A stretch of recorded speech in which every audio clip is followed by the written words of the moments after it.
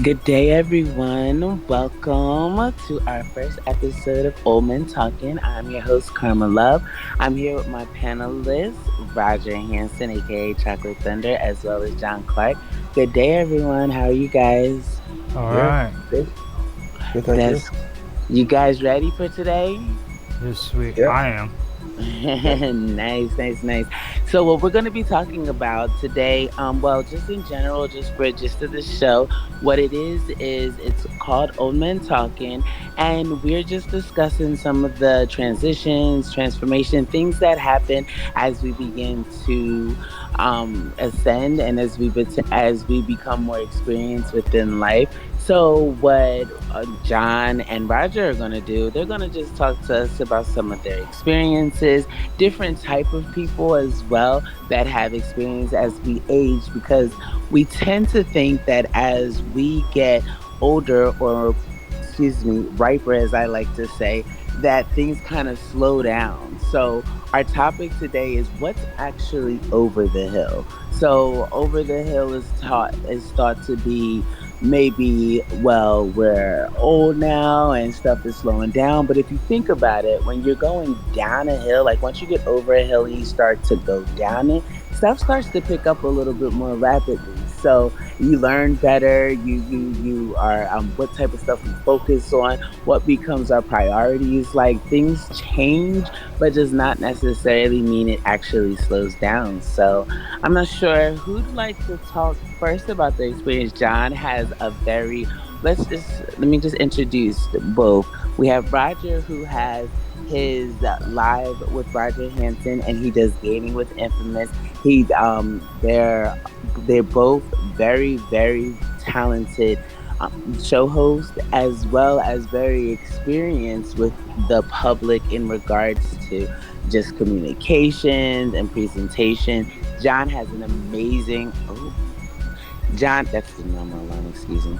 John has an amazing station called Wonderful World of Weirdness, where he talks about spirituality, different encounters, just things that are less dominant or at least less communicated. So I'm unsure who'd like to start. Roger, you want to tell us a little bit about yourself, and then John, you can go, or vice versa, whoever.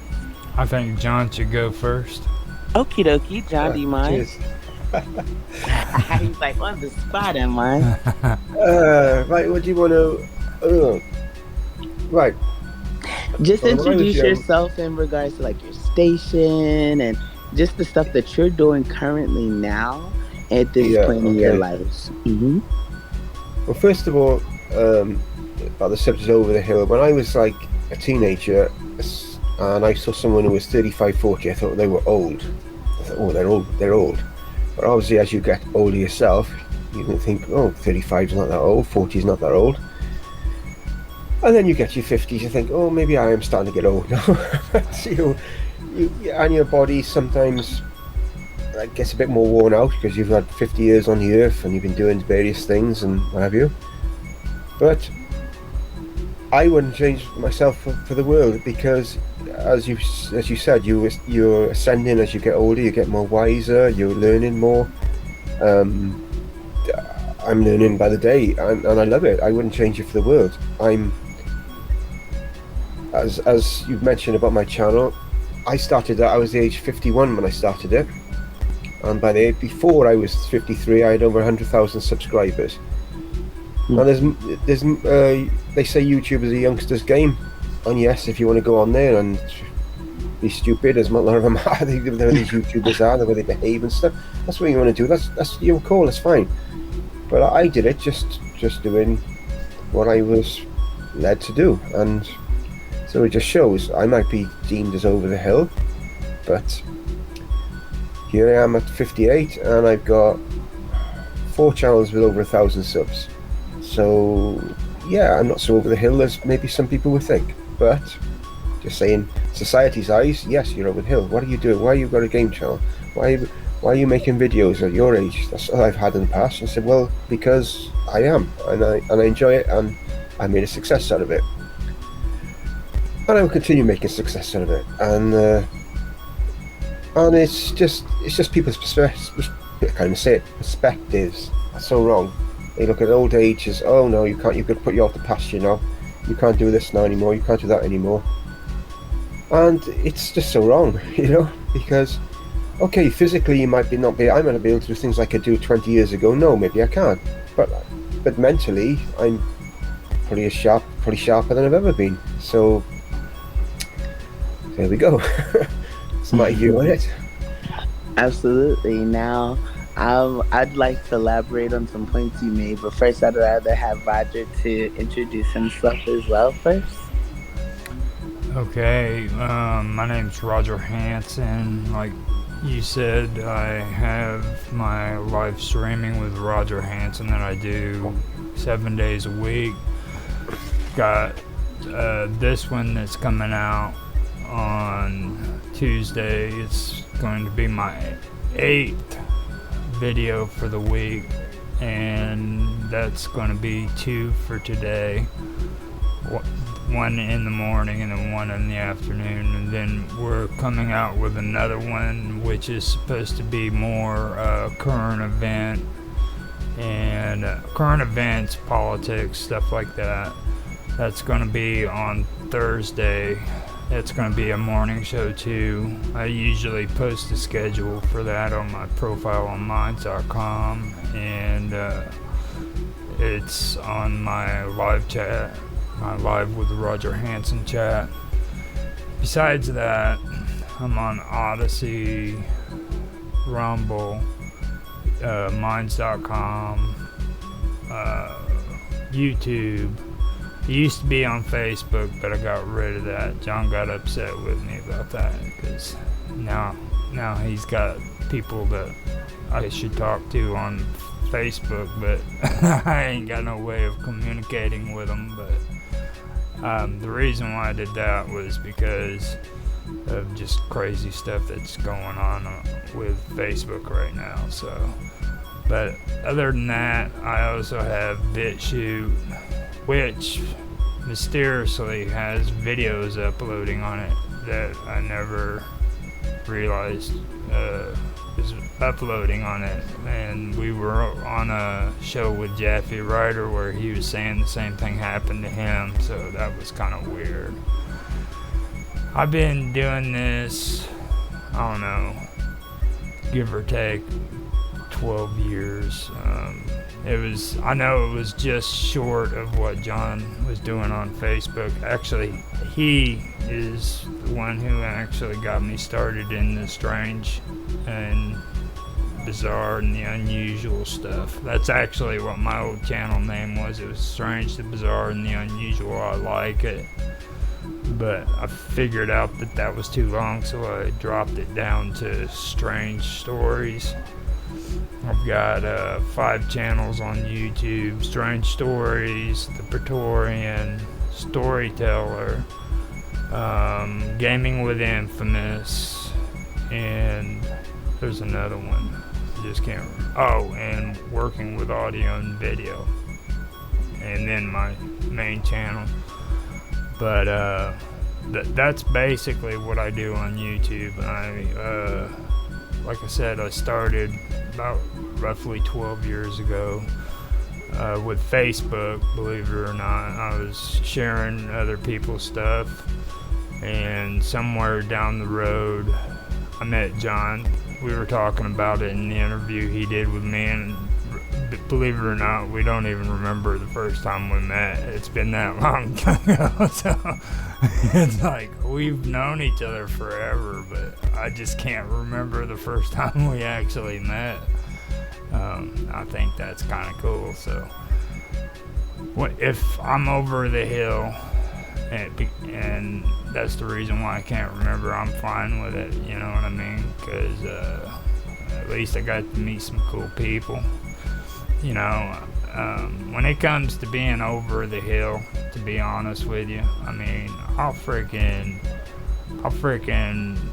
outrock any of these new kids, man. They listen to a bunch of freaking horrible music. I mean, it's like I have to lower myself down to their level and listen to like these horrible freaking songs, dude. Like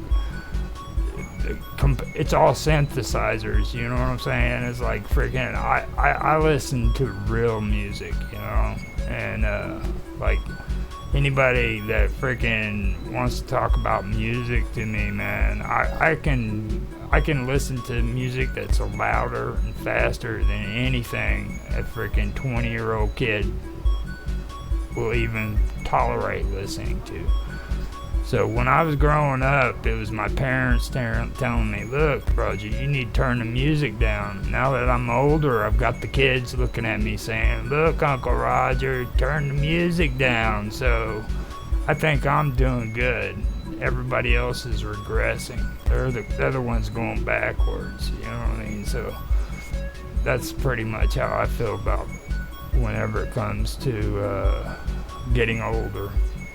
Now I do have like problems with my knees and stuff like that. You know, that's you sit down the wrong way, your knees freaking buckle up. So you gotta figure out how to stand up straight, so your knee will pop into socket and stuff like that. You know, but I think I'm doing a lot better than most people my age.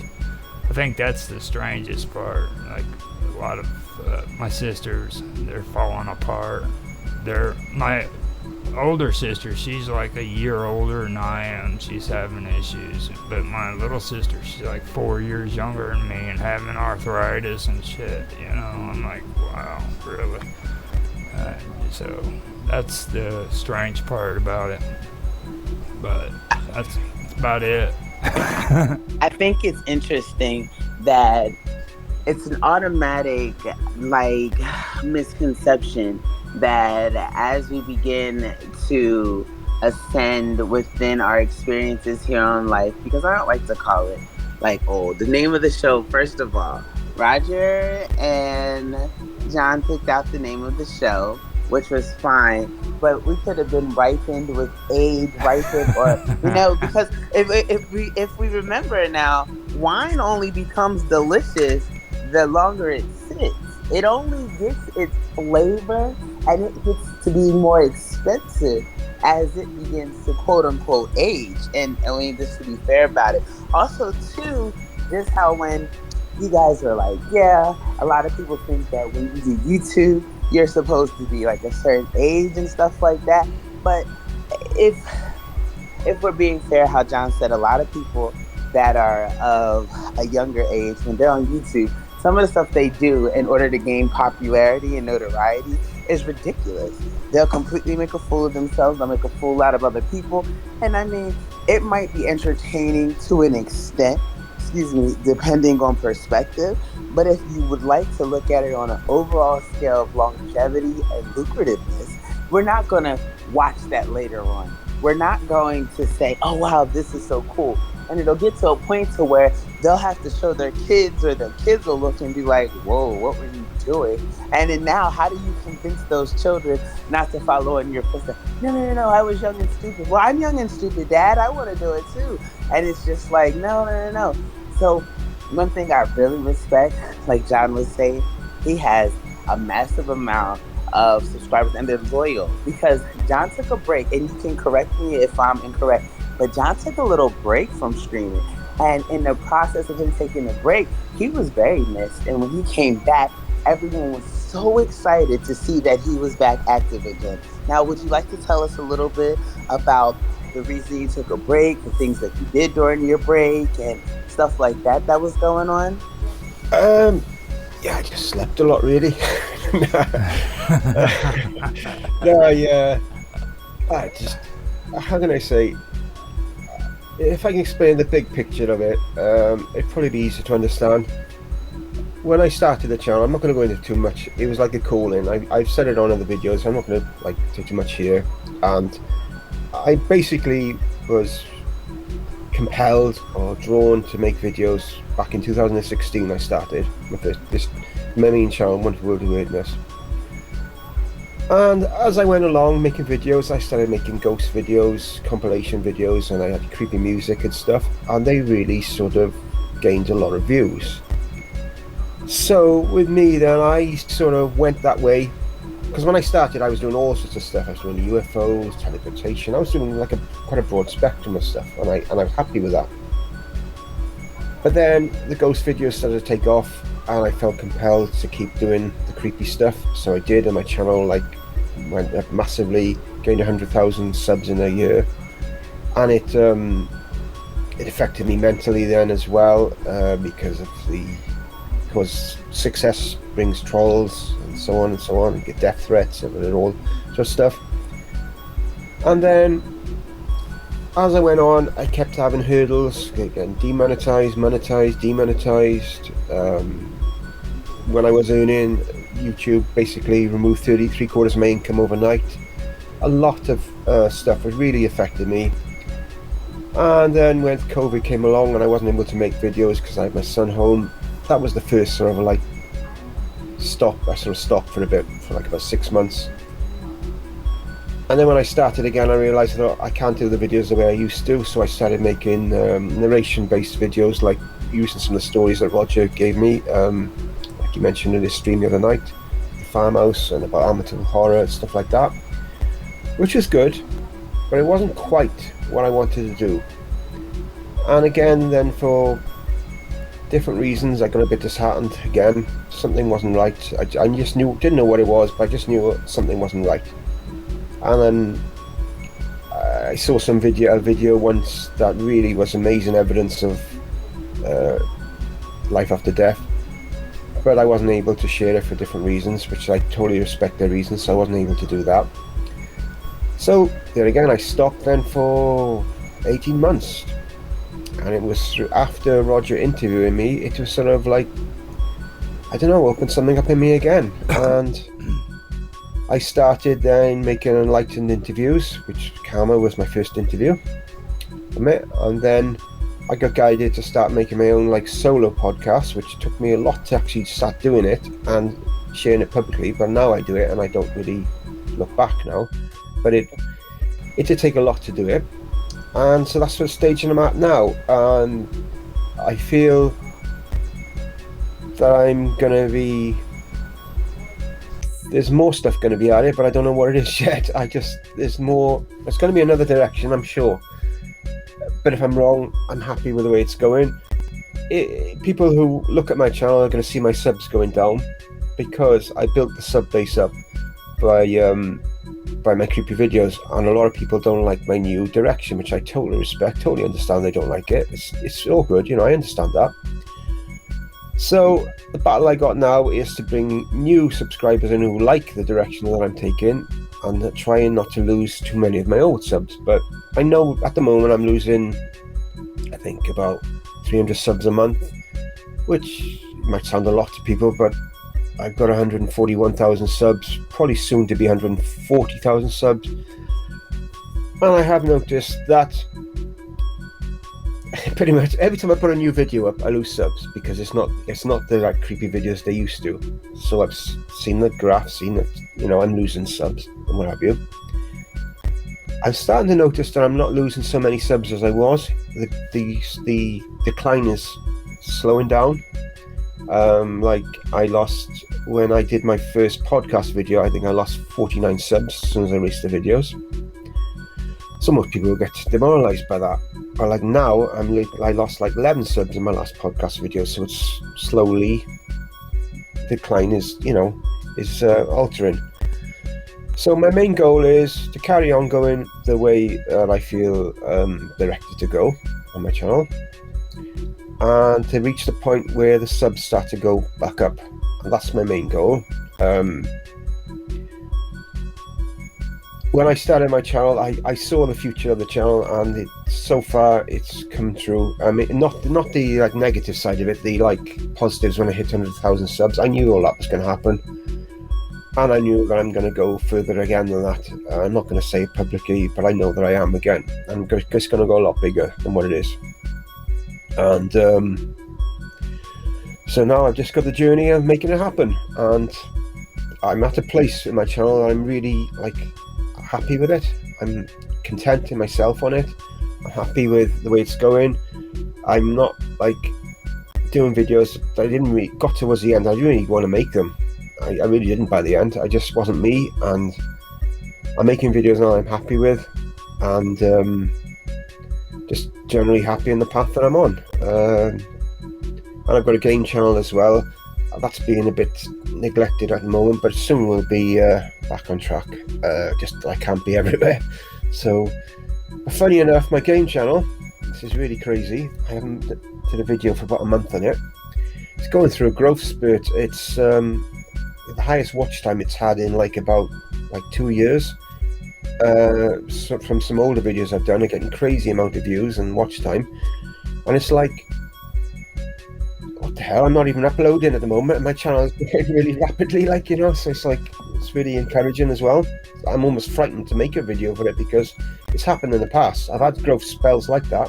I make a video, instantly the growth stops. It's like, I don't know what it all means, but it has happened. But anyway, moving on. This year just to see where it all goes. And I think working with these guys here today, I join them on their stream sometimes and stuff, and I've interviewed Karma's interviewed me, and when Karma interviewed me, a few people have said how the interview, how it touched them with what we were talking about and what have you. And I feel when that happens, then you're doing something right. If you touch one person, if someone watches this video and it affects them and in a good positive way, then you're doing something right. And that's what I feel it's all about. You've got to you should try and inspire people, how you can help raise the vibration, in a way, if you can, just make their lives more positive. If you do that, then I think you're on the right track, and that's what I think. For me, as a YouTuber, that's what it's about. So there we go. I think Roger wants to say something. Roger, you have something you'd like to share with us? No, I think he might have stepped away for a second. Okay. Now, when you were saying you see your subscribers go fluctuating, we'll say, because you have some channels where the Oh, we've lost Karma. I think it's a technical hitch. Roger, are you back? No, it's just me. Oh, have I lost? Is it me? Have I lost? That was accident.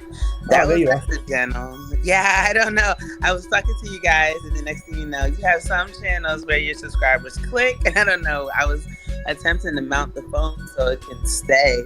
I turned some lights on so that way we could see.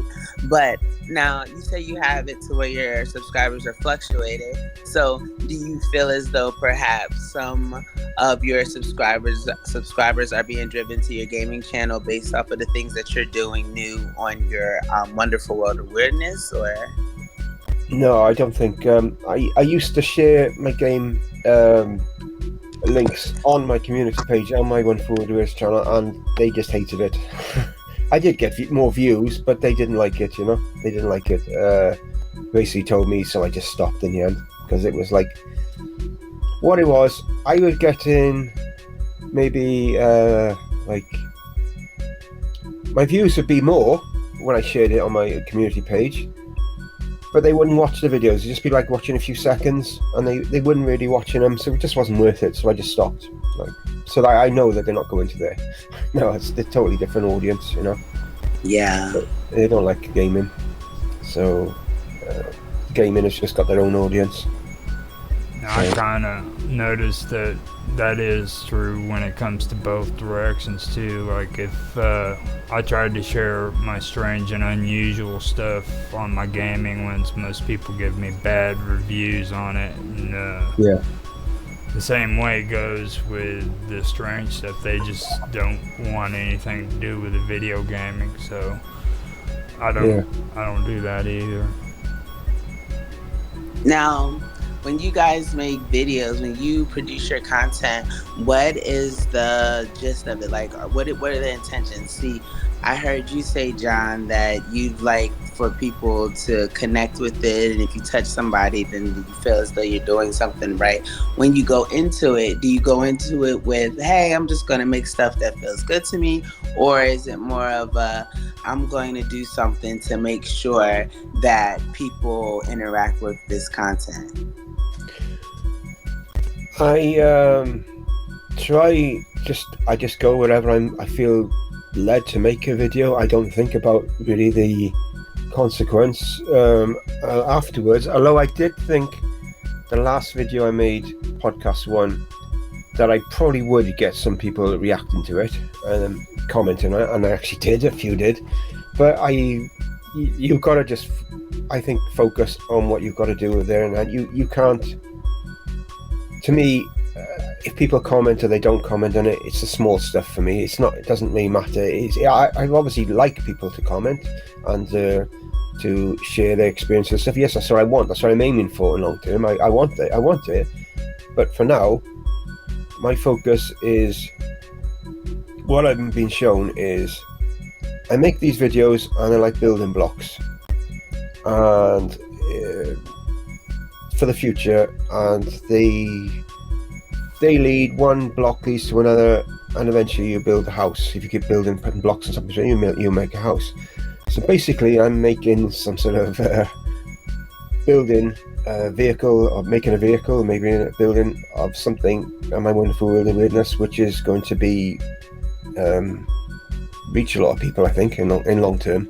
I'm not saying I'm reaching a lot of people now, because even though the channel's quite big, I haven't got the audience there yet. The audience is a select few people who maybe find my videos interesting. But as I say, the channel was built on creepy videos, so a lot of the people on there aren't interested in my new videos. So the challenge is, for me, is to find these people out there who want to watch my new videos, and they are out there, and that's what I've got to do is to do that. Maybe by sharing more, maybe I should share on Facebook more, I don't know, but I really just, for the now, I'm just going by where I'm sort of guided and to see where it leads. I'm in no rush. That's one of the beauties, I think, of being an older person. When you're young, everything is got to be done here and then. It's got to be done now. When you're older, you just think, well, just take your time. It doesn't matter. Why rush it? It's like fine wine, isn't it? They say the wine has had time to. The longer you leave a bottle of wine, the nicer it is. I don't know. I don't drink, but it's just. So that's my view. Just no rush. What happens, happens. So there we go. So you're telling me that without drinking, you've never heard? I heard that you age fine like wine when I was a kid. I wasn't even legally allowed. I've never heard of that before. Yeah, it's a saying in this country, you age like fine wine. They say that. Yeah. Like, I don't know, I don't drink. It's like, I thought that was like internationally known. Like, the finer the wine. I remember my mom took me to a vineyard and I got to step on grapes. I was young, of course, couldn't drink it, but we had a good time making the wine and stuff like that. And they give you the whole history and like this. Yeah, that's why I was like, what? Are you kidding me? You don't have to drink to know that. Stuff. You age like fine wine. Yeah, no, definitely.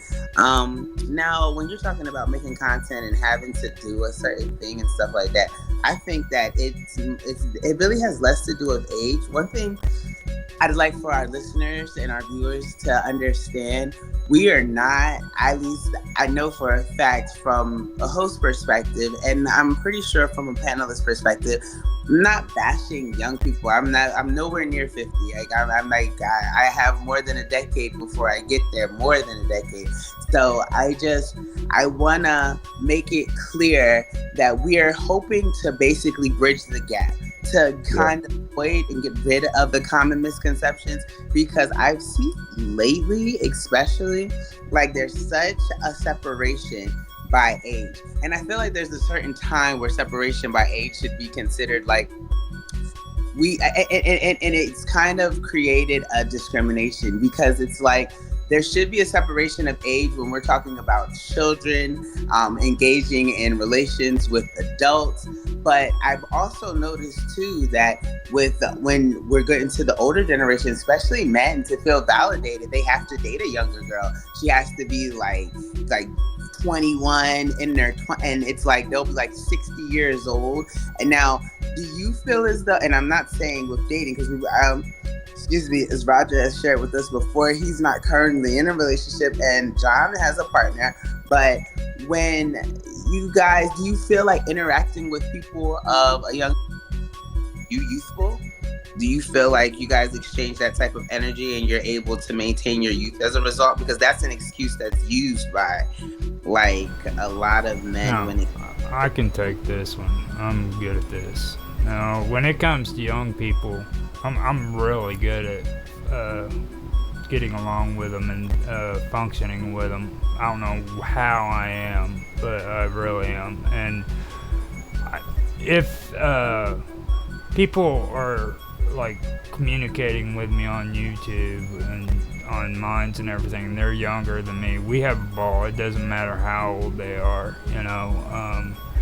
I've got a video game buddy on my Discord named Fallen, and all he plays is Resident Evil and Devil May Cry, and he just loves sitting back and having conversations with me, you know what I mean? It's just like Mr. Robot. He's in his 30s, I guess, or maybe in his 20s, you know. He loves having conversations with me too. There's tons of young people, man, on both YouTube Minds, all of them that I love, or Discord, I should say. I really don't. I comment on my videos, but I don't really get too interactive on YouTube. It's mostly Discord. But when it comes to talking to younger people, I don't have a problem with it, you know. You said Mr. Robot's in his 20s and he's traveled around India. 20s or 30s, I believe he said. That's crazy. Yeah. Mm-hmm. But you know, I mean, I've never had a problem with discussing this kind of stuff with it. I think what it is like the gap, and I think a lot of it really has to do with the changes that took place. You know what I mean? Like the only way I can relate it is like I remember when I was growing up. There were television shows on TV, you know, and kids, when I got in my 20s and 30s, they were addicted to cartoons, so you had to be careful about your kids over watching cartoons. Now that's not the case. It's not cartoons they're addicted to. They're addicted to the internet and getting on video games and watching YouTube and stuff like that, you know what I mean? And back then, we made it a point to where we made it an effort that our kids didn't get addicted to cartoons and stuff, you know, and today they just don't do it. It's like parents don't really say, look, you need to stay away from the computer and stop playing all these video games for 12 hours a day, you know, or as long as when they get out of school and they get home, it's straight on the computer or the console, and they're automatically on there, you know. So, and I think that's the generation gap, you know what I mean, where it's almost impossible in the real world to actually communicate with a person even from 30 below because they're so occupied in what's going on the internet or what video game they're playing, you know. And I think that's what's really hard for older people, is to handle that disconnect from reality. That's what it really seems like. It's really hard to handle these younger people being just completely disconnected from the real world, you know. I get on the computer, I play video games too, but I know what's going on around me, you know. I communicate with my family, friends, stuff like that. And It's that's kind of how I see it. One thing I learned that when, especially because like when I was a kid, I was always taught kids stay in a child's place, and it was always a automatic separation of adulthood and being of youth. And as a result, it makes it to where you're unprepared for certain type of situations, certain type of responsibilities.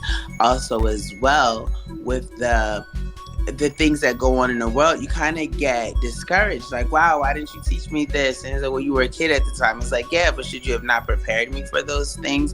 Now, I also know too that people who feel like they're absent of a voice, where it comes from like a younger generation, if they feel like they're going to be kind of told to just say, oh, that's kid stuff, or kind of just discredit it because of age, which a lot of older people do. And I'm just saying that from my personal experience. It's like, oh, you can't have done this because you're this age, and you don't know this because of this. And there's always some type of hindrance. And I think it makes it to where the younger generation kind of has less respect, because we're like, we're well, younger generation knows that what they're capable of, and instead of getting the credit perhaps that they deserve, they're kind of shunned and disregarded. Not making excuses, because regardless of the fact, you should be able to accept a person for as they are. When people ask me how old I am, I always say infinite. I'm not. It's not anything that I feel upset about my age. It's just more of those things to where I recognize that age has become a hindrance. I was at a gym one time, and I was talking to a girl. We were so cool. And then she was just like, well, she was super young. She was probably like 20. And so I told her that I was in my 30s. She kind of looked like, oh. And the next thing you know, the conversation stopped. I'm like I'll run circles around you. What are you, what's the problem? Like, I don't understand. We were cool. But that's one thing I noticed. Like, even like I've had exes that kind of have told me like, oh, well, you're too dull. Like, well, I know I'm mature. I don't want my kid, riding around in a Benz, and or anything for that matter, hanging out the side of the doors, falling out and stuff like that. Even when I was young, I didn't do those things. Like I in my 18s and 20s, it was like, no, that looks dangerous, and I value my life. And I mean, like, oh, it's so fun and spontaneous. Well, you can be fun and spontaneous without being an idiot. And I think as a result, people have been attempting to kind of get themselves seen more, get their voices heard more. And so, since they're doing it, they're doing anything for attention. And that's even with when we're talking about how people allow their children to be more into like social media. It's because they feel like they're missing a piece of themselves. So they're preoccupied, whether it'll be with their job, whether it'll be with their peer group, whether it'll be with their own personal entertainment. The quality time is not as valued. People are not. They're not regarding the importance of personal connection, but that's also in my mind, just from my perspective, an agenda, because you have people that are like completely full on technology, and all they like to do is talk about technology, and all that, it's just one of those things that you start to learn as a result, that, oh, okay, this is happening because of these things. This is going on because this is what's expected. And when expectations are reached, then things start to change. Because if we expect for it to be a full-on technology revolution, we cannot stop halfway. You have to be completely consumed by technology. Everything has to be about the technology. And then we might transition back to something different.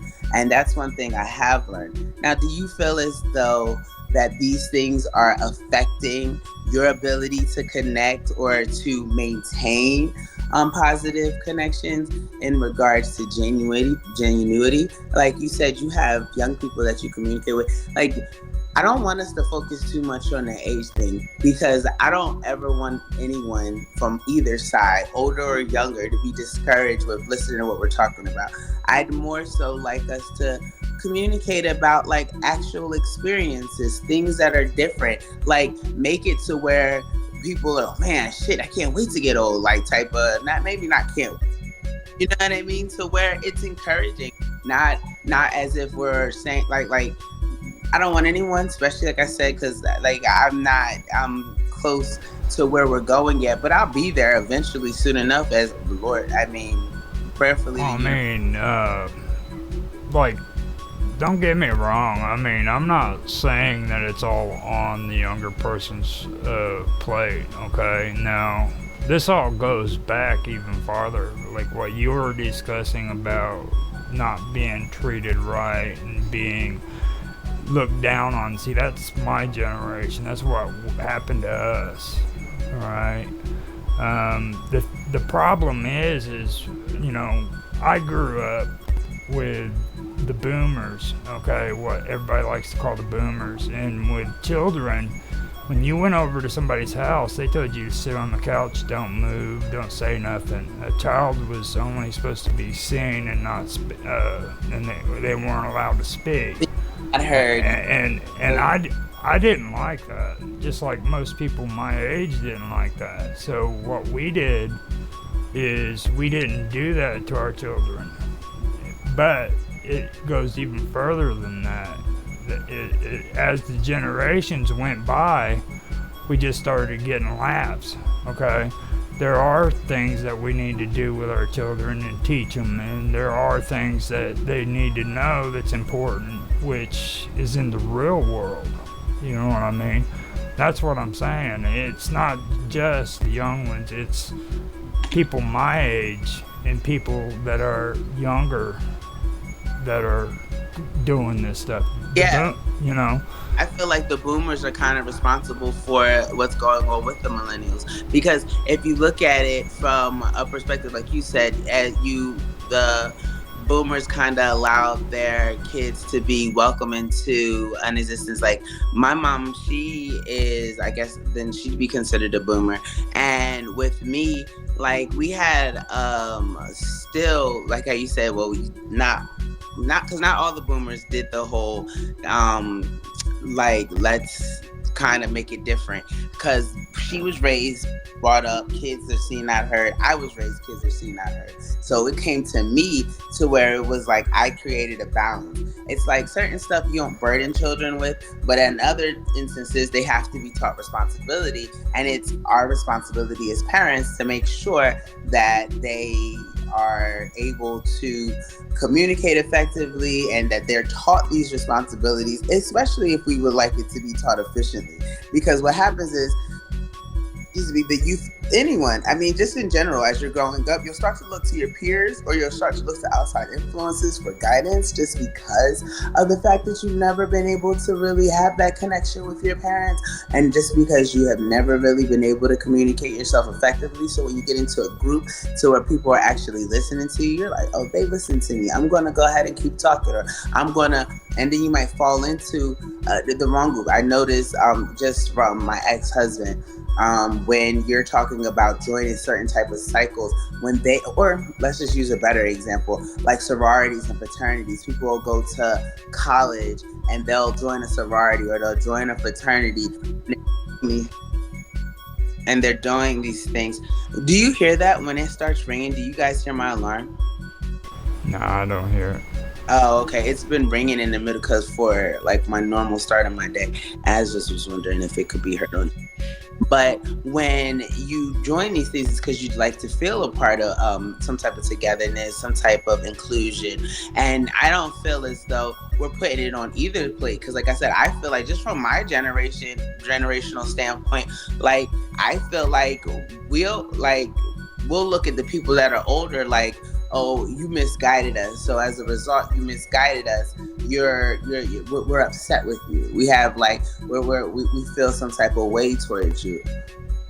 The thing about it is from both standpoints, because again, it should be something to where we're able to just based off of connection, how you make me feel, based off of how we communicate. It should not be, I'm not going to communicate with you because you're this age. We don't do that to babies.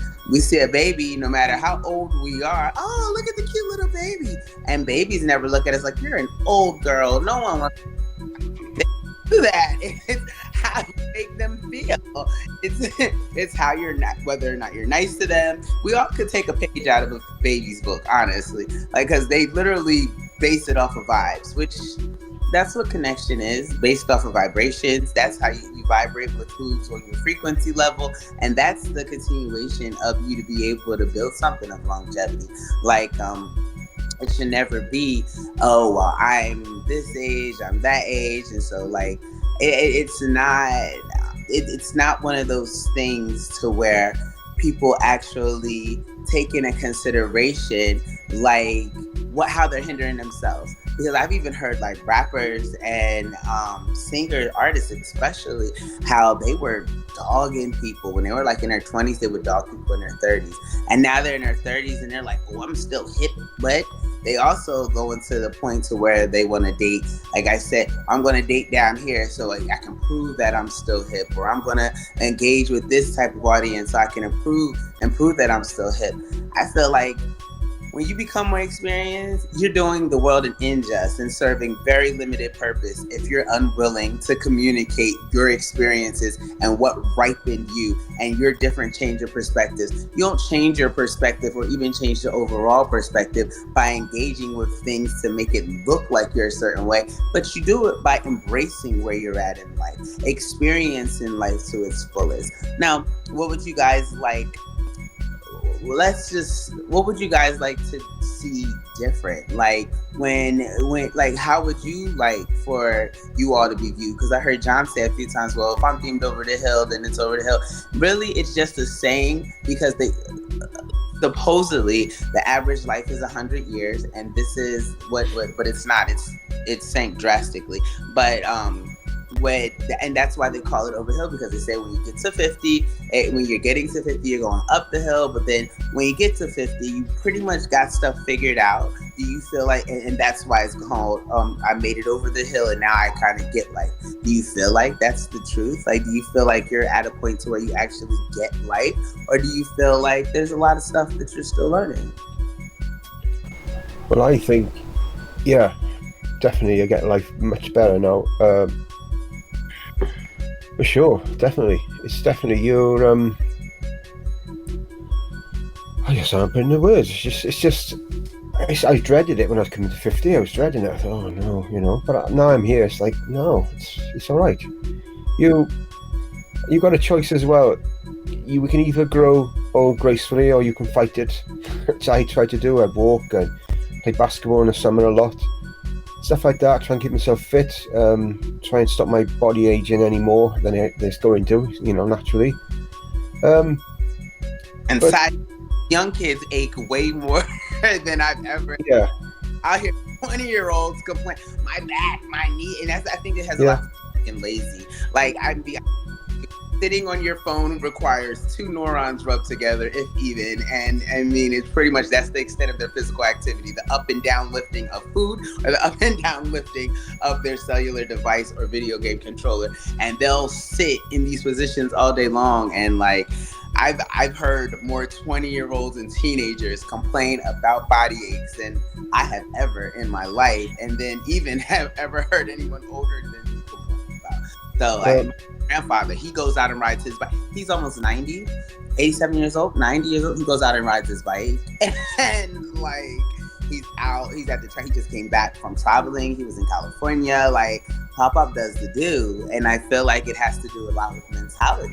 But I didn't mean to cut you off. I just wanted to throw that in there because, body aches. I don't know. I pray they continue to skip me. I get them every now and again if I sleep on the couch wrong. But no, usually it's definitely younger generations I've been hearing in a lot more pain than we are, or you got anyone.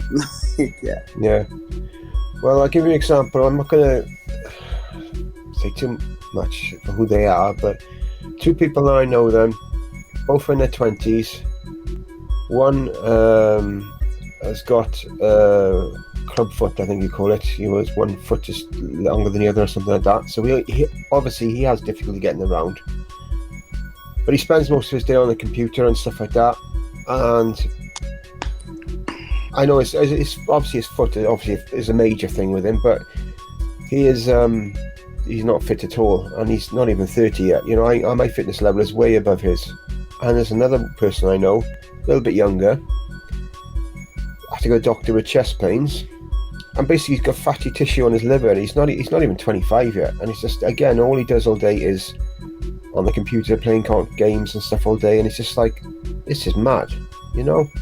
I'm double his age, over double his age. I did worry because I'm an ex-baker, because I had a relative who died. I was named after, actually. He was a baker, died from having flour on his lungs. Oh my goodness! I was named after him, and he actually died quite young. He died in his 40s from it. Oh, that was. And so I was worried throughout my life that maybe that would catch up with me later on in my life, you know. And a few years ago, I had a persistent cough. It lasted for about 8 weeks. I ended up having an X-ray, and they checked my chest, and my chest is totally clear. So I think, right, there you are. Kick that worry goodbye, because it's no longer an issue, because I'm not baking anymore. I'm not going to bake anymore. So I am going to worry about that. But then again, it shows a worry that kind of drag you down. That worry was in the back of my mind for like 10, 20 years. But now it's not. So it's good, you know. But getting back to the cartoon thing that Roger was saying about, I remember when I was young, Tom and Jerry used to be censored because they tried to censor it because of the violence on it. I don't know if you remember that, Roger. If it was the same with you. Yeah, I remember it. They tried to ban it, I remember. I think it was banned for a little while. I remember they were trying to ban it anyway. And as far as communicating with young people, I've always been called like a bit of a Peter Pan, because I think gaming helps me keep me young as well. I get on well with young people. I also get on well with people who have disabilities as well. Not that I have had many calls to be in contact with many with disabilities, but there was a young lad years ago. I was in my 50s. I was a baker. No, I was in my late 40s. I was a baker, and he's on the autistic spectrum. He has Asperger's, and his mother owned the business where I was working, and we were short-staffed. So she said to me, "Right, humour him, just see if he can help you a little bit." You know, she basically wrote him off before he went in the bakery. I got on with him. We have 30 odd years between us. We are like a house on fire. We got on great. We were like laughed together. We really got on well. And I built his confidence up. And within 2 weeks, he was baking his first loaf of bread. Within a month, he was able to run the shift. Now his mother wrote him off. I didn't. I gave him a chance. I said, no, you can do it. I encouraged him. And now he's as far as I know, he's still baking bread. Yet, if he'd have listened to his mum, he would never have baked a loaf of bread in his life. But I saw the potential. I thought, no, he can do it. We got on so well. I built his confidence up. We had a laugh doing it. I made him feel relaxed. Yeah, you do it. Go on. I'll watch you. You know, you can do it. You go for it. And he did it. And I think it's one of my proudest moments that I was able to do that, to change that young lad's life, to give him the confidence to do it. Something that his own family wouldn't even give him the confidence to, even though they ran the business. Even his dad was a sort of baker as well. No, they give him no chance at all. Yeah, I came along, give him a few minutes of my time to show him how to do stuff, and bang, he can do the job. And I'm really proud that I was able to do that. I look back and I think, yeah, that was I think it's really good, you know. And I think so I get on with young people as well. It's because my sons are quite young, and we talk as if there's no real age difference, you know. I gotta sort of filter some things when I say yes, because I'm sort of straight to the point about things. I don't really hold back anymore. I used to. I don't hold back anything anymore. But with my sons, I've sort of like filtered it down a bit, you know. Otherwise, no problem, you know, anything like that. Do you feel as though your filters came in as you begin to ascend with an age, or do you feel as though that's something personality-wise? Ascendance, yeah, definitely. And I have to do that anyway. Because I said in the interview I did with you, I quite open my spirituality and stuff when I'm on camera anyway. In the real world, no, I don't have to say anything to anyone. But even then, I'm holding back. I never, you know, I give a share part of myself, but I don't share all of myself. And when I'm talking to sort of like my family, it's different because they're they're not really ascended very much, so I have to sort of like filter what I say. Almost like what people up in the other side have to do to us.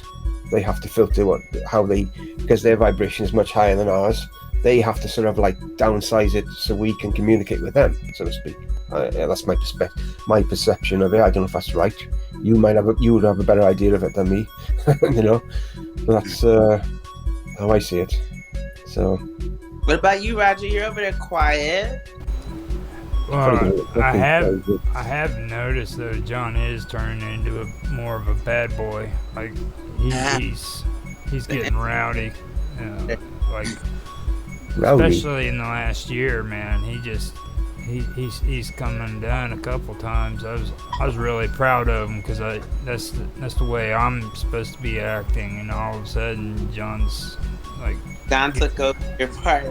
yeah, like, but with like being positive about things and what I'd like for the future to hold, that's kind of hard for me because that's usually something that I would let people like John talk about because he's really good with the positive stuff, you know what I mean? I'm like I'm cool to talk to and everything, but like I'm kind of like freaking the guy with the hatchet that freaking wants to kill zombies and eat their flesh, you know what I mean? So I'm that's the kind of stuff that I enjoy, like video games that are freaking like zombie games or like Minecraft, you know. Whenever I was talking, I named it, Zombie Meets Good for you, you know. So when it comes to like what I would like to see is I'd like to see some of the things that used to be values come back to the way they were, like grandkids treating their grandparents the way that they should be treating them instead of, well, like for example, like my nephews and nieces, okay, they loved their uncle and their aunts and everything back when they were like 10 years old, but once they started going to school, meeting their friends, they didn't have no use for them no more. And that's normal, you know what I mean? But when I was younger, man, and it came to my grandparents, every time I got to see them, it was a big deal. You know what I mean? If they needed my help, I was more than willing to help them. And today, I'd like to see something like that start taking place again, where the younger people look at their grandparents and say, look, these are my grandparents, I love them, they need my help. And don't complain about it, because it's an opportunity for you to be a part of their lives, because someday they're not going to be there anymore, And even outside of just their grandparents, just the older generation in general, like what I've noticed is that the level of respect is disgusting. Like it'll be, the grandparents though, see, there's that bond. Like there's something I didn't understand when I was younger. Like I didn't understand the bond between a grandparent and their grandkids. That's different from a parent and their child. I mean, like they have this like love for their grandkids that just is blind almost, you know what I'm saying? A grandkid can do no wrong in the eyes of a grandfather or grandmother. In some cases, we have to be fair. We are generalizing like a lot. You know what I mean? It sounds like a generalization, but if you pay attention, it's true. I've gotten into arguments with my parents because they straight up don't like me saying stuff about their grandkids. You know what I mean? It's like that's, I mean, experience. Some people, when their kids have kids, they're upset, they're infuriated, and they treat that child with that same disrespect. I'm talking about like an ordinary family structure. I mean, I understand that there are dysfunctional Yeah. families, okay? And yeah, I mean, with dysfunctional families, the best I can say about that is you have to relearn because you're being brought up in an atmosphere that was dysfunctional. And to take care of something that was dysfunctional, you have to learn how to be functional. You know what I mean? And it's about learning. You know, if you don't want to treat your kids the way that you were treated, then you have to learn a different way. You know, and Yeah. that's not saying anything bad about people who's in a dysfunctional family. It's just saying that you can't live your life saying, well, this is what I was given, this is all I know, because then you're going to end up doing the same thing to your kids that was done to you. You know what I mean? To learn is to be taught, though. And if you're not taught differently or shown differently, that's why I was speaking more on the term of, in general, we should have more of a connection with, like, just the level of respect towards our elders. Like, I was raised to respect my elders regardless of who they were, grandparents or no grandparents. It did not really matter how they treated me. It did not matter how they treated other people. It was, you have respect for your elders, and then you, but in general, I feel like just levels of respect for people has completely descended. Like, people are more so on a level, like, it doesn't matter how old you are, because I meet older people who have like the worst type of mindset, looking at them for guidance, and they're like, they're worse than the younger generations. It's like it'll be 50 and 60-year olds who are like, I want a sugar baby, and I want, and they have low levels of respect for women, or just younger, especially women. I'll say what I've noticed is that the older the male is, usually, not always, and I'm not going to generalize, but it's usually they have less respect for younger women, and that's kind of why, or less respect for women in general, but especially younger women, and they kind of more so gravitate towards the women that they're easily able to control and easily able to manipulate. And like, when we're looking at just an overall, having respect for your grandparents is something that should happen. But what I was saying was, we should have respect for people in general, regardless. And then that would automatically consume people to have respect for their grandparents, or have respect for people that they come in contact, regardless of age. Because if we put the emphasis on having respect for our grandparents, that's great. Well, if your grandparents like hitting on you, beating on you, telling you you're nothing, telling you you're worthless, and you're still showing that level of respect, mentally it can do damage to you, because you're going to respect something that's unhealthy. So as a result of going up with respect for something unhealthy, or just encountering something unhealthy, regardless of your age, you're going to turn into a different type of person. And so you're doing it from, you're just viewing it as more of a personal standpoint, because you take care of your parents. Your parents, you're there for them all the time, and it's not the easiest thing. And you've communicated that a lot, but you do it, and you'd much rather do it as opposed to have someone else do it. But that's just based off of your level of respect and your level of growth, something that you might not have been taught, but you learned along the way. So again, how do we get to a point to where we can see those things? How do we get to a point to where people value the people that they're around, the people that they were raised by, the people that raised them? Like, what do you feel like is necessary for this change that you'd like to see, that you've mentioned, to take place?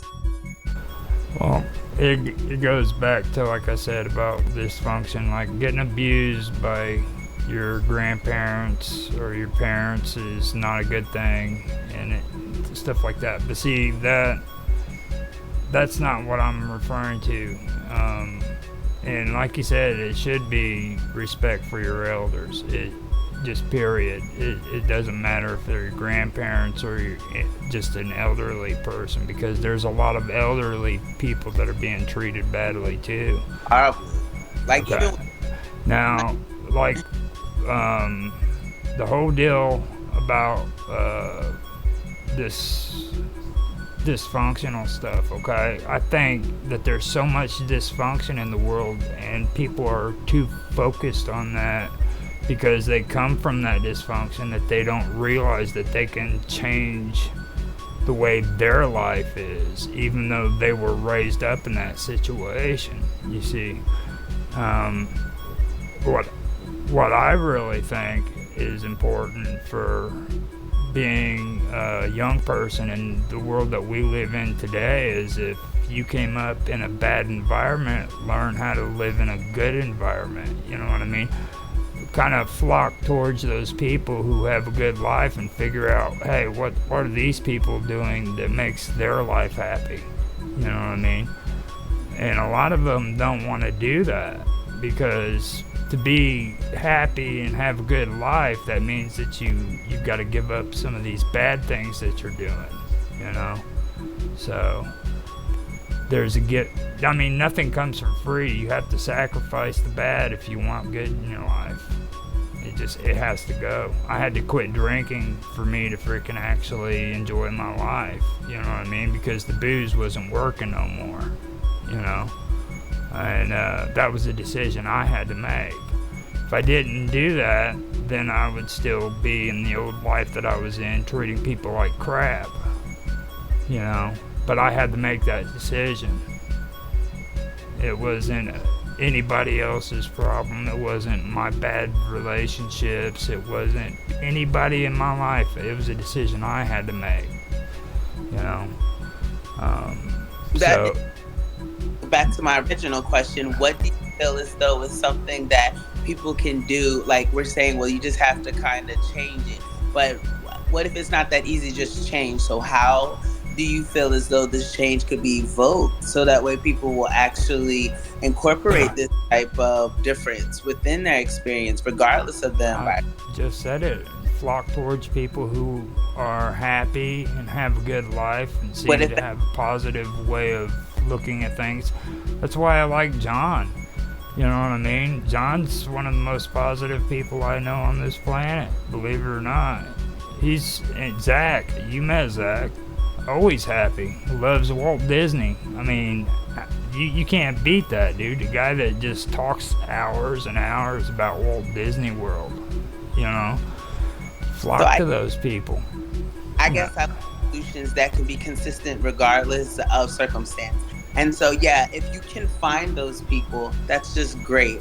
So, in the rare event that you're unable to do that, then does that mean there's no hope for you? Because we'll say, well, there's always good people around. We cannot really make those type of statements. Yeah, you can. You can find positive people. If you can't find positive people, then you're hiding out in the closet. You know what I mean? It's like that's emotionally disconnected. Even if those positive gotta try. Able to respect them and embrace those experiences. So how do we help people who are not able to actually connect genuinely with people that are positive because they're so used to the negativity? So they look at it as like, I know people who, because they've been wronged and cheated on so many times in relationships, they refuse relationships regardless of how positive the person is, how positive the relationship is, but it has to do with their mental trauma. What do you feel as though are some things that are necessary for people to kind of rewire those connections so that they can actually build lucrative relationships? You can't. Oh, go ahead, John. I think positivity is everywhere. If you can't have positive people around you, there's always positive situations around. You just got to look for them. It may be harder for people with trauma, yeah.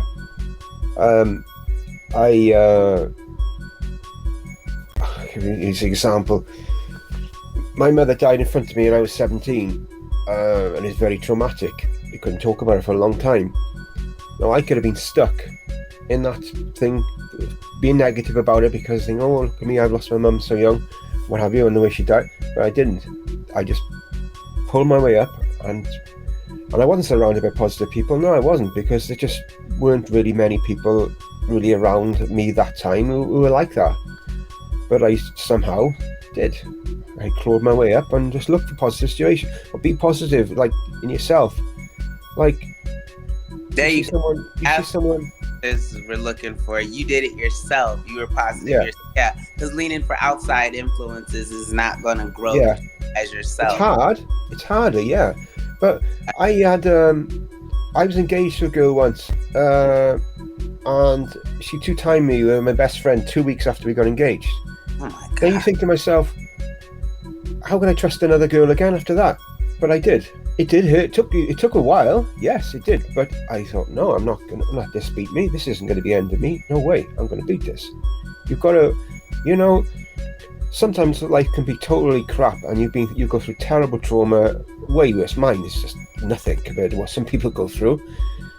And but you either decide, right, I'm going to well in this well of trauma for the rest of my life, or you get your ass up. You think, right, no, I'm going to get out of this. I'm going to get on up, get out of it.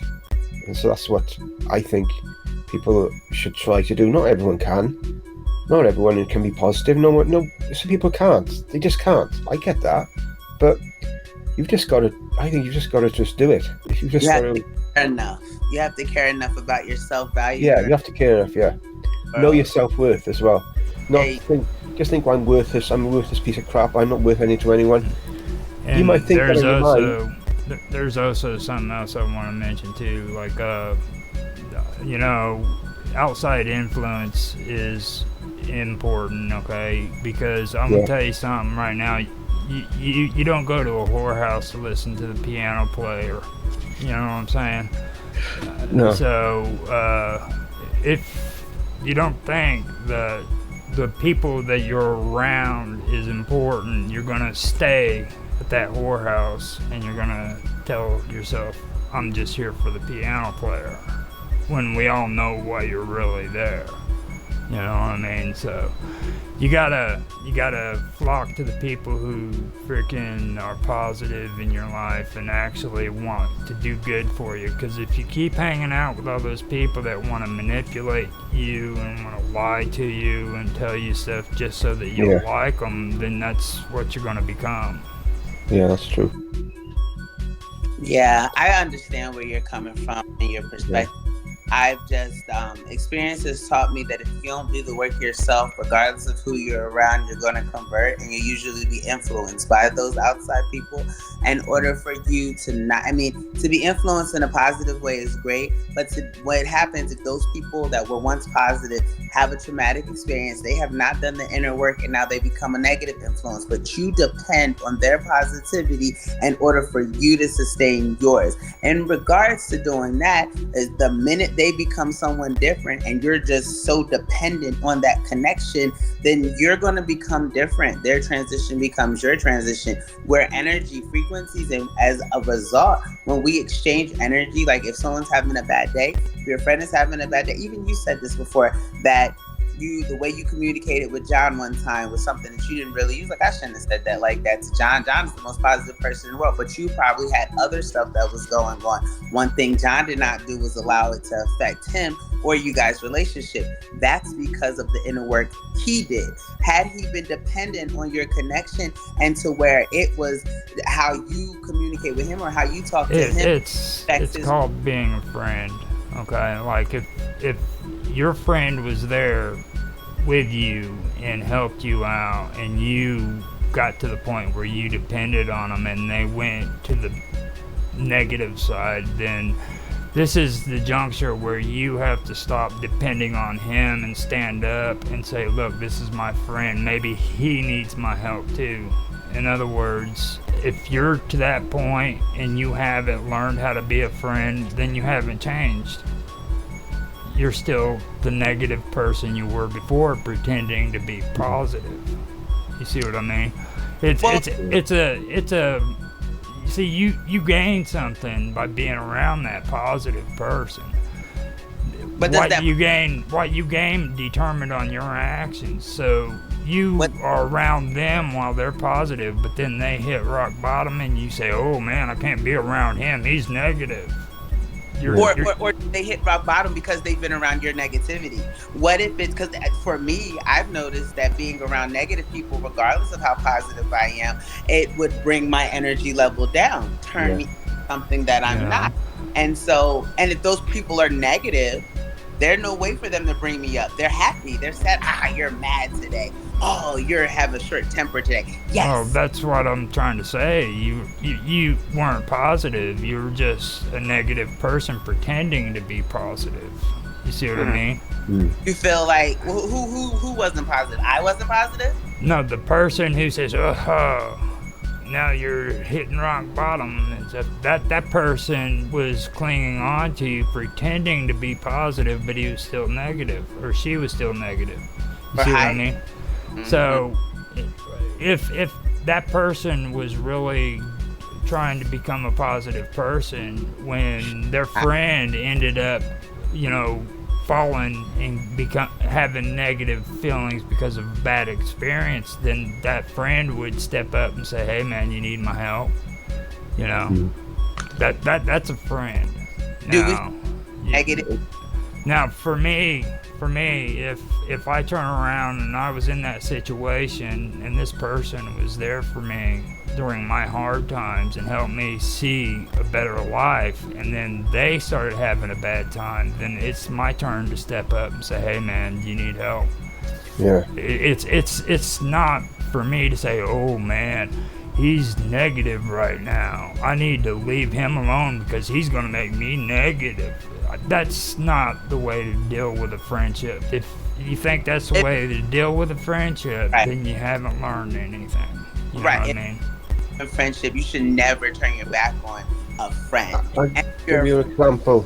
your friend pretending to be someone else, hiding behind Decepticons. You present yourself as your actual self. You show people what they're dealing with and let them make an informed decision. It's like those guys who like polyamorous or whoever, girls and guys, like poly relationships, but they'll tell you, hey, look, I want to be monogamous with you. And the next thing you know, they're concealing their cheating. It's like, wait a minute, time out. You should let me make, because you're my friend, because you care about me, because you value my emotional well-being. You should allow me to make those choices as opposed to kind of manipulate me into believing you're something you're not. And like you said, that just means that they're not really positive. They'd rather lie to you to maintain a connection as opposed to present genuinity, because they don't value you enough to feel as though honesty is something that they should exchange with you. And in those cases, you should run as fast as you can. If you know someone's lying to you, you know someone's manipulating you, regardless of age, regardless of influence they have over you, if you know that you are being lied to on a consistent basis Well, I and mean, someone else is I'm talking about just people you, bailing on you. Those are fair weather friends. Those aren't real friends. You know what I'm saying? These are people that are just using you so that they can feel positive about themselves. so that they can feel like that, right, and that's what I usually experience. Because like I said, like a lot of, especially with technology, like I like nowadays it's so easy for someone to be someone they're not and pretend they have voice synthesizers, video synthesizers. They can make, like, you guys might not be who you are, you know what I mean? I might not be Yeah. who. It's just one of those things to where now where we are and in this society, and if people feel like they'll get more benefit from pretending to be someone else, they'll do that. And then it's difficult to build lucrative friendships, especially if you're versed and smart enough to understand the deception. You're not going to continue to go back to a place to where you know you're being deceived, especially if you could call it out first. Hey, you're deceiving me. I dislike that. I would like to be connected to you genuinely. I'd like to maintain a relationship. But they're like, I'm not deceiving you. I'm this. I'm 20. I'm Yeah. whatever lie they make up to make it look good. In their mind, it's acceptable because, again, you're not valued enough for the truth. You're not someone I feel like is important. Your energy is important. So I'm going to keep you in my life. And while I continue to lie about who I am, and when, like, I'm going to do this in order for me to gain this energy, for me to gain this positivity, for me to gain this insight, for me to have power that I elsewise not have, or I might have to compensate for in some way, shape, or form, even if it's a matter of just being myself, because that's a big conversation for people. Some people are so disconnected with the reality. There isn't any from them. Anything, everything is a fantasy. There, one person in this group, one person in this group, one person in this group, and the people that really know them know that they're not any of those people. They're probably something completely horrid, and that's why they create different personas. But the true work isn't actually caring enough about yourself. Caring enough about yourself to say, you know what, I never want to be deceived, so I'm not going to deceive. I dislike when I'm lied to, so I'm not going to lie to people. I'd rather see people for who they are, so I'm going to show people who I am. Instead, they feel like they benefit more from being able to be and hide in different connections. But like you said, real friendships, real relationships are based on integrity, are based on respect, mutual respect, back and forth. You had like my best friend of over 20 years, me and her, we have a, I know who she is. I can pitch her in her flesh, you know, she actually has an actuality of her existence. That right there, like that, I've been at my lowest. And I'm disconnected from the world, and I don't want to talk to anyone, especially when I was being abused in my marriage. And I wouldn't have a phone number for her to contact. She's emailing me. Where are you at? What are you doing? Why can I hear from you? Blah blah blah blah. Because she cares. She's not saying she's going through something, I'm gonna just let her go through it on her own. No. She's searching for me. She's making sure I'm aware that she's here for me. That no matter what she has going on, I'm not going to be able to affect her life in a negative way. And she would like to. I think we better have John talk. He looks like he's ready to bust. Oh yeah. Hey, go ahead, John. You had something to say, didn't you? Yeah, I'm back. Go ahead. I'll be right. What I was going to say is, by the subject of friends, a few years ago, when I was healing like a lot of other people, we had my partner's friend. Her mother was going through, I can't even remember properly what it was. She had tumours or something like that, and I was focusing on trying to help her best I could. Ended up, she made a miraculous recovery, and I can't remember if she had cancer in the end, or if it was cancer, it wasn't as bad as they thought, and she healed really fast. And basically, anyway, my partner's friend knew that I was helping her because of what happened. She could see it. It was obvious that I was helping her and helped her a lot. And this person was messaging my partner almost every day, and they were talking, chat messages back and forth.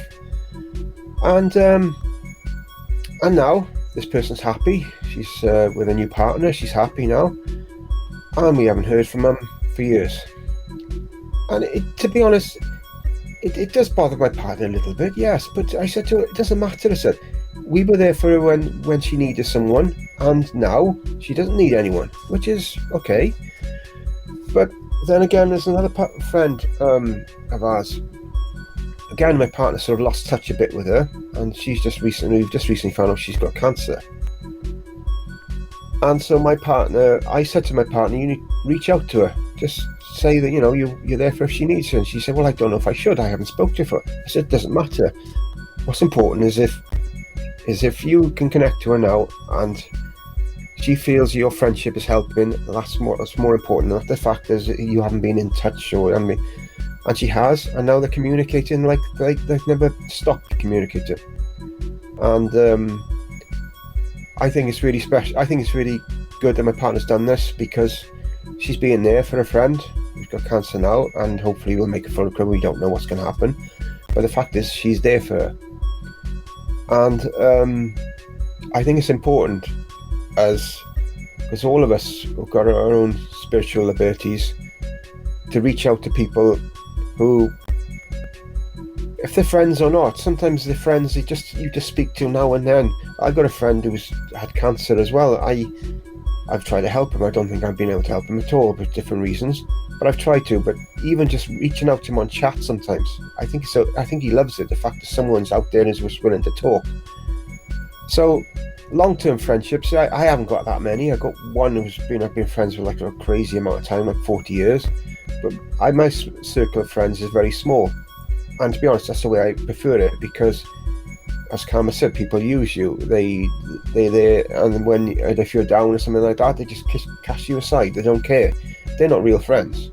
Real friends is extremely rare. Like Karma's friends, you've been friends over 20 years. That's a life. That's rare. That's a great. You should grab onto that with two hands, because that is very rare. And they're the true friends. These ones that are out there and just like I've had people who want to be friends with me in the past because I was, when I was younger, for whatever reason, not going to go into it, I was a bit of a celebrity, something like that. They're long gone. I don't know where they are now. They don't speak to me now. And I don't really care. Because it's just not what life's about, you know? Life's about just making a difference, I think. Just being yourself and making a difference. Being the best person you can, making a difference. If you can help people, even if you're friends with them just for a month, and then they don't bother you again, you help them and you heal them, they don't bother you again, well, so what? It doesn't, it's, on the big picture, it really doesn't really matter. In my view. Everyone's got their own view. I'm respectful to everyone's point of view. In my view, it doesn't really matter. It's not important. In my I view. don't. I feel like your relationship with yourself is the most important relationship you will ever Yeah. have. I feel like who you are within the inside, how you feel about yourself, is going to determine how you treat people. I don't feel like people that are good people hide and present different type of existences. I don't feel like you can put that, because that's deception. So I don't feel like if you're genuinely a good person, you're going to do anything to deceive another, because you understand what deception feels like and what it can do to other people. And so I feel like that's why it's important to nourish ourselves. And sometimes, like now especially, you'll have people who are like millionaires born into it, and they're like 18, 19, 20, and there's no connection. It's just the material world. It's what they're thrown into, and that's what's valued. And then they grow up to be people who only value the material, until there's usually a turn of events. Something unfortunately traumatic usually has to happen in order for someone to experience a life-altering change. Even if it's not traumatic, it has to do with the relationships that they allow in their life. I notice also too, certain people, how you were saying you have a small peer group, only allow for certain type of relationships. I'm one of those people. I don't I like I have, like I said, my best friend Kia, she's the only person I call a friend. I call people associates, acquaintances, because to be a friend in my mind, and just from my experience, I've called people friends based off of connections, based off of knowing them, based off of being acquainted with them.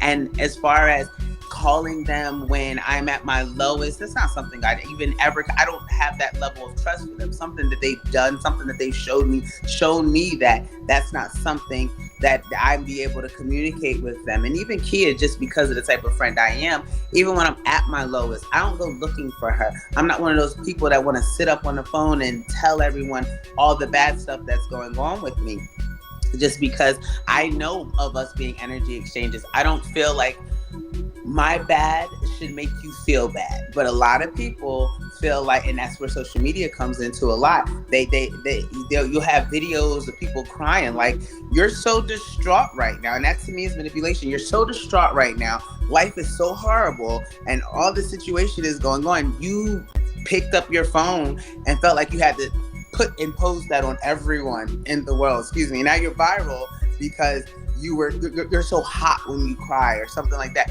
It's one of those things where we're seeking attention and we're seeking validation from outside force and outside source, and we're not even validating ourselves. Like if I got my validation from outside influence, I'd been dead a long time ago, because I had, like how Zach is very positive. When I was that positive and I presented that childlike nature to people and to large groups, I was told that I'm naive, I'm immature. It's funny that as a Caucasian male, no offense to Zach, this is not his fault for the way he's born. He's accepted and embraced. But when I was in this, I mean, like I said, I grew up Disney. I lived in Disney World. That was who I was up until 5 years ago, 2018. And then when people started knowing who I was, they did everything they could to tell me who I was insignificant, who I am. And you're not allowed to be like, oh, you're so immature. How dare you be so happy? Your life's a mess. Your life is completely falling apart. Like I was with my ex-husband, our family was homeless at one point so bad we slept under a bridge one night. When I say no one was there to help us, no one was there to be there, and I was still smiling. I could still have a song. And we only slept under the bridge one time, but we still slept outside under a bridge. And I maintained my smile, and I maintained my positive attitude. Everything's going to work out. And now, not for nothing, it's a rented house, but I rent a 4-bedroom house by myself, my children. I maintain my positivity, but when I was sharing this with other people, they were bringing me down. It wasn't until I disconnected from that negativity that stuff started getting better. That stuff started like when, because I thought that sharing who I was would make people more positive. But instead, it actually made me more negative because they were telling me I shouldn't be happy. Your life's a mess. You have no right to have joy. Your life is like you're not rich enough to experience the pleasure that you experience. If you were richer, then you'd be able to be happy. You should not be Oh, smiling karma. if you have I no mean, money. you're sharing positivity with me all the time. I mean, I know John sees it in you. I mean, you're still sharing positivity. Well, I'm But, more reserved. Yeah, I mean, like I even in mean, it's like I told you before. I mean, everybody who I've introduced you to with just in 3 months, they love you to death. You know what I mean? So, like, with that whole point, I understand what they're saying back. You're saying about them back then, but like, you're still showing your positivity, and you're still I'm doing that. selectively positive. Well, I mean, I don't even say selectively positive because in every interaction, I'm like this. Especially if you see me out, I'm myself and I'm positive. But I'm selective with my connections because I've been deceived. Because I've had people pretend to be other people and not be who they say they are and just lying to get my energy. I feel like if you're lying to me, it's because you're attempting to deceive me. You're attempting to hurt me. You're attempting to weaken me. Because I laid my life out on the line. Yeah, we slept under a bridge, but God is good. I'm smart and I can do this and da da da da. I had no problem with doing that. And instead of people seeing the bright side of life, they brought every single lesson light, because there's no such thing as darkness, into my play. Like, this is how it should be. This is this. And it kind of makes you feel discouraged, and it puts you in a mental capacity to where you feel incapable of succeeding, or even just you don't feel like succeeding. You don't feel like carrying on. You feel like committing suicide because of other people's thought processes. So there's no choice but to disconnect. You have to leave. Like I was telling you guys about Station Head. I loved doing Station Head, and I was on there every day, sometimes 4 and 5 times a day. But when those people started entering my life, I was feeling suicidal. I was feeling like I was insignificant. I was not, my relationship with my kids were being hindered. There was their negativity feeding into my family and seeping through our pores. And it just got to the point to where there was no choice but to disconnect. Unfortunately, despite how much I loved it, and even with my ex-husband, I never saw myself as a divorcee. I always was going to work for my marriage, strive for my marriage. But after 10 years, it got to be too much. The abuse was too much. The disrespect was too much. And just the like, because he was never very positive. He became way more positive now. But I mean, like it was always, I was too positive. And I never saw or heard of anything to being too positive because in this society where people are getting killed because they go inside of a store or because they're in the wrong area, or worse, they're wearing the wrong color, anything like that, when I'm looking at this type of stuff that goes on, I'm like, how can we have this consume us and it be normal, but then my positivity is unnecessary and unrealistic, or any positivity is unnecessary and unrealistic. So like, I appreciate the positive connections that I've been able to develop and the people that have been able to show me. But where do we get to the point to where like the youth can look up to the older people? Because like I said, everybody that hurt me was older than me. I mean, like, except for my ex-husband, literally every bad occurrence came from people older than me. If it started with my mother, if it started with men, like if it just started in general, there was no one that was younger than like, me. you know how you were talking about the disconnect? I personally, like, especially with technology, okay?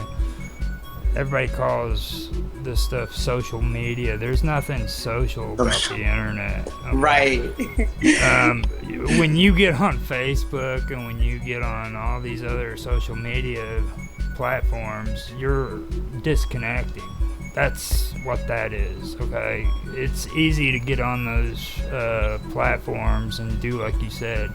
I had a friend of mine, she ended up getting cheated on by her husband or boyfriend. I don't even know if they were married, but she gets on TikTok and freaking videotapes herself crying because he left her for another woman. You know what I mean? And I usually don't do it, but I sent her a message. I said, don't do that. I was like, don't lower yourself to the point where freaking you're letting this guy freaking see that he got you. You know what I mean? Because Yep. she's sitting there crying, talking about how he left her and everything, and that's all she's doing is she's feeding him. You know what I mean? She's making. Yep. You don't do stuff like that. Now, she's disconnected from reality, from the real world. Everything to her rotates around TikTok and Facebook.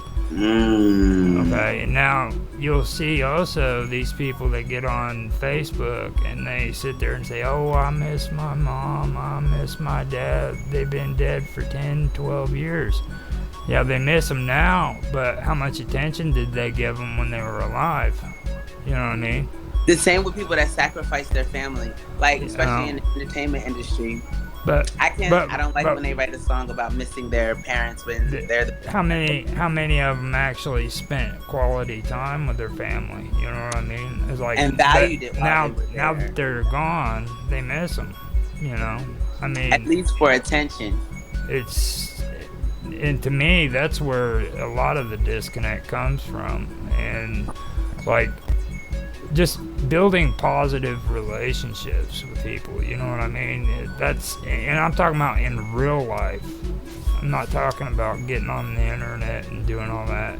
It's like we've got a pretty positive relationship. I know I've got a pretty positive relationship with John and you and a few others, but that's very far and few between. I mean, this is pretty much the makeup of what I've got. When I talk to you guys, I talk to you for real, but most of the time on YouTube, I tell everybody thank you for watching my videos.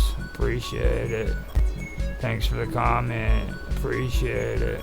Over and over again. You know what I mean? And that's a bit robotic type of like a staged automatic response, right? Well, it's only courtesy, you know. People watch your videos, make a comment, respond to them, and say thank you for watching my video. But it becomes so repetitious. I mean, that's not a friendship. You know? And then think about how you said that's common courtesy. Okay, let's just go back. Think about how many influencers do not even engage with their audience. Let's talk about that, because how you said this common courtesy to show respect to people that showed you that took the time, because that's time out of their life. That's energy that was shared and exchanged in regards to just engage with your content. What about those people who won't even give? And you guys are great about it. You guys, I love your WLC because you go through the people that rock, they rock, and then you go and you'll watch them, and it makes me more active because I'm not really big on social media just because of the deception that's found on there. Like, I've become bigger on social media as far as communicating with people only because of you. Again, like before, like I said, with Station Head, I made the attempt. People were gross and disgusting, and then I met you, and it was like so. Then no. Before I met you, I started doing my social media to where it was just me. Like even now on my shows, I rarely have guests. People get distracted. Like I've attempted to have guests, and I'll be reading spirituality and doing card readings, and they're like, oh, show me your butt, or can you twerk and stuff like that. I don't want to hear this. You're messing up the flow of my show. That'd be like us in the middle of a conspiracy show, and then I just get up and start twerking. You're gonna be like, well, this is strange. It's just like, this is not world history. Better yet, you know what I mean? Let's talk about Phoenician history. Or me and you doing a history, and somebody comes in and wants to talk about the freaking island of Atlantis. Well, see, that's kind of history too. But yeah, I mean, like, I can see it from both specs. But it's not you that did it.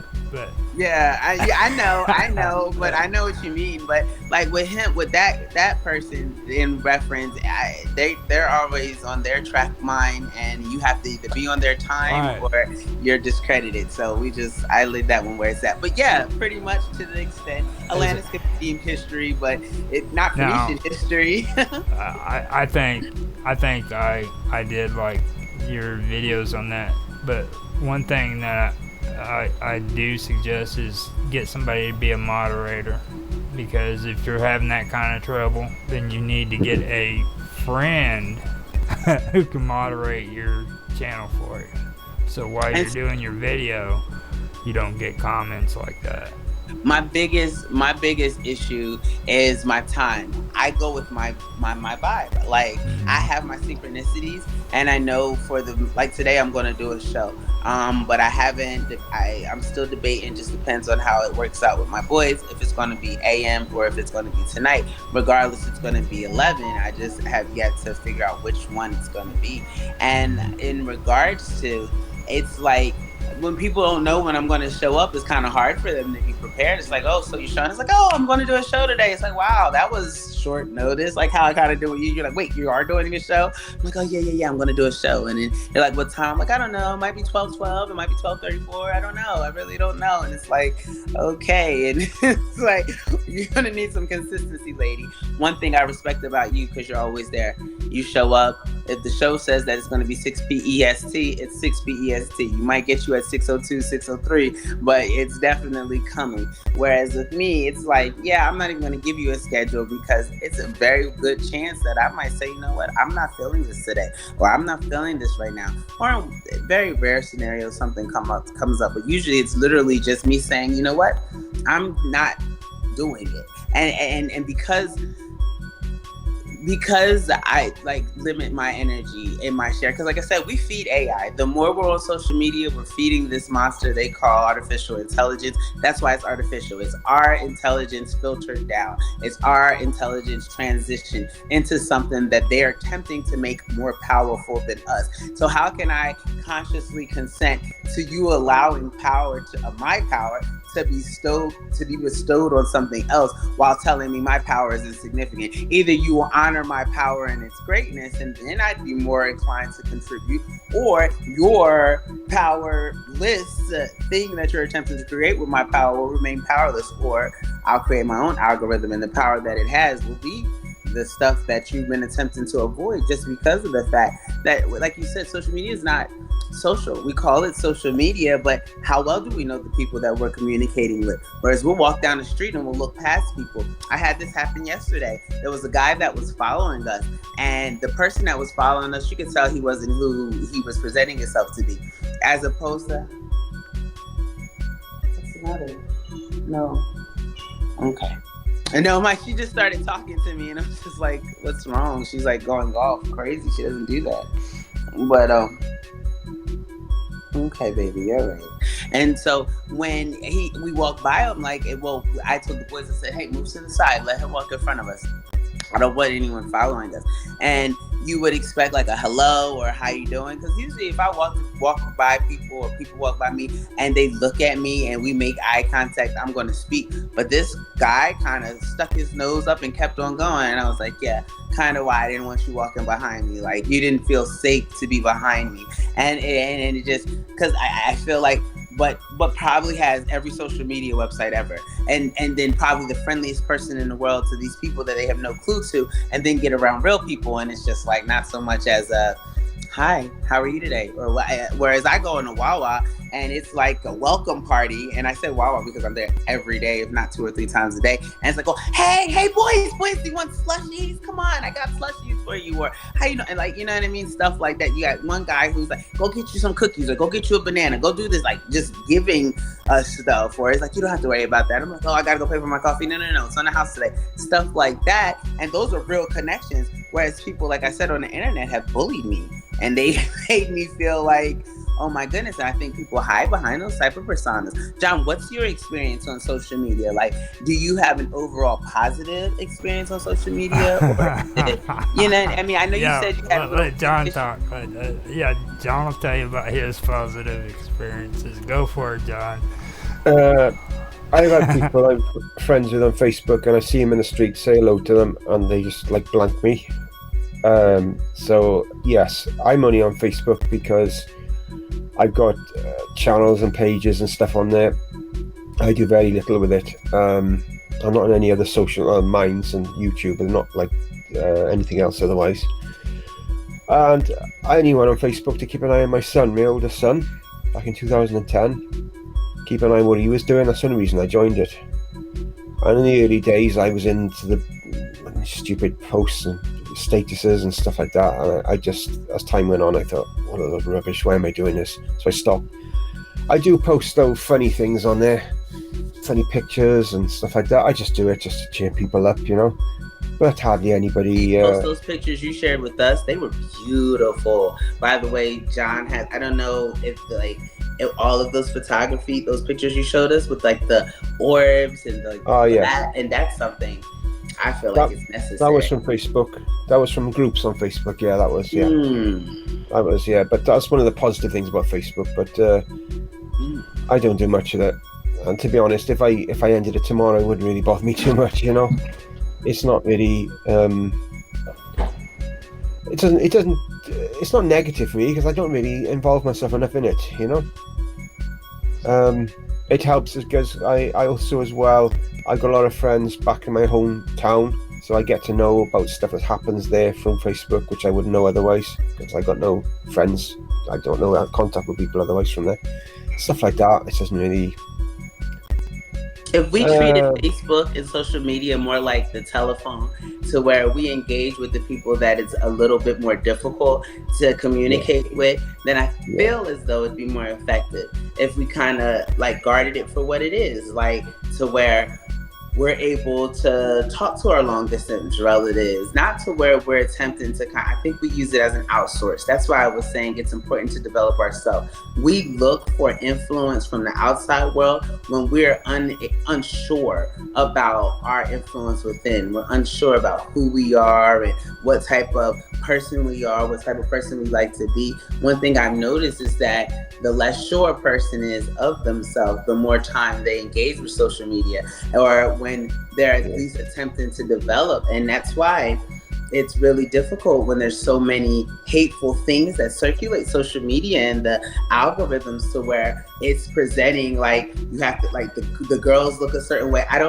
It's very seldom you see like, there's not a lot of diversity. Let's just say it like that. Like the girls are pretty a certain standard and the boys are pretty a certain standard. Like they're pretty much this is what you're going to see the most of.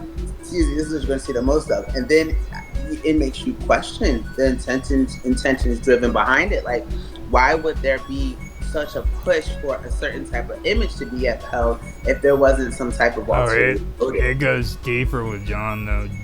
John's got death threats and shit. Like, are you kidding? That's kind of what I was hoping he would talk about. That's why I got so excited. What? Yeah. Are you serious? He's literally gotten death threats. How did you? Oh yeah, on my YouTube channel. Yeah. What were you posting that? Well, what it was, I was at my peak. I grew really fast. I mean, just my busiest day, I think I gained 1,000 subs in one day. My busiest day, it was really, really rapid.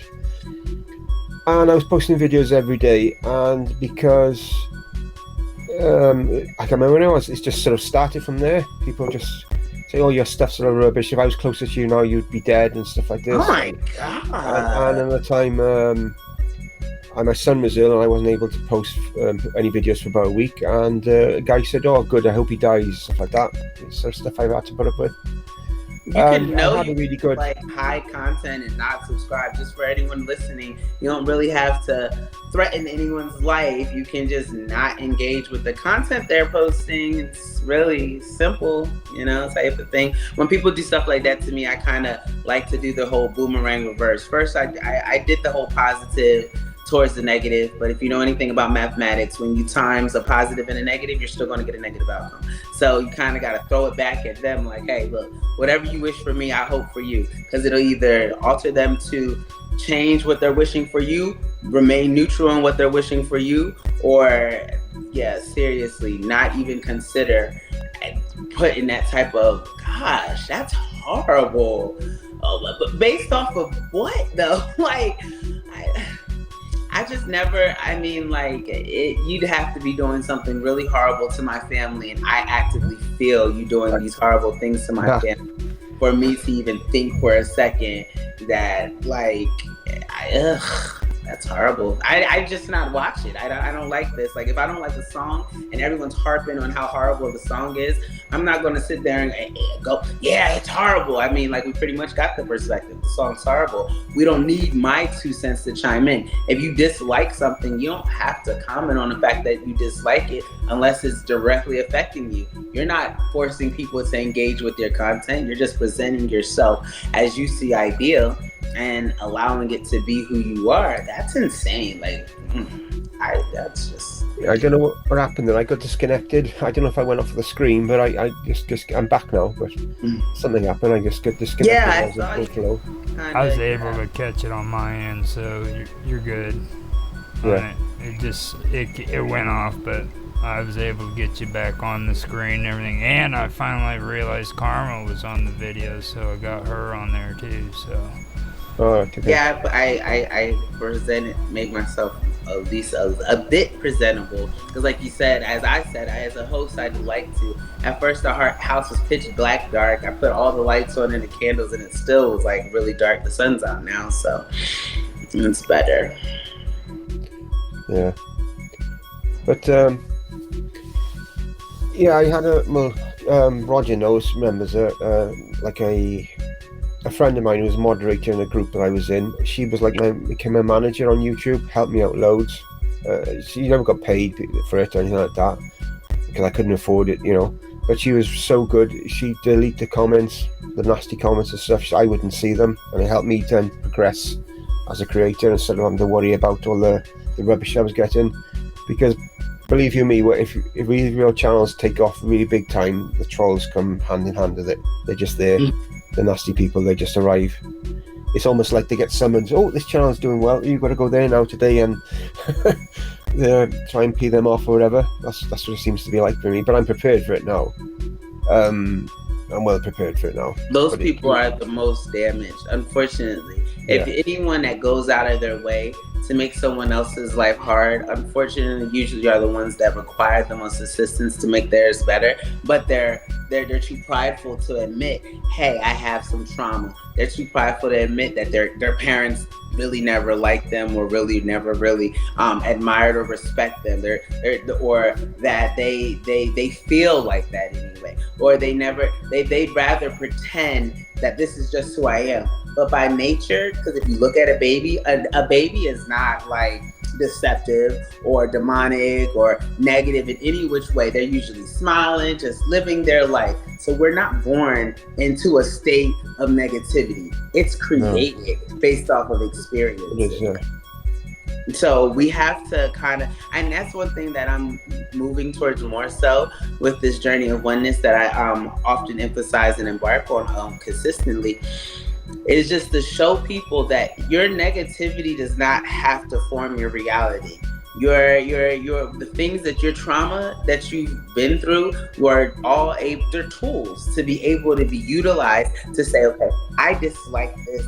I'm going to treat people the opposite, because instead of treating people how you were treated that make you feel bad and just accepting it as who you are, perhaps do something different, so that way it's not who only you're not, but it's not who other people become. Because if not, we're creating people to be those things that hurt us, and then we're upset with them for being like that. But how many roles and how much do we play in the interaction by not allowing people to have the respect that they deserve, basically by being self-aware, not being in denial, not hiding behind a status, not hiding behind a filter, or hiding behind, a job or anything, just dealing head on with the things that go on in our life. And now where do you see your life taking direction? Like, there are a lot of people that do amazing things, especially as, again, they ascend within their age. Where do you see your life headed? I love, like you said, you're transitioning with your spirituality. You've been developing your station in regards to, like, just being more open with your experiences, your healing capabilities, manifestations, stuff like that, which I think you just posted a video about manifestations, a few days ago? Yeah. Like, where do you, obviously your life is taking off in that direction, and what actually guided that change? And then where do you see it taking you, if you see it taking you anywhere, or are you just going with the flow? I'm going with the flow. I see. I know my podcast ones started off with experiences, and now they've been going a direction where I'm sort of talking about stuff I don't really know anything about, like manifestations, but I'm sort of being compelled to sort of go that way to hopefully get the audience to become involved and say, yes, I've had that experience and so on. So it's altered already, because the experience side of things I'm not sharing so much now. Now I'm going directions where I'm really being like pushed to sort of try and discuss it, because I don't know anything about it. It's just like snippets of it I sort of know. So it's going a different direction. I think it's a better direction. I think just gotta have to wait and see how it pans out then, really, overall. But do you worry about misguiding because of lack of experience? Like basically, I don't worry about it. you on a I job. do get misguided. I have in the past. I do, yeah. Not really worry too much, but I'm sort of aware that I could be misguided. So right. I've got to be like. But in the past, I had to tell you this: I've made videos, and I know when I'm making them, they're going to be a flop, right? When I was at my peak now. But I also know I've got to make this video because I know the next video that's going to come along is going to be a big hit, and that's exactly what happened. So you've got to embrace the hills. You've got to brace it, yeah. Yeah, it's sometimes you know you're going to go down because your next one's going to go up, and that's happened so many times to me that I just accept it and just making it. In the past, as I said, I've made a video and I know it's going to be, no one's going to like it. It's not going to do well, but I know the one behind is going to do well. So I've got to make this video so the one behind it can do well, and that's so the I've other done one that. exists. Yeah. It's like when you look at like someone on a life machine, as long as it's going up and down, that means there's longevity in life. There's presence of life. But when it starts to kind of go like this, regardless of where the flat line is, even if it's a high flat line, it's still a flat line. So you would like it to be an up and down type of thing, so that way you learn how to ride the waves, kind of like the stock market or things like that. That manifestation video too. I mean, from what I took of it is it was actually a good thing, because to me it means you're questioning. You know what I mean? Even though you don't have any experience in it, you're still curious about it, and that's what viewers want to know too. They want to know what makes you tick, what are you curious about, and you're asking questions as well as putting in your experience. You don't know everything, so no, I know, that's right, put across. And I think it's important as people out there like think, oh, you've got to be good. It's good and bad is what we all are. We need, like, not to be evil, not saying that, no, but I'll give you an example, right? I've had a gardener here recently. He's done an amazing job on the outside of the garden. I'm supposed to get a photo of a camera of the garden, I forgot, don't know. And we got an apple tree out there, and for years it was surrounded by like nettles, and we couldn't get to the nettles probably because it was so interwoven with the tree. But the tree has been strong and never had any danger of it falling down. Now all the nettles have been removed, so you can say all the badness has been removed, and that tree, the roots don't seem very stable. I don't know if it's going to stay up now, but while we had all the nettles around it, it stayed up fine. Now we removed the badness. The tree, every time we have a strong wind now, the tree looks like it's not going to support itself. It's lost its support system. It's like,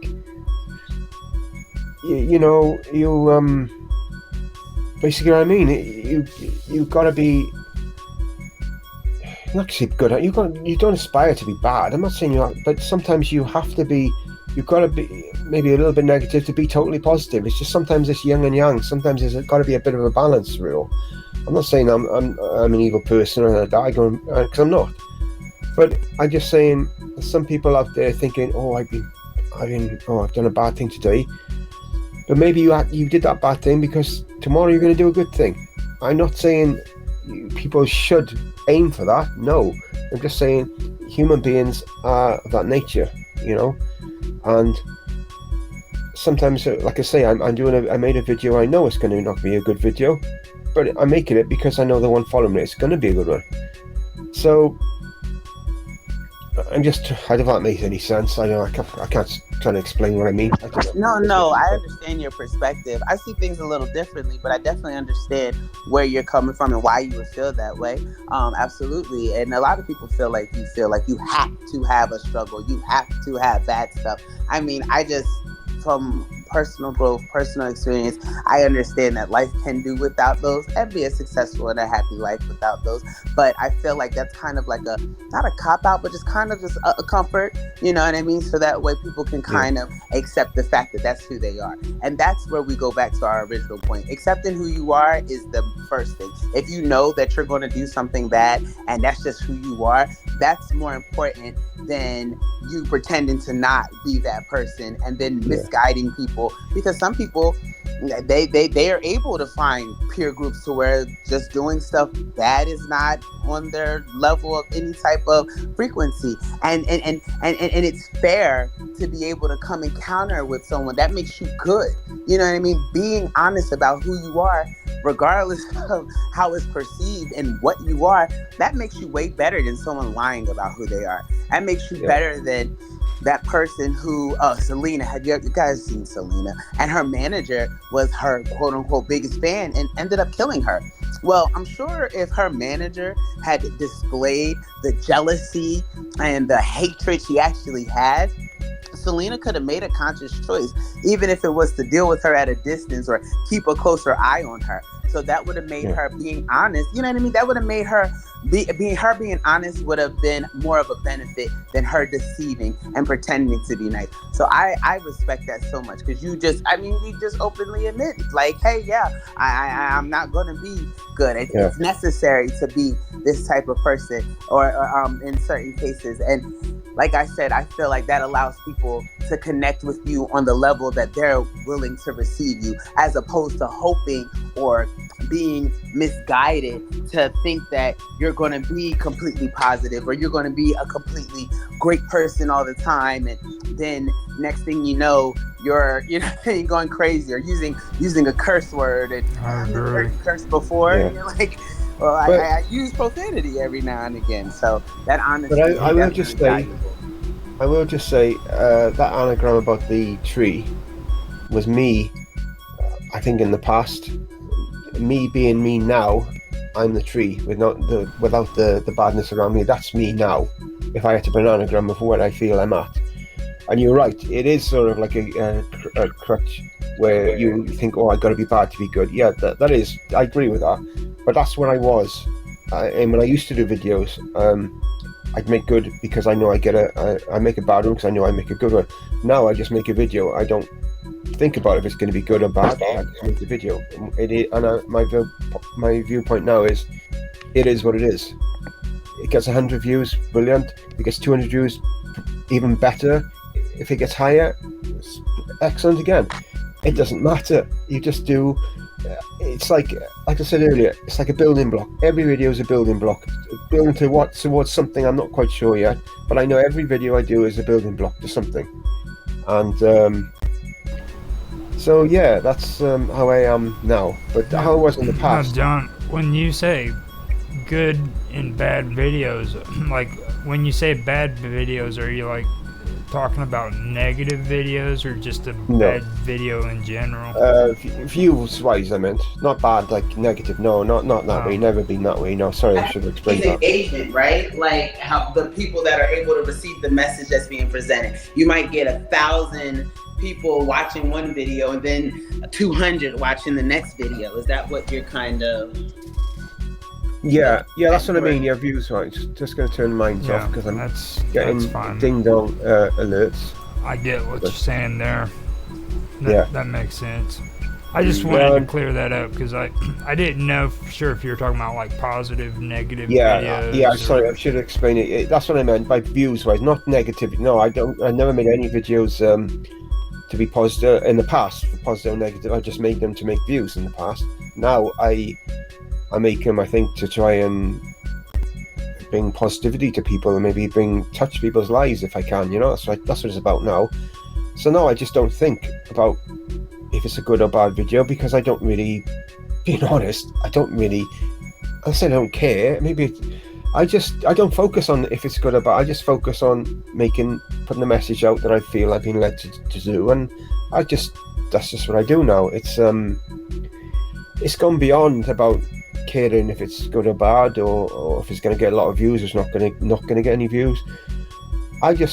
It's about me doing what I'm led to do, and me being me, and that's what it's become about now. It never used to be. In the past, it was about every video had to get 1,000 views, or had to have this, or doing this much from this video. Now it's just about creating, and everyone is like building a block. I'm just there to see where it all ends up now.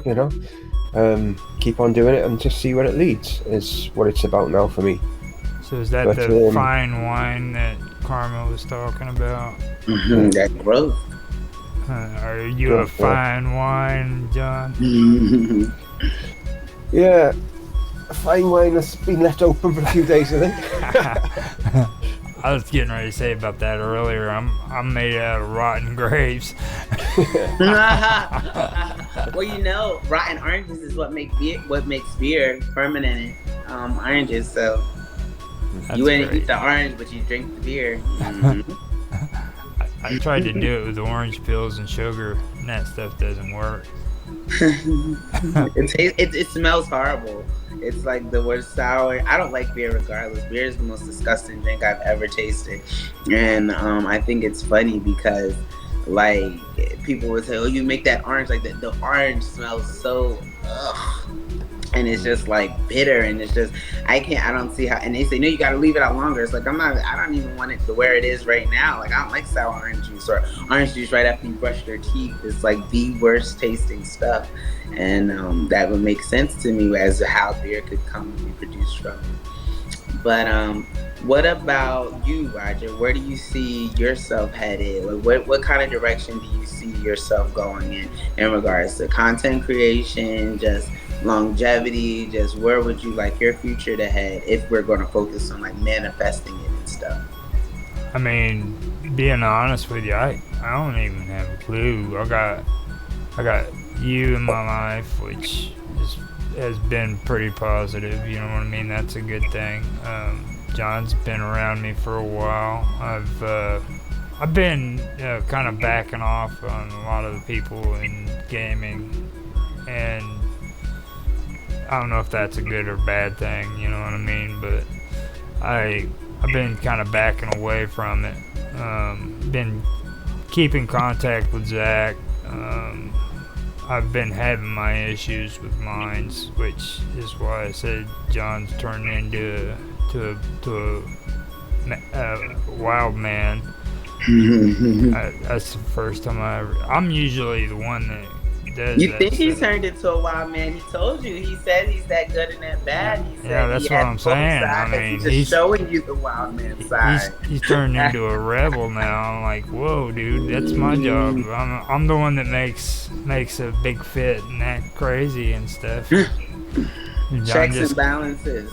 John just comes out and just throws the whammy out there, you know, and I'm like, wow, because I'm not used to it. So, but like for me, when it comes to being a creator, my whole thing is uncertain, you know, because like I'm really getting sick and tired of it, to be honest with you. And I always say that I've gotten sick and tired of YouTube so many times I can't tell you how many times, and I've gotten sick of Facebook, which finally I walked away from it. But do you feel like those social media platforms, the way that you connect with them or disconnect with them, engage with them in general, have a lot to do with their creators or their owners and stuff like that? I don't like the atmosphere it brings. Okay, I don't like the environment that it's creating. Do you feel like that's a reflection of the owner though, or is it a reflection of the community? I feel like it's a reflection of advertisement. I feel like it's way crazy competition. Competition is good, don't get me wrong. Okay, but when people make videos and it's more important for a person to have more views than it is to actually make something that's substantial and Quality real content. content, then that's when you know that it's just a bad environment. You know, people are more interested in the analytics than what they are in the actual content they have. You know what I mean? And I have to be careful because here lately I've gotten caught up in that stuff too, and with mines, because you know I went and I paid $60 for a year, and that's what I wanted to do. I wanted to make money off Mines Plus. That's the only time I've ever paid for any kind of service like that. I went on YouTube for free. I did Facebook for free, BitChute, all of them for free. And that's when I paid for it. And then all of a sudden, it was about money. So I need to kind of watch myself on that stuff, you know, because that's because you put money in and you were Right. expecting to get more. Yeah, I mean I mean, if you buy a product, you expect it to work. I mean, you invested in it. I did double my money. Oh, okay. I got $248, but That's quadrupling it if you only paid you're 60. supposed to, 120.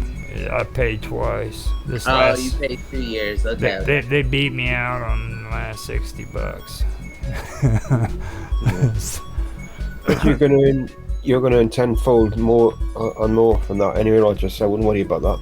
Yeah, I know. I'm gonna give You know, maybe not through mines, but through other, you know, avenues. Yeah. and see, definitely. like the whole friendship thing, what we were talking about before. Now, out of that whole situation, what upset me the most was the fact that I talked John into coming into this thing a month before all this crap happened. You know, I say that all the time. Blame Roger. I joke. No, it's fine. It's all good, you know. No, And, it's all good. who knows? Mines might change anyway in the future.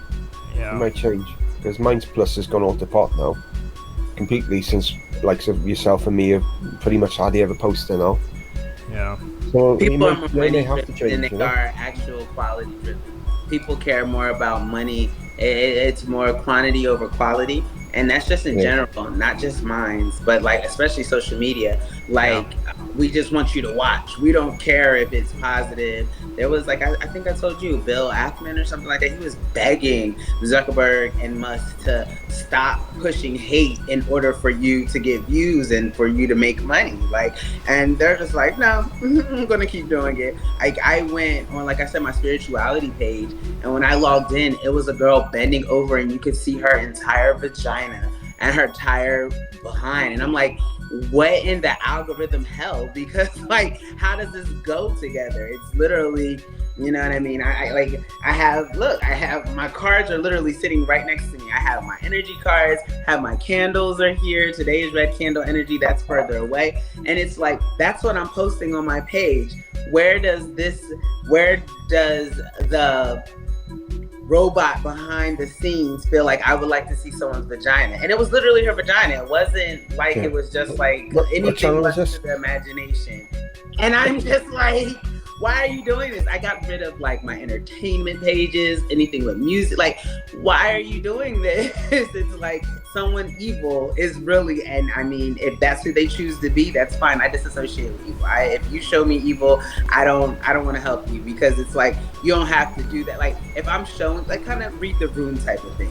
If I'm not showing you that I'm interested in anyone's vagina, you should not be showing me anyone's vagina. See, for me, I think that that's a part of the issue I have with YouTube too, because like this stuff, they started doing that stuff with politics too. Like I have a gaming channel, or I have a gaming channel. Why the heck am I getting freaking political Trump and GOP and political advertisements on my freaking gaming?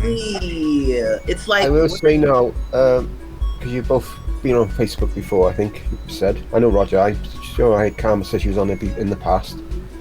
Facebook about now, 8 years ago. Facebook now has got Facebook videos on their homepage, like And they've got, honestly, you're scrolling down and you've got like, it's going like, I think TikTok is like it, I think a bit. Scantily clad women on your homepage, and you're just there. You can click on the videos and watch them. You think, what the hell? It You was never can't like this even when be we around the started. kids, right?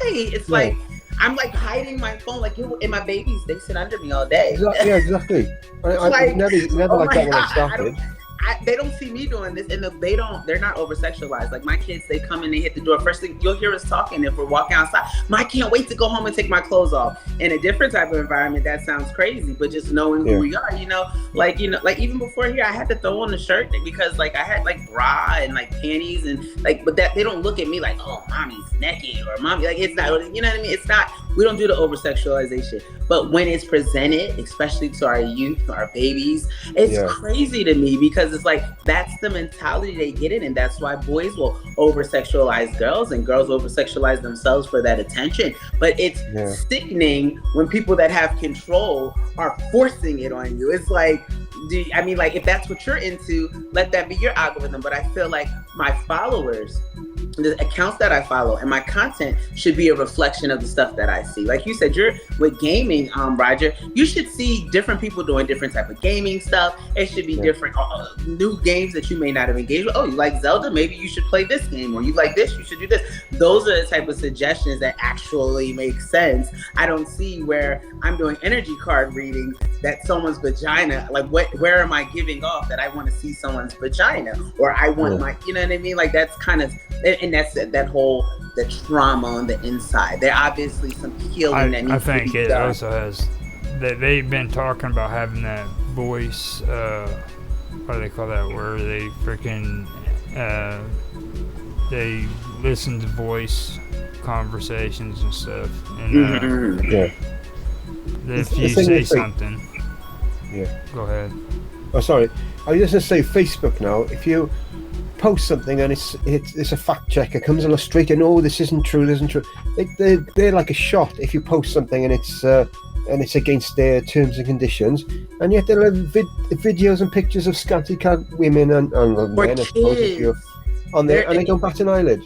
You know, it's all wrong, isn't it? Twitter is Yeah. full of underage girls half naked. Little Asian girls. They'll be like 12, 13 and like have their little pizza. And I'm just like, oh, this is gross because it's like you can tell they're young. And you can tell like whoever's engaging with this and is like pushing it onto the public is attempting to create some type of agenda because I don't condone children being over sexualized. I don't care how old she looks because that's the favorite line. She doesn't look like she's 16. It's like, yeah, but she is.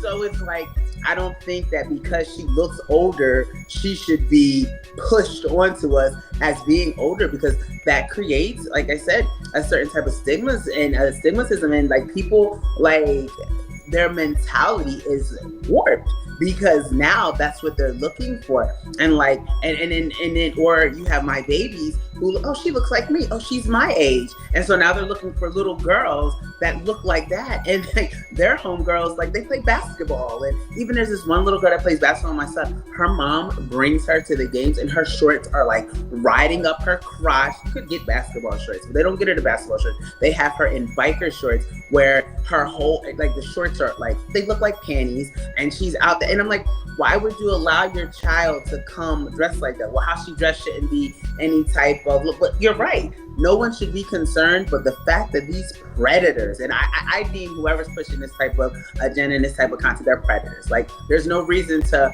push over-sexualized content in any form or matter, whether it's Facebook, TikTok. There's no reason to push it unless you're a predator. Like, this is what you're engaging with, so you're going to make it to where this is the normalcy. Let me make it to where this is normal. I want you to feel like this type of stuff is what's necessary, and it's not. There's people like you that make great positive content. There's people like Roger who makes, like, Roger's content is informative. You have history, like stuff like, what's wrong with pushing information? What's wrong with pushing learning? But we don't see that. And I feel like, and I mean, and that unfortunately, those people are older. Like Elon Musk is like almost 60, and then, or I don't know, 50 something, 60. It's old enough to not be pushing this to where fellow billionaires are begging him to stop. And then even with Zuckerberg, I think he's like 40 almost, 40 or maybe late 30s or something. And it's just like, why would you be pushing this content? Why would you be allowing other people to push this content? How does that not come into like and then because they have the money, there's no one on a larger scale saying, "Oh, you guys are predators." But no one are coming in and looking at them as pedophiles. But for me, I feel like if you're 60 and you're pushing like 18-year-olds, 20-year-olds, that's like almost a 40-year gap. Something's not right, because when that child was a newborn, were you like Googling them like, "Oh, I can't wait to see your crotch when you become 18"? And it's like, whoa. Like, what were you thinking when you were babysitting? It's like porn, okay? I'm 50 years old, and I'll tell you right now, I watch porn, okay? But the thing of it is like freaking for a 50-year-old man, 50-year-old man doesn't want to sit and look at a freaking 50, 60-year-old woman, okay? I mean, sorry, it's just not gonna happen. Like, and shoot, my mom's what are you 50. what are you considering young? Because like Julianne's in her 40s, okay? She's a porn star. She's still 10 years younger than I am. That means I was 10 years old when she was born, you know what I mean? But see, it's different. Like, no, I mean, I'm just saying, like, a 50-year-old compared to a 60-year-old and a 20-year-old. That's like you're talking about the topic being over the hill, man. You know, I'll give any young man a freaking run for his money when it comes to freaking potency, okay? I'm still as good today as what I was when I was 30 years old. And you get young boys who take Viagra. Like, yeah, I know 20-year-olds who have ED. You know, that's my whole point, you know what I mean? And when it comes to, like, well, for me, first of all, like, back in the day, man, people did things a little bit different, you know what I mean?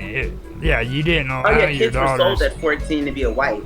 No, I'm saying, like, back when I was younger, you didn't allow your daughters to run around dressed crazy, and then like, you know what I mean? It's like freaking they wore decent clothes and stuff like that. And most people who freaking did let their kids run around like that were probably loose. Most of them did. And don't get me wrong, I knew a girl, man, had like 3 kids before she was 16. You know what I mean?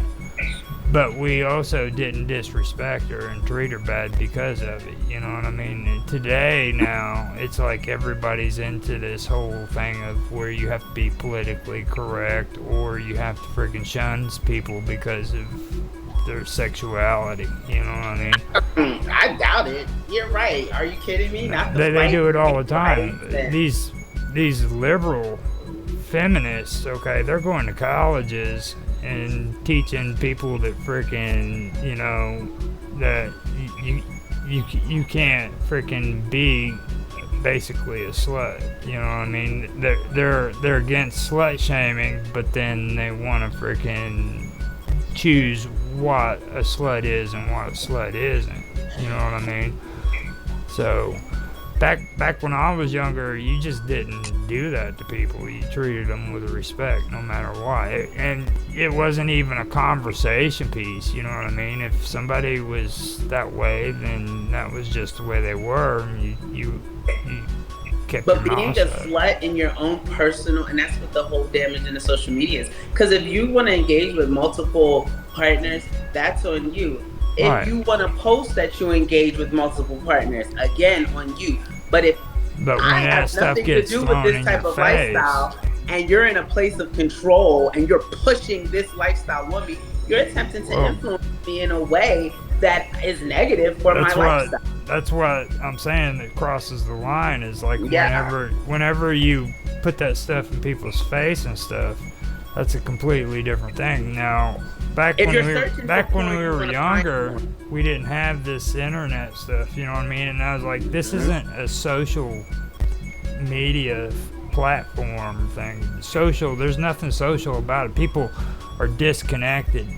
In other words, in real life, you don't walk around like that in your neighborhood, dress like that, unless frickin' you've been disconnected in some way, you know what I'm saying? And the same thing goes on Twitter. Why is a little Oriental girl dressing up like a cheerleader and acting like a frickin' nut? You know what I mean?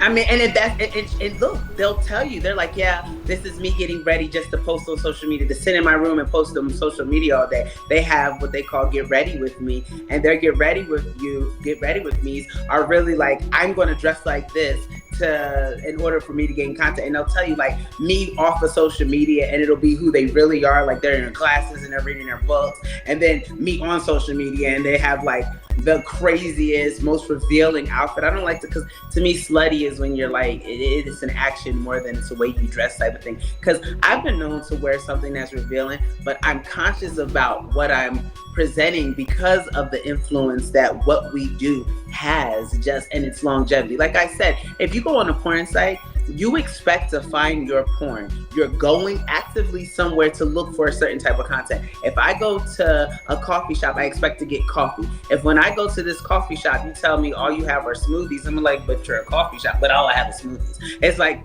but it says coffee on here. Yeah, I know. That's just to get people in here. I want, you know what I mean? We only sell smoothies. So it's the same thing. If I go on social media and I say, this is the stuff I'm into, I like spirituality. You should be ashamed of yourself for going to a coffee shop, man. Seriously. Well, I mean, Wawa is my coffee shop. So real coffee is served in the kitchen. You go in there and you put 3 scoops. I was using as an example. I was using coffee as an example. Like I said, when I go on Twitter, I know you're a coffee shop person too. It actually Wawa person. Not a coffee. I'm gonna have to leave in about 3 minutes. I gotta go and have something to eat before I go to school. Yeah, I gotta go too. Yeah, and I had you heard my school alarms for my boys. Yeah, I just saw I give a 3-minute warning. So. But I appreciate you guys. I guess we're going to get ready to wrap things up. We just shared some different type of perspectives, different type of insights. Pretty much the gist of what the show is going to be.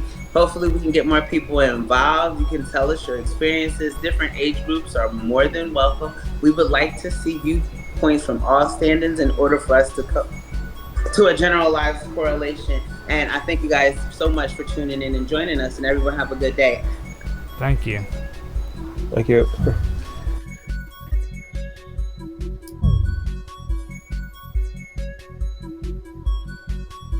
Now, hello everybody, and welcome back to another episode of Live with Roger Hanson.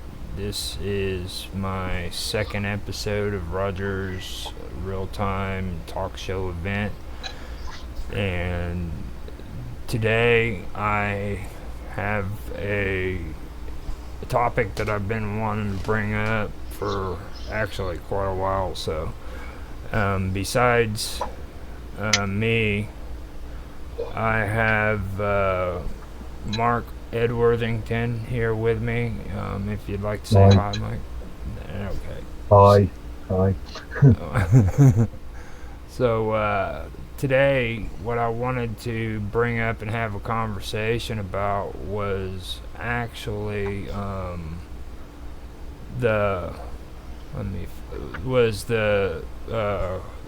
for here in the United States, not for here, just in the United States, it's called the juvenile court that we have to deal with, but I don't know what they call it over in the United States or in the United Kingdoms. But family court, I think. Family court, yeah. Well, family court's a good thing to call it anyhow when it comes to just general wording,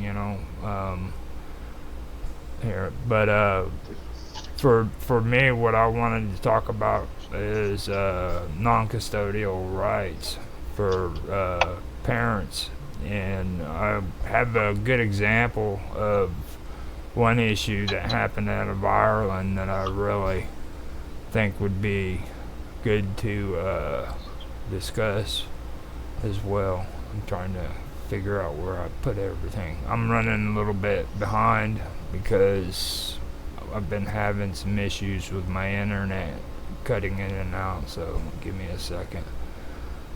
But yeah. But basically, it's about the custodial, non-custodial parents' rights, and also about the welfare system for custodial parents. Because on Jitsi, or not Jitsi, but Skype, I noticed a video that was put out of somebody who was in England, who was talking about the father's rights after his wife left him, and it reminded me of a story that took place back in the early 1900s. It was over Desmond Doyle. He was an Irish father whose wife had left him and abandoned the children, just literally walked out of them, and family services came in and took his children. And because he couldn't have signatures from him and his wife, they decided that he was an unfit father because the wife wasn't in the household and took the children. And they actually made a movie out of it, and one of the little girls who was in the family wrote a book. Now, I thought that would be a good subject of discussion. It was actually pretty popular, I guess, over in that area. I don't know if you've ever heard of it before, Mark. It's called Evelyn. Not that I can recall. When was the film made? When was it published? The film was made, I believe, in the 90s. I believe it was. It had what's his name? Brosnan. Okay. The one that played 007. Yeah, Charles. No, I can't recall seeing that. No. No. I have a Wikipedia thing on him, and Desmond Doyle was alive between 1924 and 1986. He was an Irish painter and professional pianist whose children, Evelyn, Maurice, Noel, John, Kevin, and Dermot, were taken into custody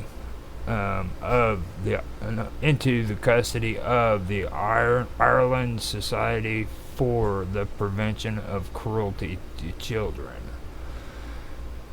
Now, on December the 26th, they did it to me again.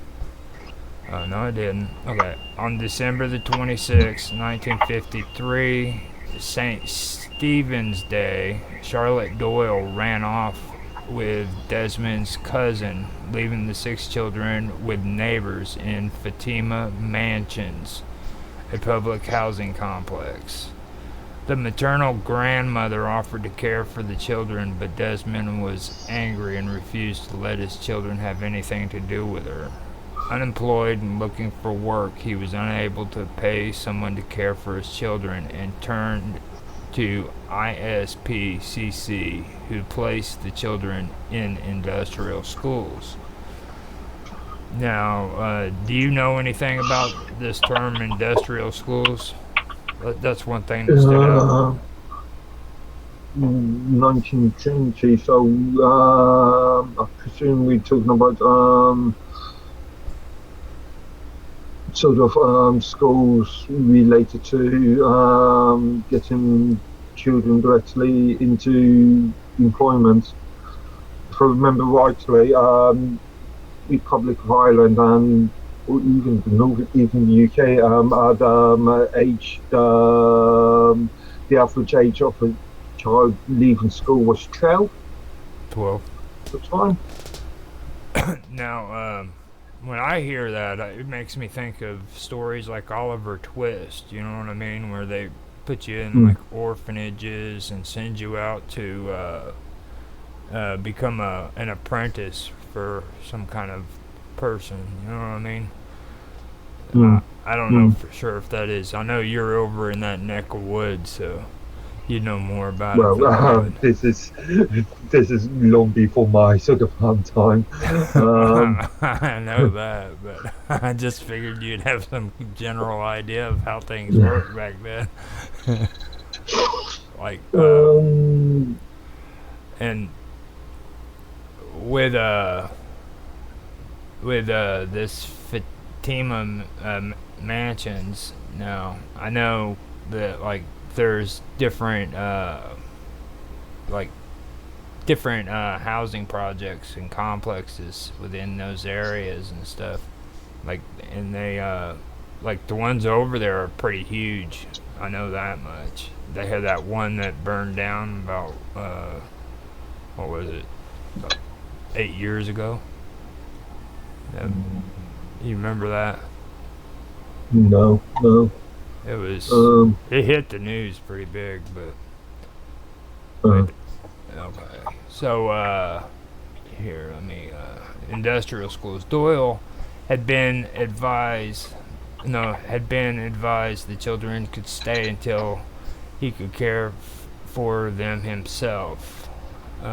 Evelyn was sent to uh, High Park convent. Her 5 brothers were sent to the boys' industrial school. So she was sent to a convent, and Evelyn was the one who eventually wrote the book that inspired the movie. Now Doyle uh, left to work, to find work in England to earn enough money to set up a home for his children. While there, he met Jesse Powers, née Cunningham, who was his landlord and who later accompanied him back to Ireland.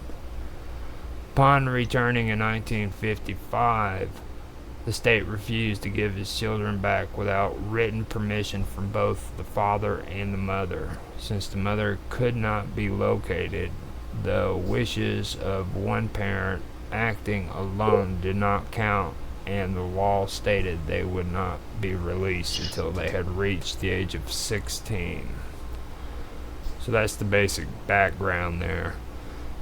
And I found out too that not only did she leave those children, but she was leaving them for another man, and she claimed that he had beaten her and all this stuff, but still yet was able to leave her children and ended up pregnant a month later. Walked away from 6 kids and raised an entirely different family after that. And then after Evelyn came out with the book, okay, all these other kids that were in this new family decided to, stand up for their mom and say, well, he beat her and everything, and I'm like, it's kind of crazy. And hmm. the whole thing that really stands out to me is like in that whole situation, it is kind of tricky because later even Evelyn said that he did have a temper, you know what I mean? But back during that time period, though, that was pretty much the way it was when people raised their children. Kids got the spankings and disciplined pretty harshly, so I can kind of understand where she's coming from with that. But just to be fair, I wanted to mention, she did say that she did get disciplined a lot harder than what most people today would. So what do you think about that story? I'm curious to know what the father or the two people's trade or background was. But yeah, it was quite well. I wouldn't say overly common, but it was common back in that sort of era. All that to happen. Yeah. Um, Mm. I think it was really weird when it came to the the part about them getting put in convent and everything in the industrial schools, and I guess kids in that school was being treated pretty harshly too, like the treatment. and and also you've got to think that Ireland or Republic of Ireland is a predominantly Catholic sort of area, Mm. and you have a very large amount of Catholic run schools from Catholic run schools. Uh, I don't know. That's I think that would make sense too because freaking they have a um, the convent, and I believe they've got a link in there for Saint Stephen's Day is Christian. It's Christian Saints Day, and Mm. oh, actually, they're just mentioning it. Charlotte, yeah, she ran Mm. off on Saint Stephen's Day, and that right there is that's a holiday. 26th of December. Isn't that Yeah, Boxer 26th Day? of December. Yeah, Boxing Day. Boxing Boxing Day. Day. Yeah, Mm. and it was. Let me see what it was. I thought for sure that, yeah, here it is. Ireland Society of Prevention of Cruelty to Children is what the place is called, and that's history in the 20th century. In 1901, King Edward VII and his wife Queen Alexandra became patrons of the society upon the death of Queen Victoria. In 1905, Reverend Benjamin Waugh retired from the directorship of the society as a result of failing health after 21 years of service. In 1910, King George V and his wife, Queen Mary, became patrons of the society upon the death of King Edward VII. And, what was it? Shortly after the outbreak of the First War, 18 inspectors joined the Royal Navy, and a further 42 joined the Army. During the course of the war, the NSPCCC or CC inspector for Manchester was awarded the Victoria. They're gonna give you like a whole freaking story of everybody that was wow. Um, the NSPCC therefore avoided street collections until the War Charities Act in 1916, which introduced regulations to protect and guide collectors. So, in 1919, the Prince of Wales, later to be King Edward VIII, became the patron of the society. So, this is a society that's working on this stuff. That's what they're referring to. This wasn't Mm. even. This wasn't even a like organization. It was a society. Well, society organisation. That was it's a synonym evil, evil. But yeah, Like in 1990, the NSPCC documented allegations of satanic ritual abuse in 1990 with the publication of survey findings that of 66 child protection teams in England, Wales, and Northern Ireland, 14 teams had received reports of ritual abuse for children, and 7 of them were working directly with children who had been ritually abused, sometimes in groups of 20. Oh my God. how many of them were convicted? I mean, that's crazy. Or I mean, yeah, yeah, yeah. Remember, there's a difference between an allegation and yeah, actual Yeah. actual. Yeah. Now, an investigation into SRA allegations by the British government produced over 200 reports, of which only three were substantiated and provided to be Mm. examples of pseudo satanic abuse, in which sexual abuse was the actual motivation and the rituals were incidental. Wow, Mm. that's crazy. Mm. So, wow, that's crazy. That is crazy. I didn't expect that just from clicking on there. I mean, that's like at the Uh, first part. First, you find out that it's just like a society. It's, it's not even a like organization. So they took these kids and they just turned them into or turned them over to a society. Like, you know what I'm talking about when I'm saying society, right? You know what I mean? Like you have the freaking Freemasons, and then you got the. I think you guys have that water uh, guild. It's probably the oldest society documented. I'm not sure what you mean. Well, Water. yeah, they're part of the water company. It goes all the way back to the Great Stink of London. Whenever they switched over to flush toilets, they had Okay. a had a group of people that had to go out and make sure the water was pure and it wasn't backing up and stuff. So Mm. I forgot the name of it, but that's weird. It's that's weird. I didn't realize. Well, Ireland Society. Yeah, that's what it is. It's a society. So, um, okay, campaign to return the children to him. Upon his return to his homeland in autumn of 1954, Doyle petitioned for the return of his children.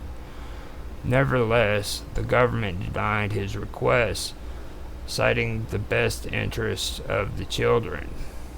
He subsequently fought a legal battle to regain custody of them, which required overturning the provisions of the Irish Child Act of 1941. This law prevented a father from caring for his own children in the absence of their mother if she was living, unless she gave written permission for him to do so. Doyle became involved in a case presented before the Irish Supreme Court in which it was claimed that the Children's Act uh, contravened several sections of the Irish Constitution. In December 1955, the Supreme Court ruled in favor of Desmond Doyle and ordered that the children be returned to him and that his court costs were to be reimbursed by the government. Now the Children's Act of 1941 um, uh, I don't I don't think it has it on Wikipedia for it, but that basically spelled it out. That's what I'd heard before too. Like they wouldn't give him back his children because, um, uh, first of all, like if a mother wasn't in the household, they didn't think that the father was fit enough to take care of their children. Like they Mm. wanted the mother and the father to both be in the household. You know what I mean? So Mm. if Mm. Yeah. the mother wasn't there, then it's like they made it out to where the father was unfit to take care of his own children, which I think that's kind of ridiculous, you know.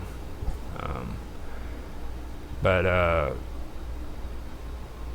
what are your thoughts on that? I'm not really gonna dwell over all that. So Well, we are talking about different sort of era, aren't we, from modern day? So, and also it's the entire sort of family values sort of argument.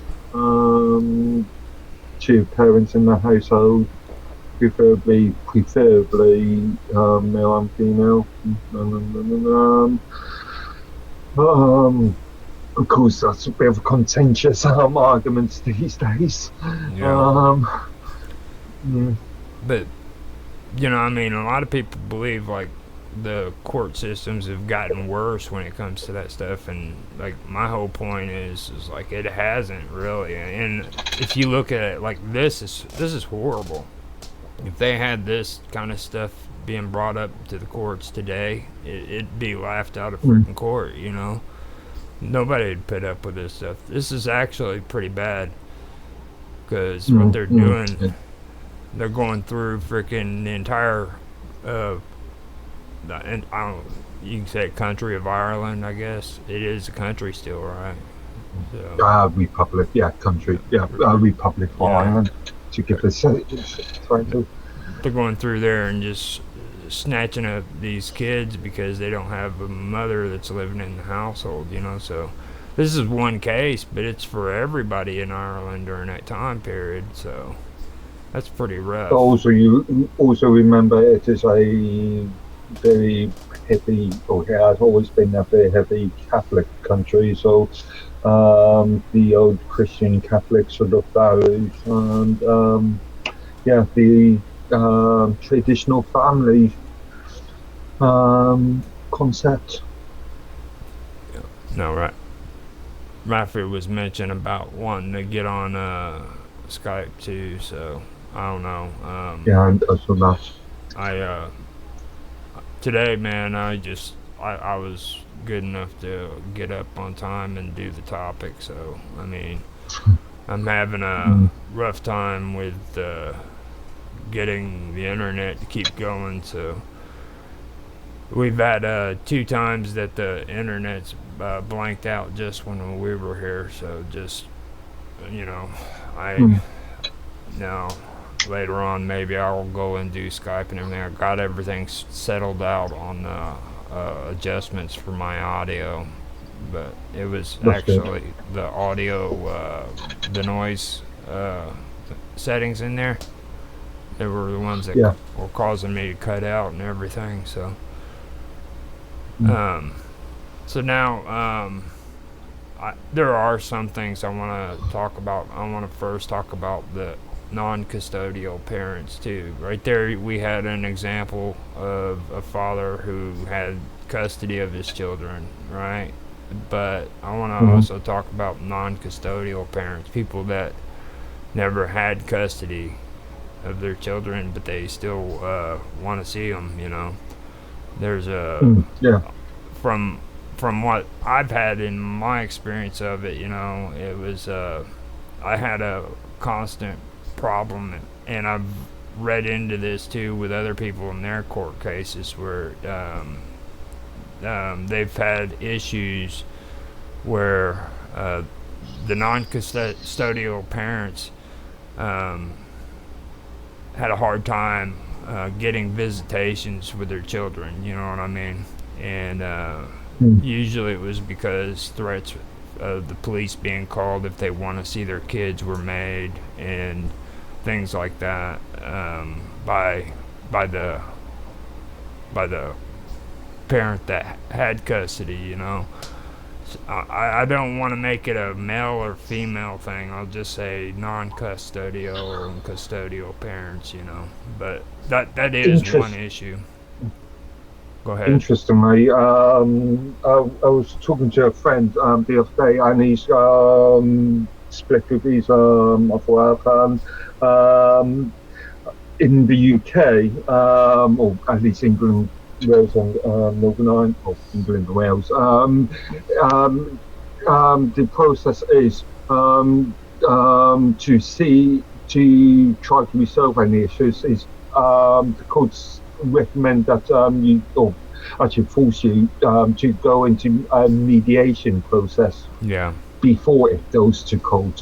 Hmm. But you've got to have both sides, both parties agree to the mediation. The issue with my friend is that the other side is not agreeing to the mediation, and without the mediation, the legal process can't, as far as I'm aware, can't continue. Yeah, see, and that's something that I had an issue with, except for the problem with my ex was she was in trouble with family services. That's what we call them over here, you know. And Mm, she ends up mm, getting in trouble, the custodial parent, and I get notified by a sheriff coming up to me with a notice saying that I need to show up for court.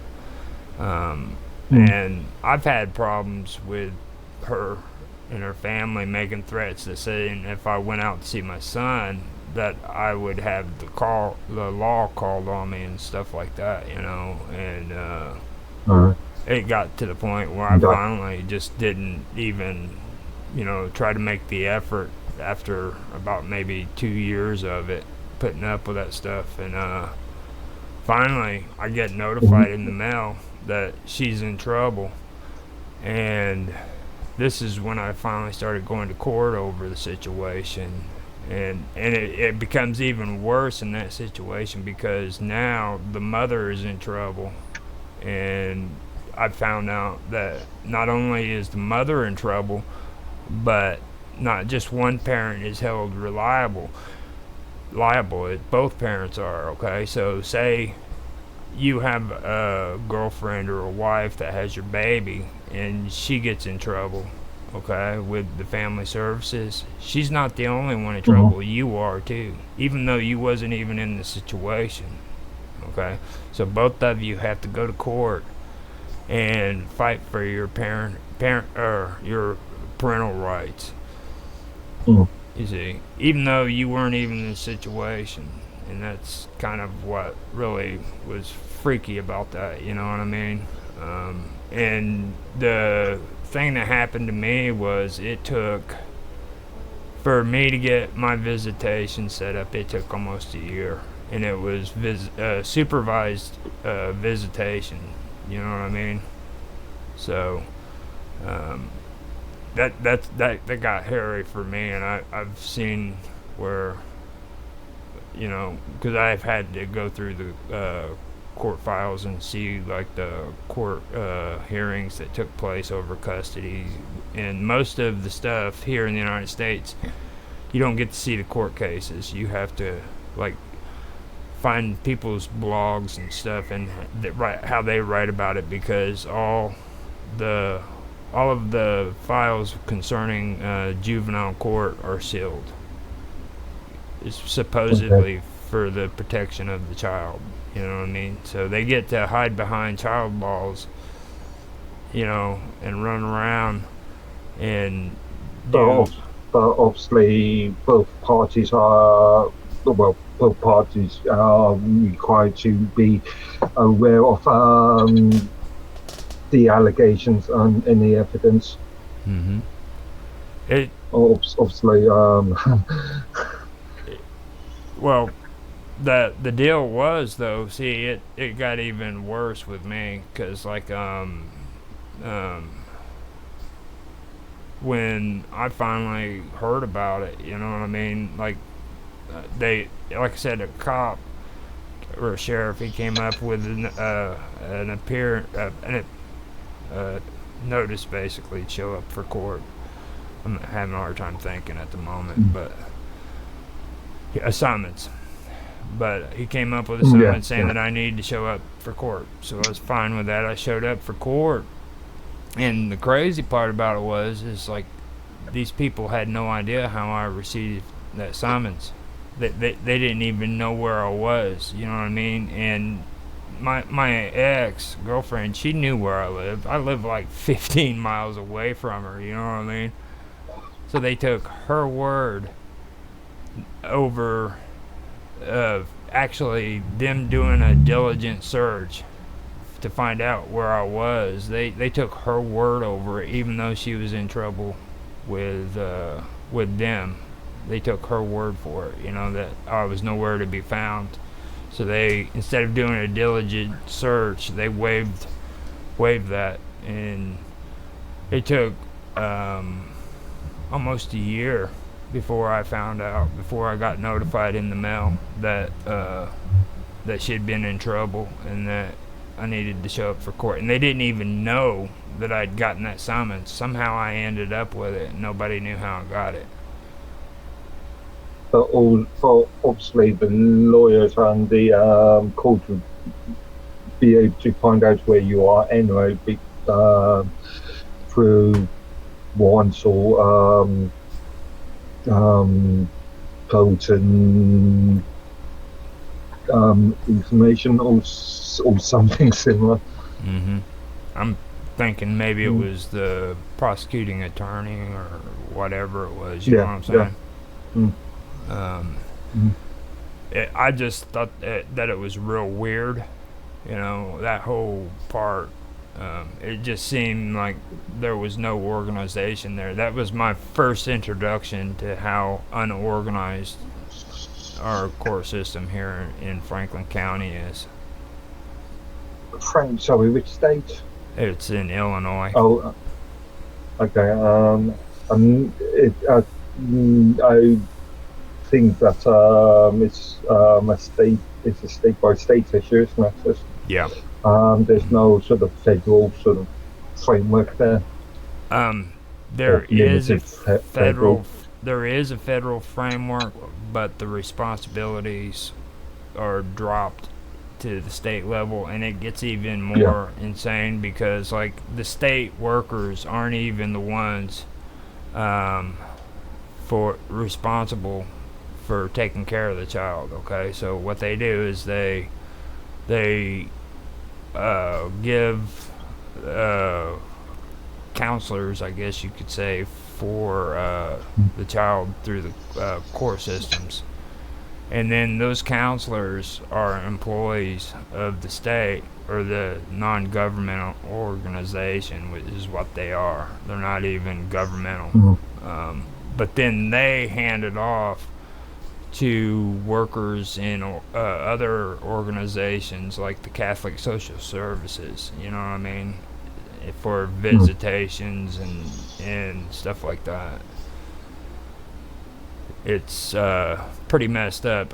My son, when he was going through that, had at least, I'd say, in a matter of 2-3 years, he had at least three counselors, and he had about 4 people that just came to pick him up and bring him to where we had our visitations.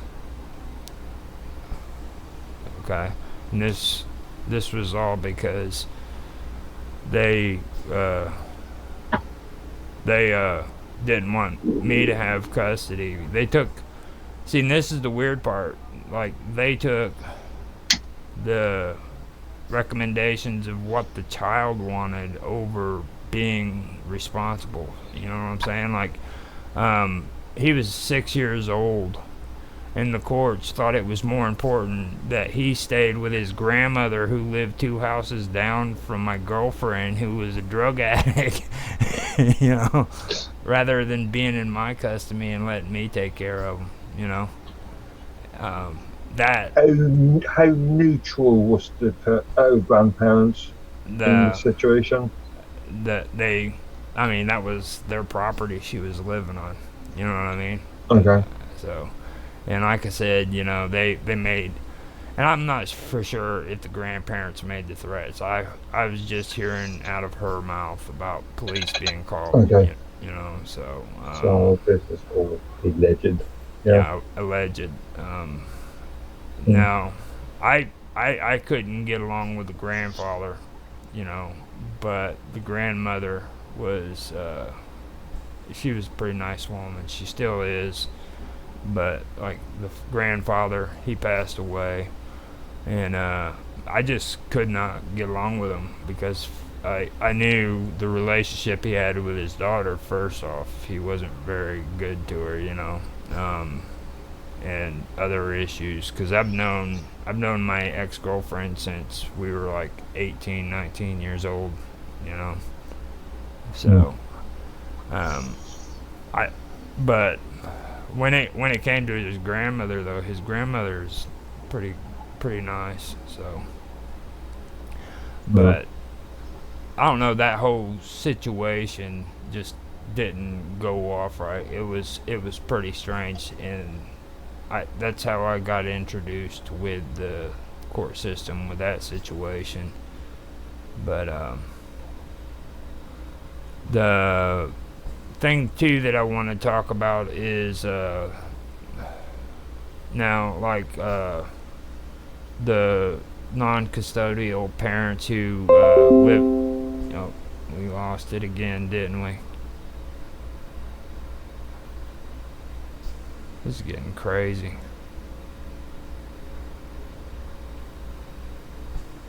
I'm having some issues here with the internet right now. I am trying to get everything back into the thing. I just lost my connection again.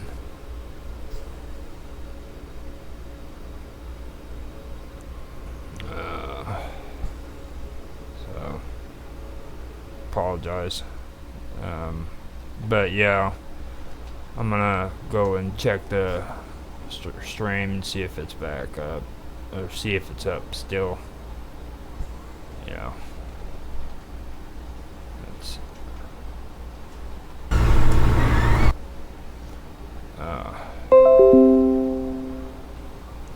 All right. So, yeah, we got it now.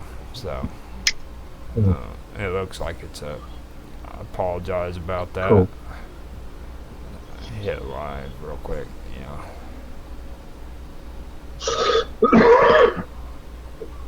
Yeah. Oh, yeah. I'm not quite sure exactly what the deal is on it. I'm guessing that it's still going. So, Cool. all right. Okay, now,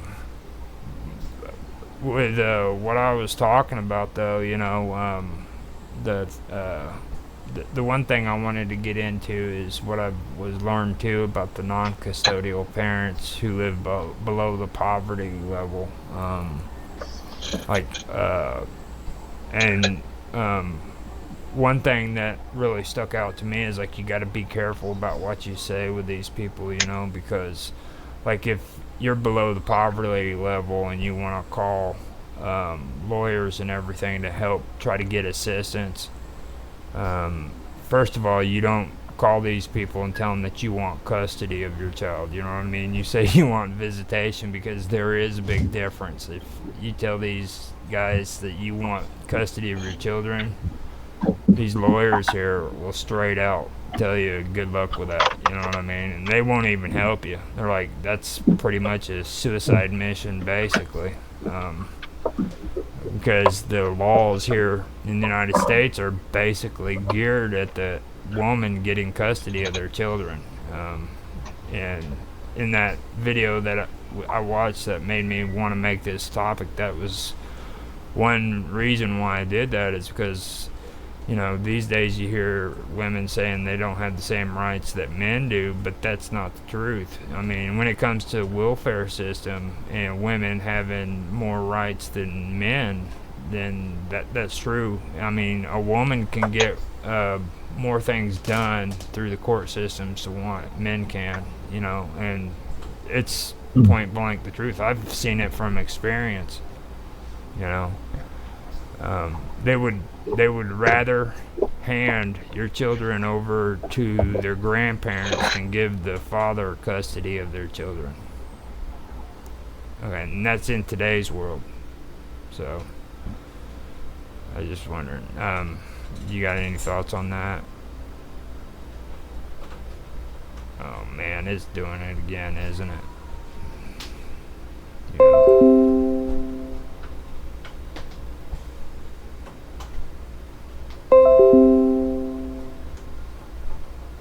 It's a bit more Huh? sensible, more sensible in this country. don't know. Uh, But you, I mean, you really should have checked it out. I seen the thing. This guy is from England. I mean, it sounds to me like they're actually more harsh in England than what they are here. To be honest with you, it's really not rough. so sure. Seems to be a much more Like he's of an open procedure. he's what's it called? Yeah, I've got an episode of it on here, but he's on TikTok and it's Mm. off the Lambo or something like that. But But he uses it as like a metaphor about how they deal with things. You know what I'm saying? Like for him, the situation was his wife or the supposed person turns around and leaves him. Okay. Then takes the children and wants custody of the children after leaving him and cheating on him with another man. Gets custody, and then after she gets custody, he loses visitation and all rights to see his kids because she doesn't want him to see him no more. So then England turns around and literally one thing that's disturbing to me is they have a protection of molestation against a parent. Okay. yeah. Now don't you think that's a little bit kind of extreme to freaking post a notice of or protection of molestation of children? I mean, you understand what molestation means, though, right? Yeah, absolutely. There is a I can't remember what chapter it is now, but there is a publicly accessible child sexual abuse list, which is your governmental court provided No, in each country. the thing is, like, he didn't say that he didn't do anything like that, but at the same time, I'm kind of getting the idea that he was referring to the fact that that he never did anything like that. You know what I mean? Maybe she went in and made accusations or whatever. Yeah. So.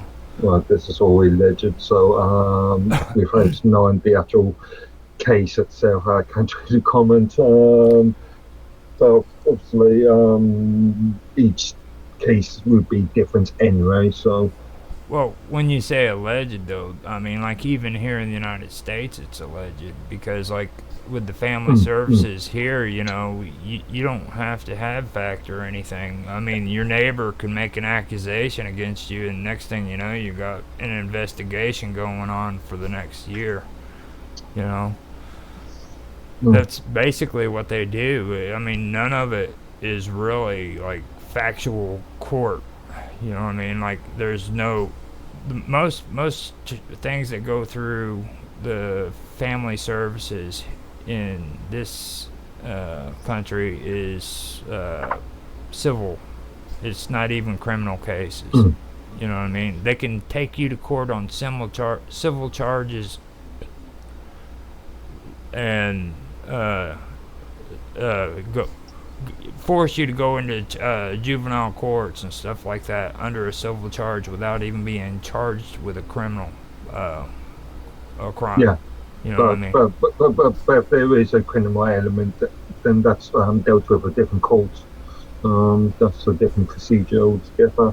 No, they're put together. It's literally I was sitting in the waiting room of the courtroom, okay, and I was in the same room as guys who freaking were in handcuffs and literally got in trouble for freaking beating their wives. Okay. for beating their wives, and they show up in court in handcuffs with the sheriff escorting them. I sat in a freaking waiting room with these same people. That's what I'm saying. They treat them all like that, no matter what. You know, there's no distinguishing between them. But you weren't aware of the seriousness of the nature of the cases. I'm They, pretty yeah. pretty sure they were handcuffed. I mean, literally, they were handcuffed. And Yeah. Obviously, they were handcuffed, but you don't know the background of those cases. Right. This is where you really need to break down. Well, that's another thing I was talking about with the courts. They make it to where it's closed court, nobody can come in, and they're also keep the files sealed so that nobody can actually. In this, yeah, okay, I'm not sure about the legality of that in this country, but all court cases, unless there was a national security issue there, it's child protection laws.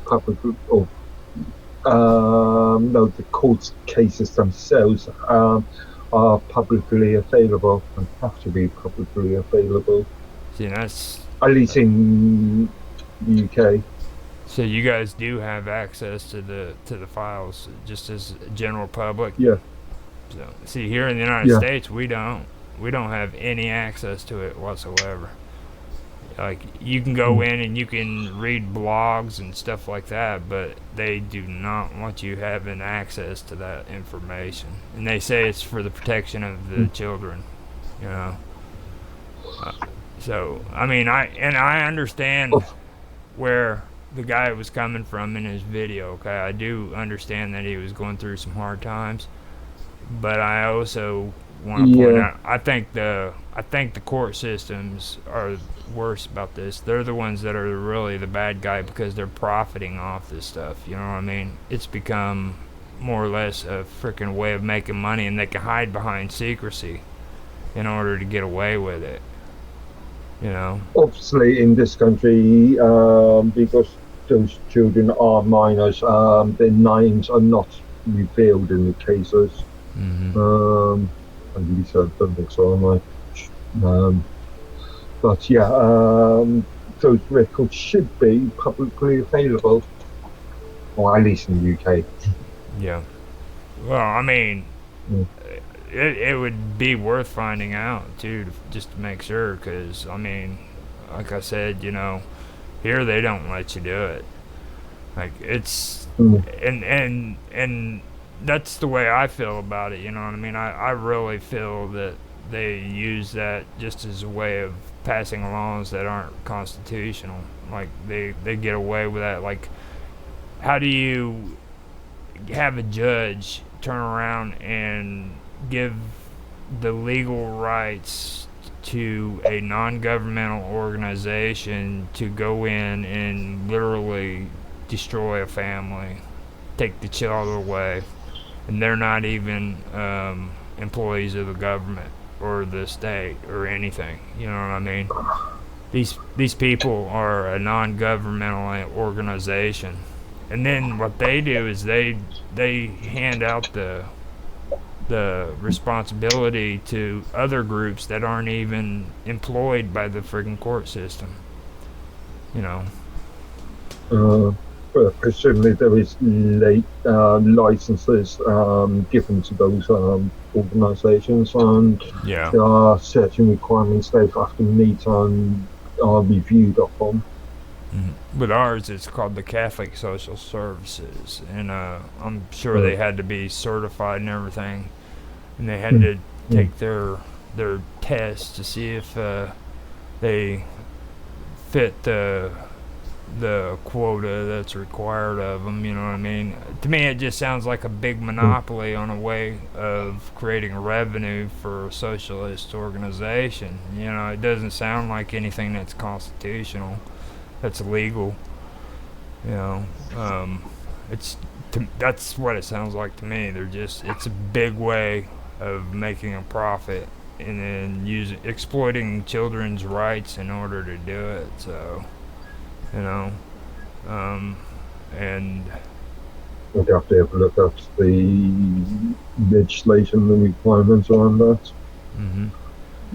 Now, another thing that got on my nerves is like whenever I tried to call to see if I could get some help. That what we have here is called the Land of Lincoln, okay, and they're supposed to help people who can't afford to get a lawyer and stuff like that. Um, Now, the first thing they do whenever you call them up is you get an automated freaking message. Okay. And I didn't even know. This is the first time I've ever called this place. And it was an automated message. And guess what they wanted to know?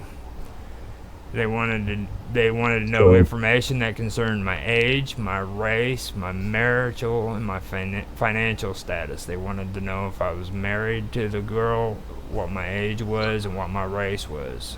You know, and what my financial status is what through an automated call? through an automated call. I'm not lying. Okay. That's the I craziest think thing. in the UK that would be a violation of the UK Data Protection Act. I'm not 100% sure on that, but I can see general data protection regulation issues there. But the messed up part is GDPR. not only did I get that call, but I was refused service. Okay, by the legal Mm, welfare system by this freaking automated question service. You know what I mean? Not only did they ask me the questions, but then they say we can't help you. You know, on the phone. Not one time was I okay. able to even talk to a human being, man. I mean, that's crazy. So you call them up, you Mm, get an automated service that asks you the questions, and then at the end they say, "Well, we can't help you. Have a nice day." And it's crazy shit, you know.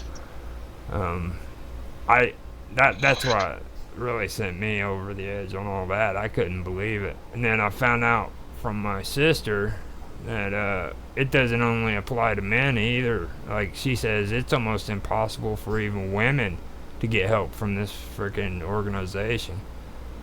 You know, mm. but Well, as I keep on mentioning, the within the EEA there are a lot stronger consumer um, data protection rights. The US is extremely weak on this area, they're horrible. Like except they, it, yeah, with the exception of the Health Act, the HSBC, I can't remember what it's called, but yeah, the HIPAA. Apart from HIPAA, oh, HIPAA. That's the yeah, thing though. See, they hide behind HIPAA laws too. And that's the mm, thing about mm, these groups, and like they've set up monopolies to where they're exploiting the system so they can make profit. Okay, like they're creating mm, monopolies literally. Those organizations like the Christian or no the Catholic Social Services. See, they went and they took the exams and they got freaking passed and everything. And they went through the regulations, so they're qualified. So that means that all these other organizations who didn't have the money and the access to, you know, get approved with those regulations can't take that job. So it goes to specific people. You know what I mean? It's mm, just like in prison systems where the cafeteria has to be supplied by food. School systems same way. The same thing with that mm, Catholic social services. I mean, these people literally are getting jobs without even having to bid for them. So it's kind of screwed up. yeah, You know, um, that's the one mm, thing that really uh, is interesting, and it does. It goes down like my son never visited his actual caseworker when it came to freaking DCFS. It never happened. He had this counselor that was from the Catholic Social Services, and that was it. You know, So, I mean, there's a lot of weird stuff about it that is pretty interesting.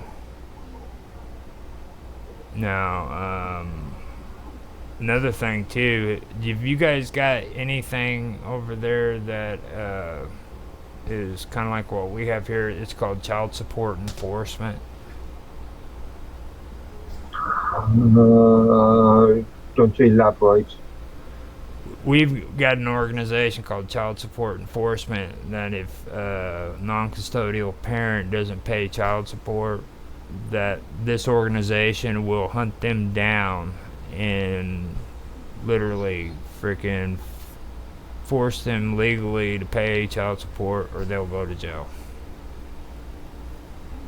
Uh,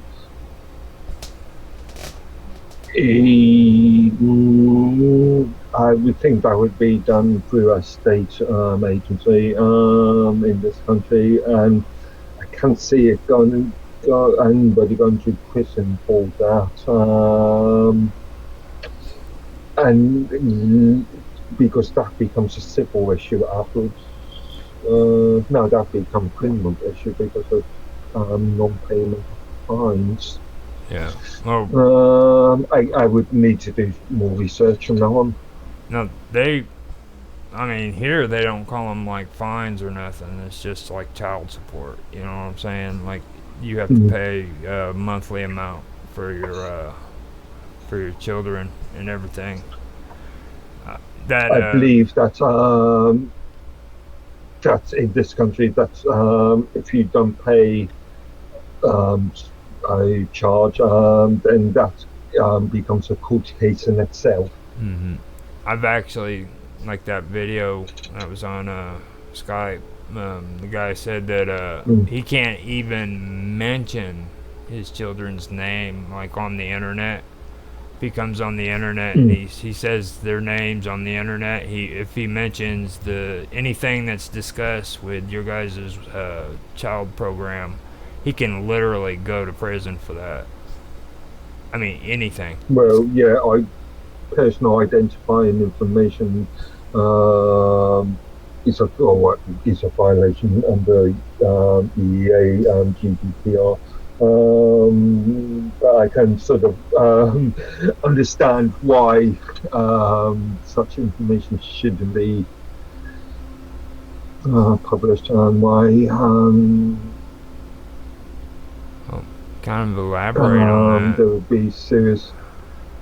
Well, in the EEA, the General Data Protection Regulations, which is part of the UK Data Protection Act, requires consent from the individual for any personal information, personal identifying information to be released in the public,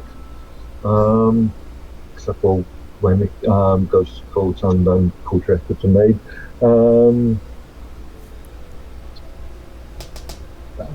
Lost the chain of my thoughts then.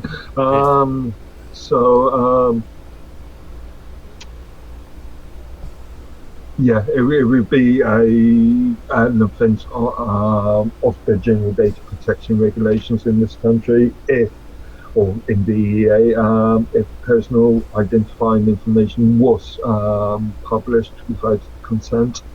Yeah. And obviously, those children are being minors, and therefore, legally speaking, they cannot give consent. Now, see, that's why I was bringing up the organization that we call like Child Support Enforcement.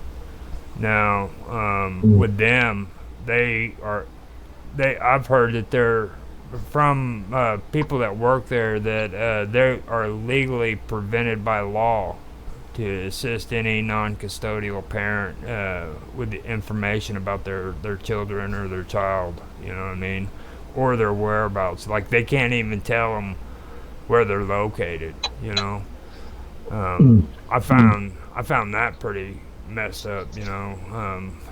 That had to do with my oldest son because for the longest time I didn't even know who he was. I just started a relationship with him within the last, I'd say, about 15 years. You know, but before that, I didn't even know what his name was. I had a I had him out of marriage, and it was a teenage pregnancy. You know, she ended up taking off with her grandmother to Reno, Nevada. You know, and I was like sitting there with my hands, you know, like what the hell.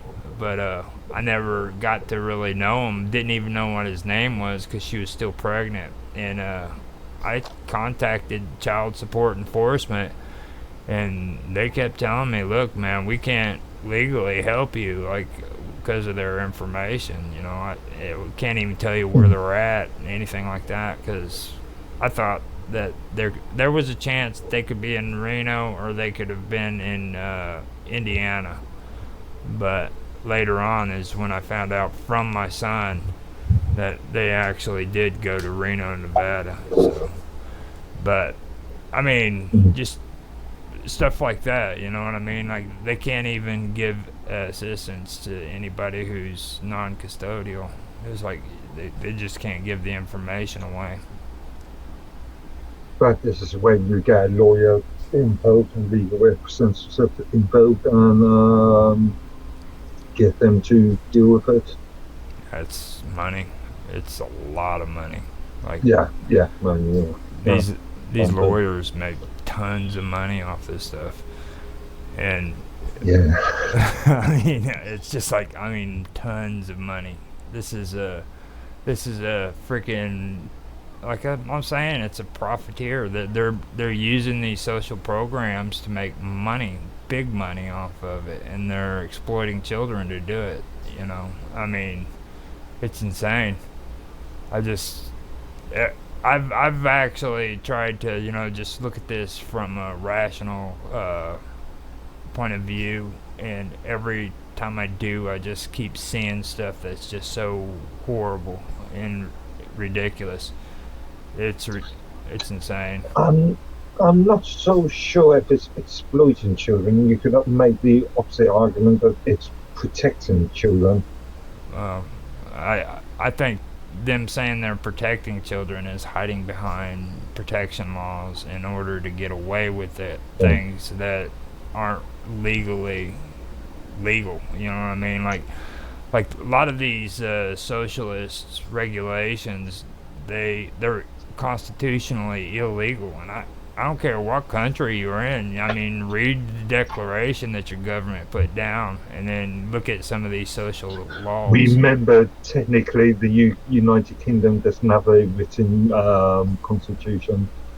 You could argue that the Bill of Rights, 1689, and those other acts are written constitution, but that's a interesting legal argument in itself. Well, that's because you guys went with a queen that said that let them all eat cake. Remember that term? Let them eat cake. Mm-hmm. You remember that? Yeah. Yeah, you probably You're never... thinking the French. Yeah, you're thinking of the French rather than the Brits. No, Yeah. it's an old American Revolution story where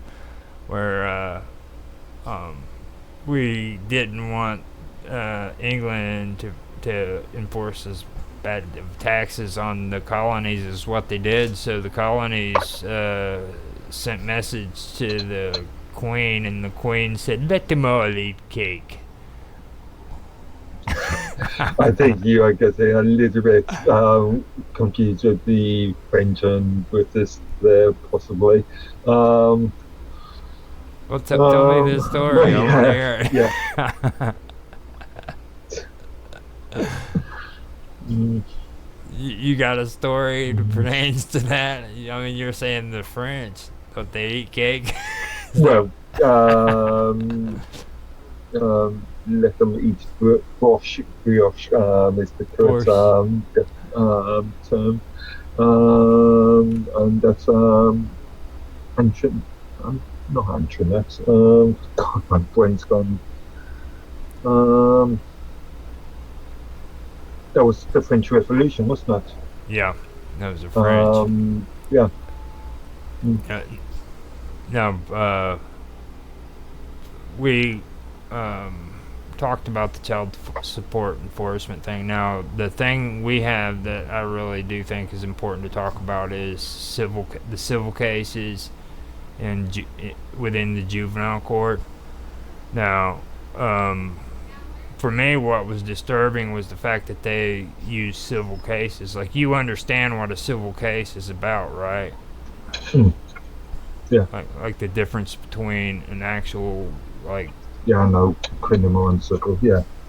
now the thing that gets me is when they use juvenile courts for civil cases, they're literally like making the child out to be like their property. You know what I mean? A possession.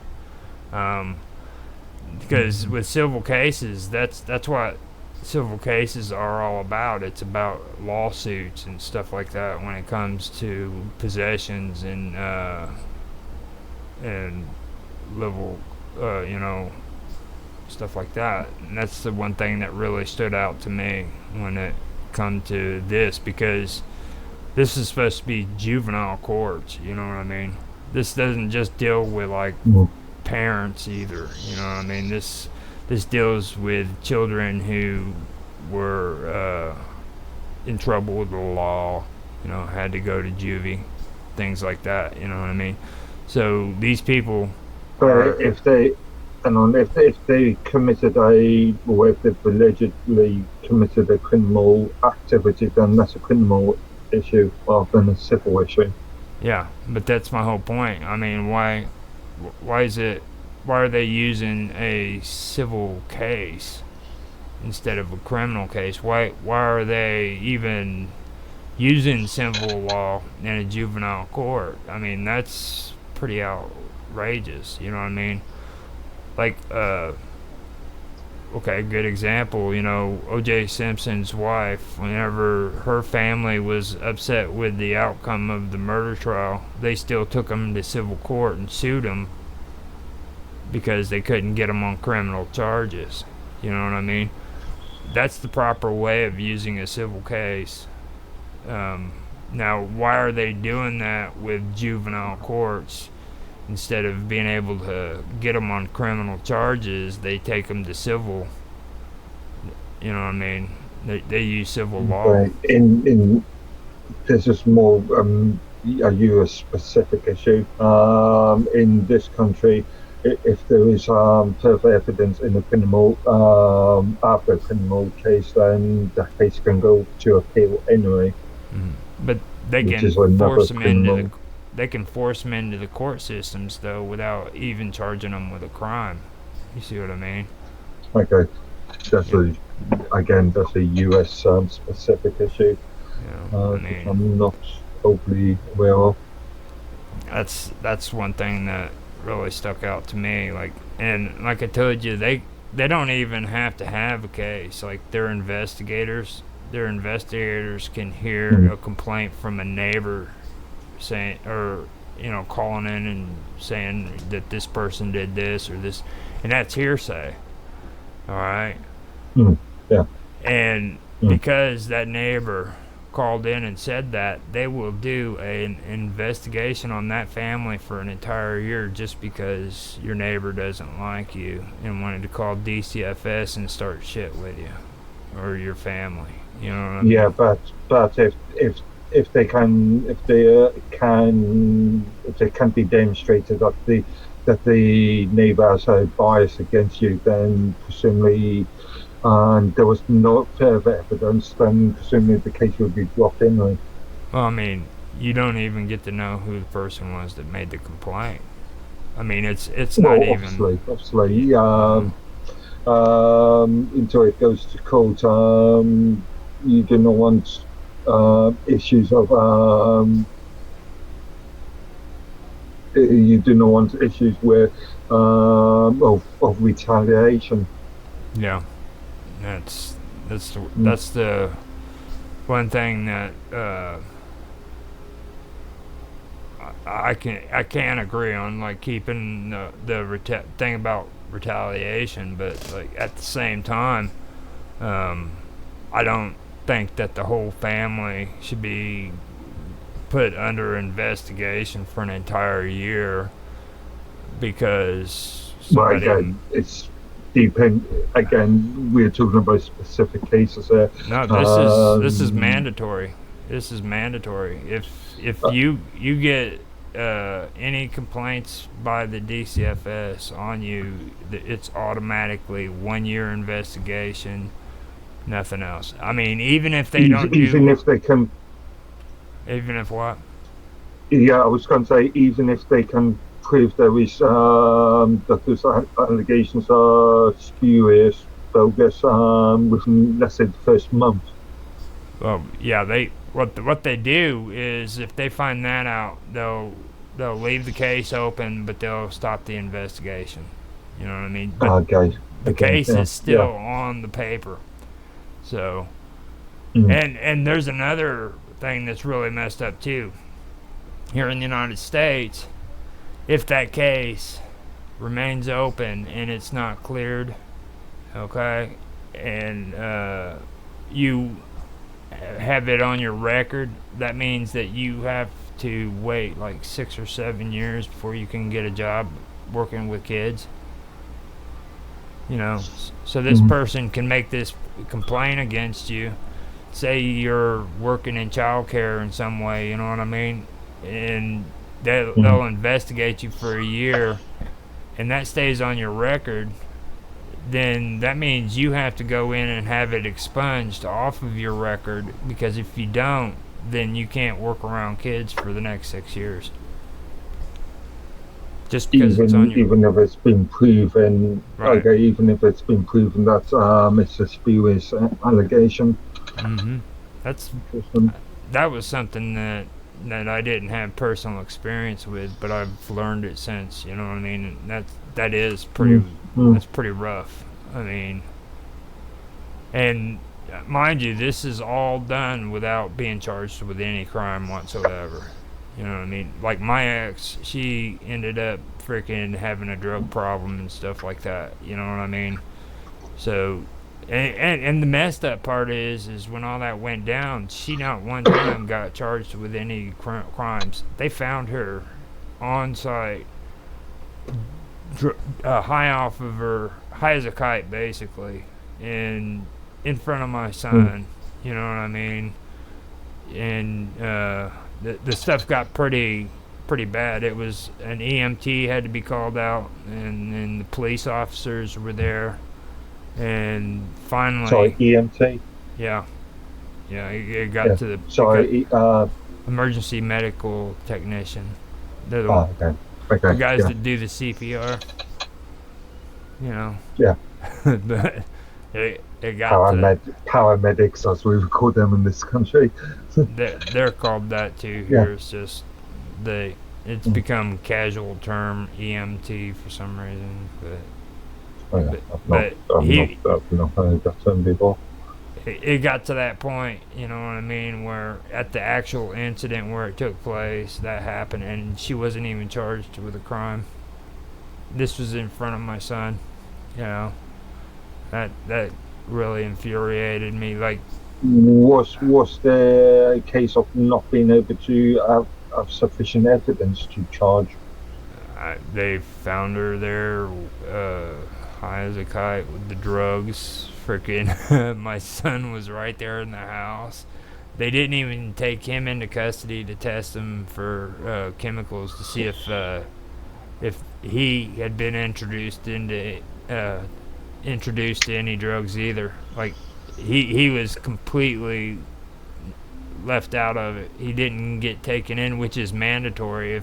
If that type of situation happens, then the child has to be tested to make sure that they didn't get introduced to drugs and alcohol either. Mm. And mind you, he was 6 years old at this time, so Mm. you know, Mm. I think that's pretty messed up. And come to find out, if he wasn't able to freaking call the police, then she would have ended up dead because she almost OD'd on these drugs that she was taking. She was hooked on prescription I'm medicines. just curious.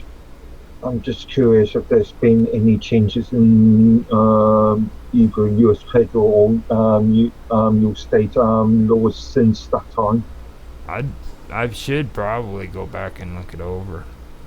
I was writing a crap load of blogs and everything about it back because I was in one of those pissed off moods. Um, I, I was actually, it got even worse because like the thing about this whole situation with being a non-custodial parent is like first you get these especially if you don't have money, you need to get a public defender. Okay, that's your first screw up. Because you go in there and then they want you to sign papers saying that you're too poor to freaking provide yourself with a public defender or with an attorney. So they're going to give you a public defender. Well, I ended up doing that because everybody thinks, well, you need to have somebody representing you. So I get this public defender, and he does absolutely nothing. And come to find out, I didn't have the right to speak in court because I freaking had this guy appointed as my public defender. So in order for me to have something said, I had to tell it to him, and he had to talk to the judge on my behalf. You know, and this guy straight up told me.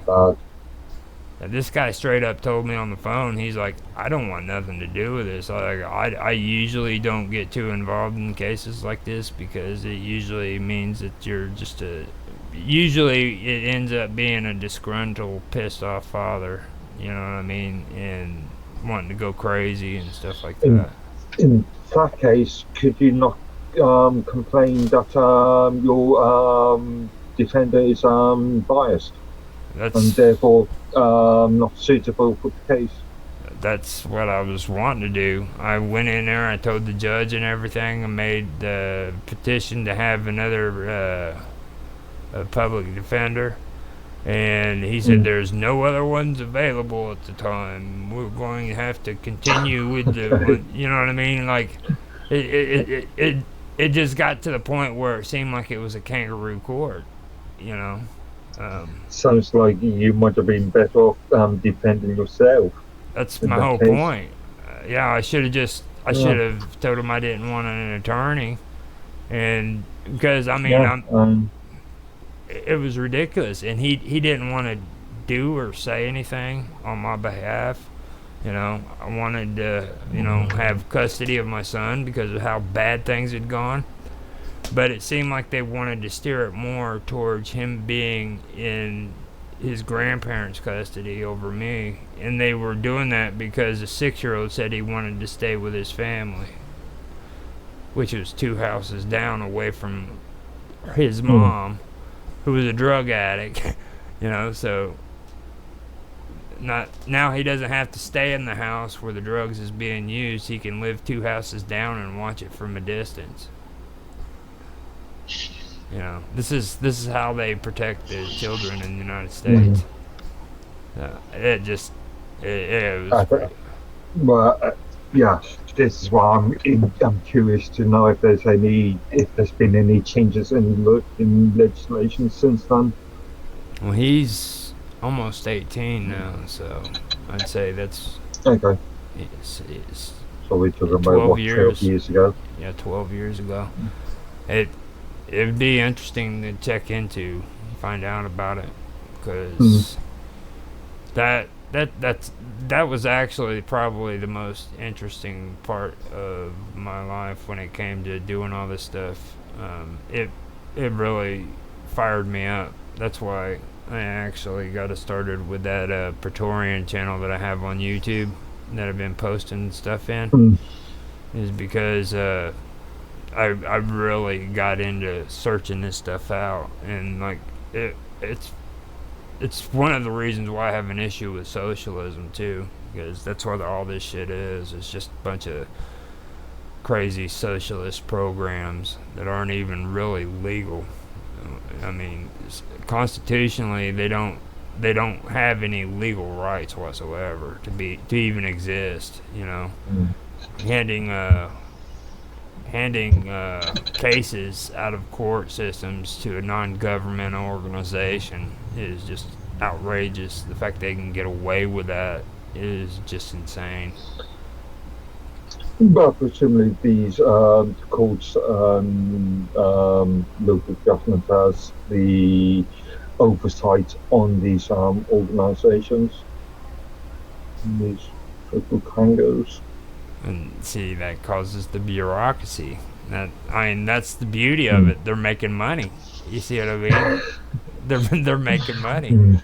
You the lawyers are getting paid, the counselors are getting paid, the guy that frickin' is a student in college working part time driving the kids back and forth to see their parents is getting paid. You know, I mean, you got everything you Mm. need right there. I mean, and guess who's paying for it? Huh? Indeed. Yeah. You see, that's the thing. That's the beauty of it all. It's a monopoly. It's just insane. Mm. So, now the investigators, okay, the thing that I had an issue with too was the waiving the search. The diligent search. That's actually in their procedures, okay, and their rules. The DCFS has rules and procedures that they have to live according to or practice, Mm. and it's actually in their rules and procedures that they have to do a diligent search for the other parent, okay. But Mm. I found Mm. out that the investigators, if they see that or if they find it fit, they can waive that right. There's actually a waiver that they can get away with where they can waive the right or waive the diligent search for the other parent. Like they don't even have to do it. On what conditions? On On what conditions? Presumably there's conditions to on do this. from my case personally, it was because my ex told them that I was nowhere to be found. So they didn't even try to make the effort to do the search. Okay. Okay. Like, I didn't exist. I live like 15 miles away from this woman. Okay. Less than 15 miles, probably. And they could have easily just freaking checked on the freaking records and found out that I lived just like one town over and get my address. It wasn't that hard of a search, you know what I mean? I'm right here, and Mm. they waived it and never even made the effort to do it. That's what got me. That's what I was telling you about when I showed up for court. They were amazed that I even got paperwork to show up. You know. Mm. Now, I found out that the investigators that go out to do the investigation have the right to do that. Okay, it's not even the counselors or anything. It's the actual investigators that have to go out and investigate the case. They can waive the search, and they took her word over freaking anything else. Instead of doing the search, they took her word for it that freaking I couldn't be found anywhere. You know, when do you take the freaking word of a person who's in trouble with you in the first place? You know what I'm saying? Like that's like a freaking cop taking the word of a criminal who looks at him and says, "I didn't do it. I'm innocent." You know. Okay, so since you said you're innocent, we're just gonna go ahead and let you go. You know. I find that pretty odd, that the fact that they could do that. So. And Yeah. That's... now,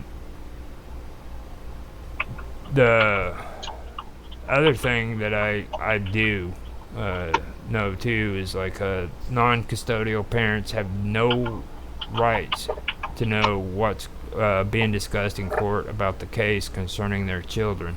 All right, so when you go into court and you are non-custodial, which means you haven't been a part of the family. Is like in my situation, me and my ex had our son out of marriage. Okay, you know what I'm saying? And I was never technically head of the household. This concerns them, Okay. not the married father who lost his wife story. I'm talking about people who've never been a part of the household. It was a pregnancy out of marriage, okay? These non-custodial parents have no rights to know what's being discussed when it comes to their children at all. They have no legal rights to it. Now, Okay. now, if the other parent gets in trouble, all right, for any reason, like in my situation, now, if they get in trouble with the law or the DCFS or whatever welfare program they have, the non-custodial parent is also in trouble too. It goes together. They don't distinguish between the two. So, if one of the or if the custodial parent gets in trouble with the court systems or with the DCFS, then automatically the non-custodial gets the same problem. Like I could have lost my parental rights over my son because freaking she got in trouble, and I would have never even heard about Okay. it. You know what I mean? My rights would have been gone just because she got in trouble with the law. And they kind of screwed me anyhow because they didn't take my parental rights. What they did is they made freaking his grandparents guardians. You see, so now they're guardians, and I still have my parental rights. You know. So that means I get to stand from a distance and watch somebody else take care of my son. It's pretty fucked up. Oh, we didn't take care of your rights, but we're just gonna make these guys their guardians. Yeah, you know, that's pretty messed up. Yeah. And that was something that was kind of messed up with me when I seen that stuff. Like, you don't have the right to know about any kind of information either in court when it comes to your child in a case. Whenever, like with me and my ex, I couldn't find out what actually took place. Okay, I had to actually read through the summons that I got because they always put a copy of the police report on the summons and a summary of it. And then I kept asking the counselors if I could get records to find out what the heck's going on, and nobody would ever send them to me. You know, they kept beating around the bush about, well, we need to have visitation set up, and then after the visitations were set up, well, we need to have somebody come into your house and inspect your house so that you can get in-house visitations and stuff. And then they wanted me to go down and they wanted me to get a mental evaluation to make sure I was right in the head, you know. So I did all that stuff, and then in the end they said, well, we've decided we're going to make his grandparents guardians, and we're not going to provide visitations anymore because that'll be up to them from this point on. I'm like, hold on, dude. When the hell did you make this decision? You know what I mean? Like, I didn't hear from a judge saying that this was supposed to take place. It was because they made the decision on their own. They just decided, you know what I mean?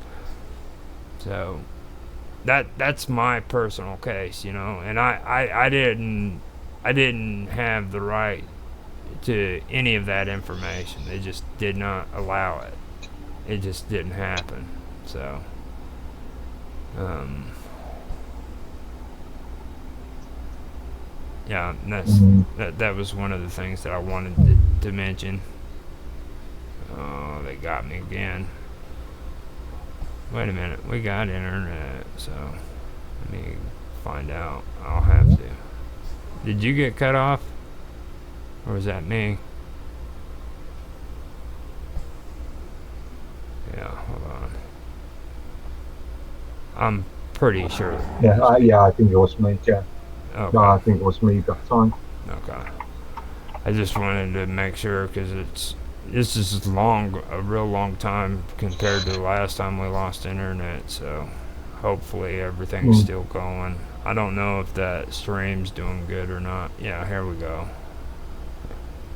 Yeah, it's going good. I hope. It says it's live. So I've been babbling on pretty good. I think the only thing I can really mention is the circuit clerks.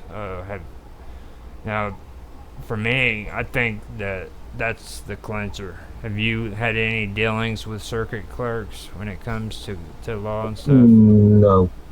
Okay. No. I think. Now, you know what a disposition order is? Yeah, I think so. Okay. Now, you want? Okay. Now, a dispositional order can be filed by the freaking circuit clerks. I don't know if it's like this in the UK or not, but the circuit clerk, without even having to go into court and everything, can file a dispositional order stating that the non-custodial or the custodial parent, or both of them, are unable to care for, protect, train, or educate their children.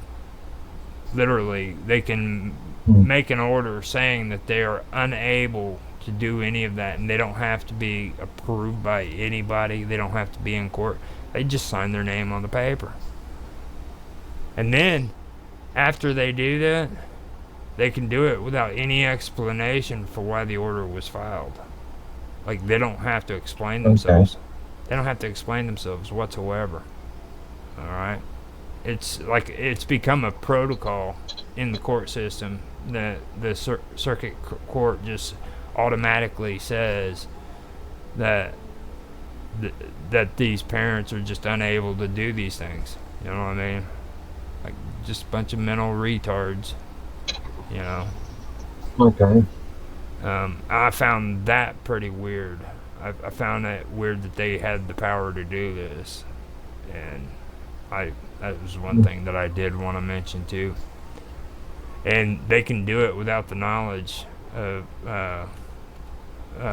you know what I mean, for the non-custodial or either parent. Like, they can do it without any of them even having knowledge that it had taken place. Like, I didn't even realize that they had done it until I actually went through and read the paperwork that I did get, you know.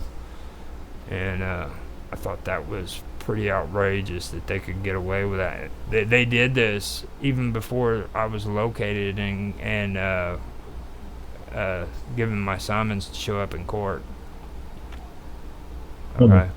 It was just automatic. Didn't know anything about me. Okay.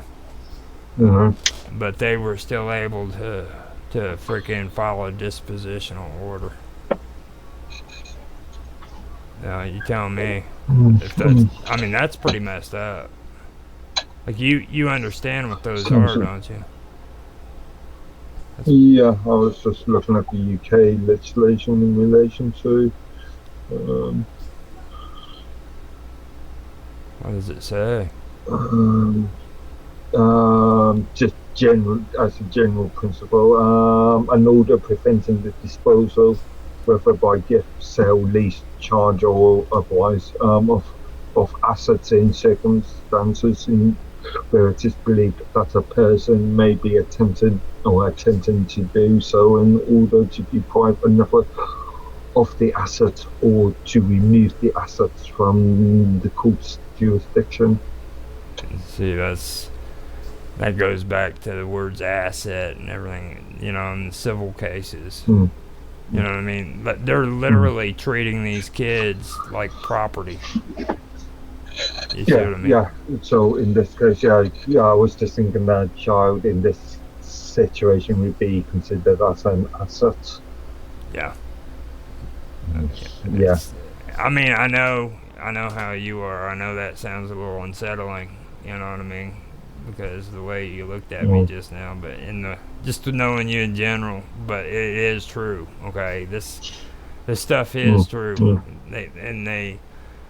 They're treating children like this. I mean, in the end, being honest, I don't have any ill will towards my ex anymore, and I understand she did wrong. Okay, don't get me wrong, she did Mm. do wrong, but the way this freaking welfare system treated her, and the way they did the investigation, and the way they treated my son as well as me, pissed me off more.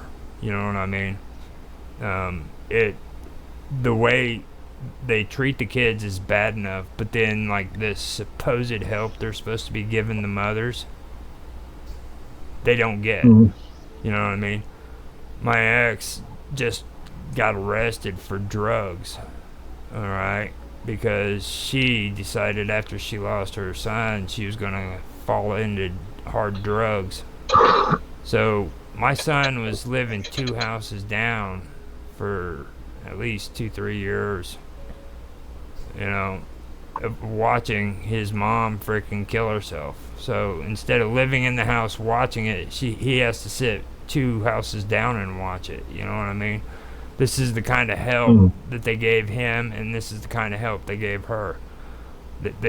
I mean, there was protocols that they should have done with her that they never did.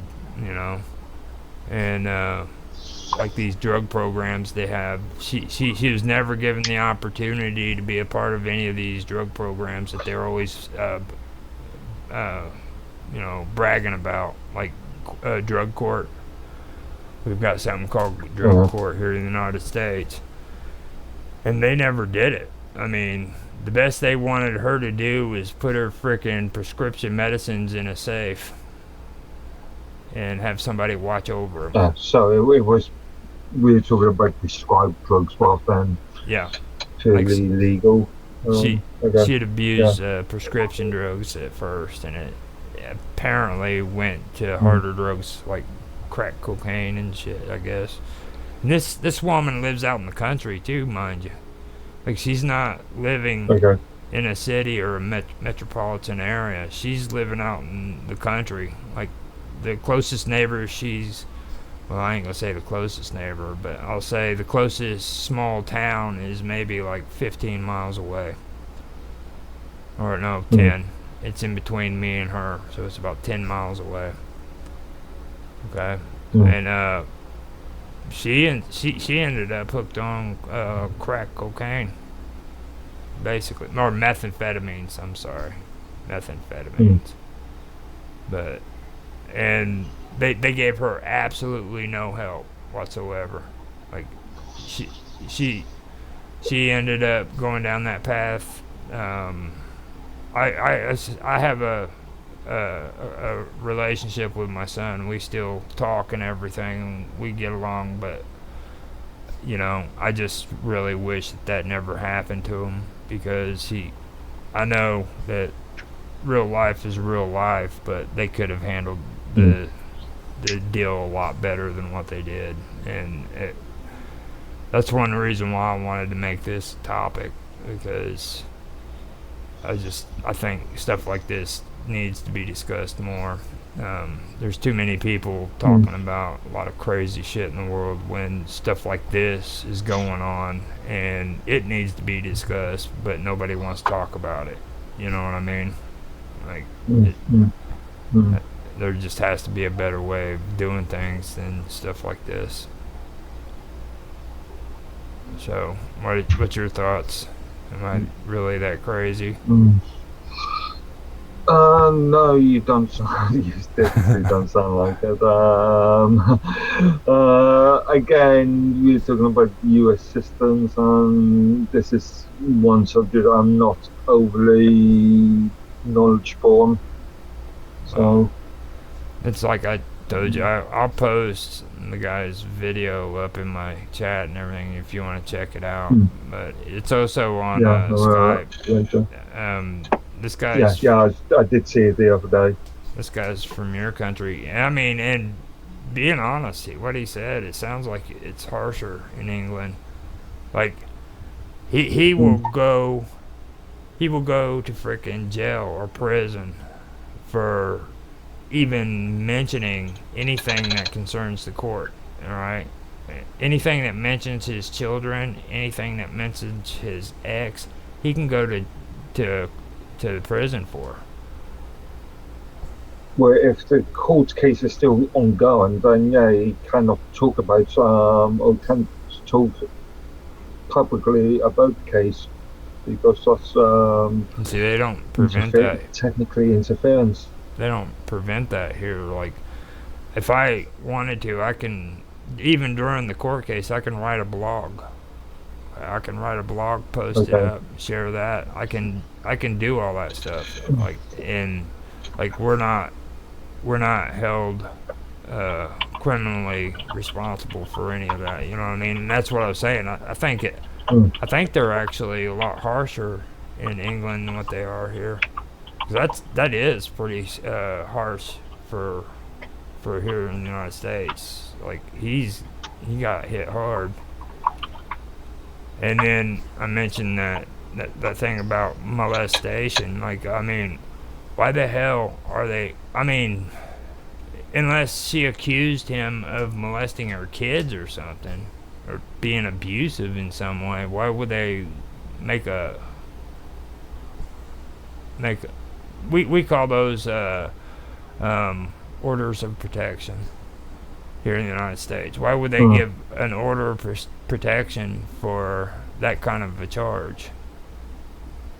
Is that just something they generally always give, fathers over in England? Is that the term that's used? Again, not familiar. But I was just thinking, um,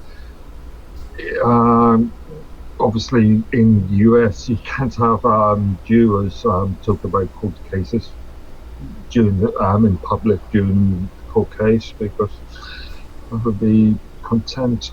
Um, Yeah. No. They so would. yeah, it was same sort of principle. You wouldn't like go into freaking or go leave the courtroom and go straight to the media and give like every bit of information Mm, that you mm, want. mm. But That's yeah, damage in the case. no, I know, like with it would hurt my case if I started saying a bunch of bad stuff about my ex, or if I started saying bad stuff about the counselors and everything. But I wouldn't go to jail Mm, over it. You know what I'm saying?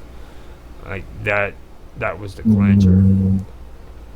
Like, Again, if you start saying bad things about individuals, then that would be a defamation case, and then that would be a civil case, all right, they could sue me. presumably. They could they could Yeah. sue me for it. I mean, like I wouldn't like literally go to jail over it. They could.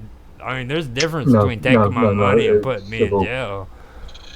I've had to Mm, go to mm, jail before, and I hate that shit. I don't want to sit freaking in jail because I said something that pertained to a court case. I mean, that's pretty rough. So, um, mm.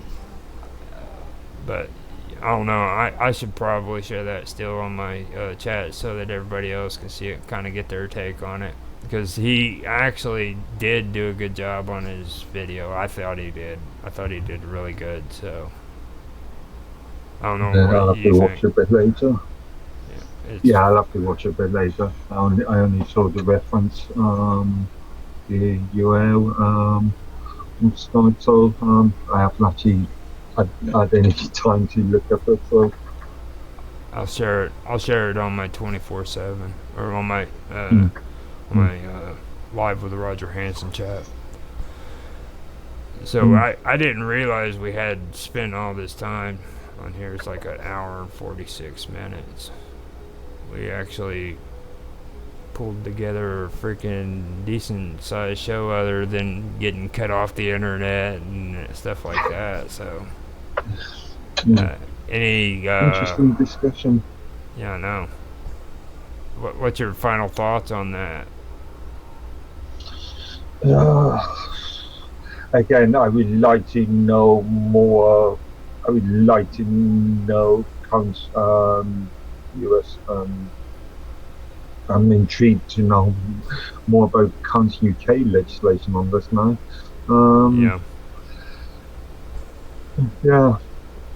See, that's what I'm interested in too because, like, the other day when I seen that video, I was like, I'm wondering what's going on there because I've always, well, I haven't always, but I know enough about the United States laws when it comes to the juvenile courts.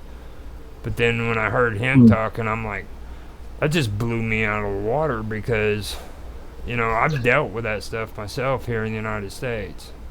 Was the video from his sole perspective? He made the insinuation that it was another person, but I could see it probably being him. So it may not be as objective as it could Yeah, be. yeah, Mm. and Okay. and Okay. Yeah. in You always cases got to be careful about these ones. in cases like this too, you're not gonna find too many objective people. Like, I mean, even with me, with the way I'm talking right now, I'm trying to be objective, but you can hear it. You know what I mean? I've had my own Mm. personal Mm. experiences, and Mm. it's hard to do. Like, especially when you get thrown into a situation like that and coming out of it. I've never heard anybody say that they've come out of these kind of situations feeling better, ever, at all. This is where we could do with a actual lawyer here to actually clarify any issues, Yeah. any points. And it all comes back to that money. You know what I mean? And I don't agree with them on the fact about, well, here in the United States. I'm not going, because Illinois is probably one of the most liberal socialist states in the United States. Okay, it's like maybe the second or third I worst. I can think of worse. You New know, York and California. they're the Sorry. only two. They're the only two. You know, and Mm. Illinois and Wisconsin come into a close third. Wisconsin is Okay. almost as bad, but the thing is, man, is like when it comes to women getting more rights, I don't agree with that. I don't think it applies to women getting more rights now. I think it's getting to the point where they can't even help women now. They want your money. Mm. They want you to say, these women to stand behind them and support them, but from what I'm hearing, even women don't help or don't really get much help from the organization, which is Land of Okay. Lincoln. Mm. They don't even really get help from them either. The funds aren't there or something. So that's my final thoughts on it. Further review, further review would be required. Um, Again, I can't comment about any specific organisation because I'm just not knowledgeable about those. Um, I'm, mm, I'm just glad to get your take on it. I Now, like I said too, that one case that was over in Ireland. Okay. Um, mm, in the end, I put all the posts down there, and the one at the end is the one that she finally admitted, yeah, her dad was a little bit, hard on him and stuff, and did smack her around when she was younger. But she said, even herself, which I can understand. She's like, back in those days, that's the way they did things. You know what I mean? It was a completely different way of living back then.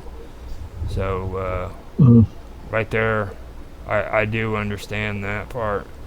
But I just wanted to be clear, too, like, there's two sides of the story, too. Because it's like, you had her story, then you had the family after her family saying a bunch of stuff. So I still think That's it's my mum always used. Yeah, that's my mum always used to say. You need two people to tango.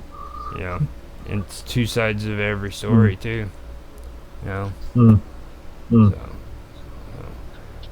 well, I am going to go ahead and end this before we have any more internet problems. And I appreciate you being here. I think this was actually a good topic. It was pretty interesting, and I will end it, and we will see you next week. All right. Tech Talk tonight, actually. Tan wanted to know. I just saw the message him asking what topics are going to be. I've got nothing lined up, so yeah. We need to kind of brainstorm on that too. Kind of go over what you guys were wanting to talk about and stuff too. Like the security thing would be a good idea. About making a good security. Having good security when it comes to your computer. So. Okay. Maybe something to discuss. Yeah. Yeah. Okay.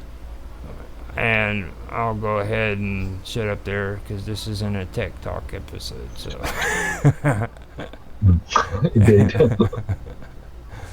And thank you for being here. I'll talk to you in a little bit. Bye. Okay. Speak to you later. Bye. Nice suit, by the way. Thank you. See you later. Alright. That was alright. So, hello, everybody, and welcome to another episode of Live with Roger Hanson. Today, we are going to story mode. We discussed Walt Whitman last week, and this week we will discuss Sadek Hidayat. Now, like Walt Whitman. Wait, I thought last week you streamed a Robot Story. Oh, yeah. Wait, hold up. No, was Robot before Walt Whitman? No, for the past 2 weeks, I feel like you had story. Oh, yeah. Maybe it was Walt Whitman. I know we did Walt Whitman on one day. We were talking about the bridge, and we were talking, and we were just talking about like the different poets and stuff. I thought Robot. I don't remember working last week. I think last week was Robot. Yeah, it could have been Robot, and we took a break, didn't know it. Yeah. Okay. Now, like Walt Whitman, this man is also known as one of the most controversial writers in the modern era, but he isn't as well known, and really in the general mainstream media or areas, Walt Whitman wasn't very much known either. But Sadek Hidayat, he didn't get very much notoriety, but he actually did do quite a bit. His work, and as well as his extended family's work, going back to like descendants, people that were around before he was even born,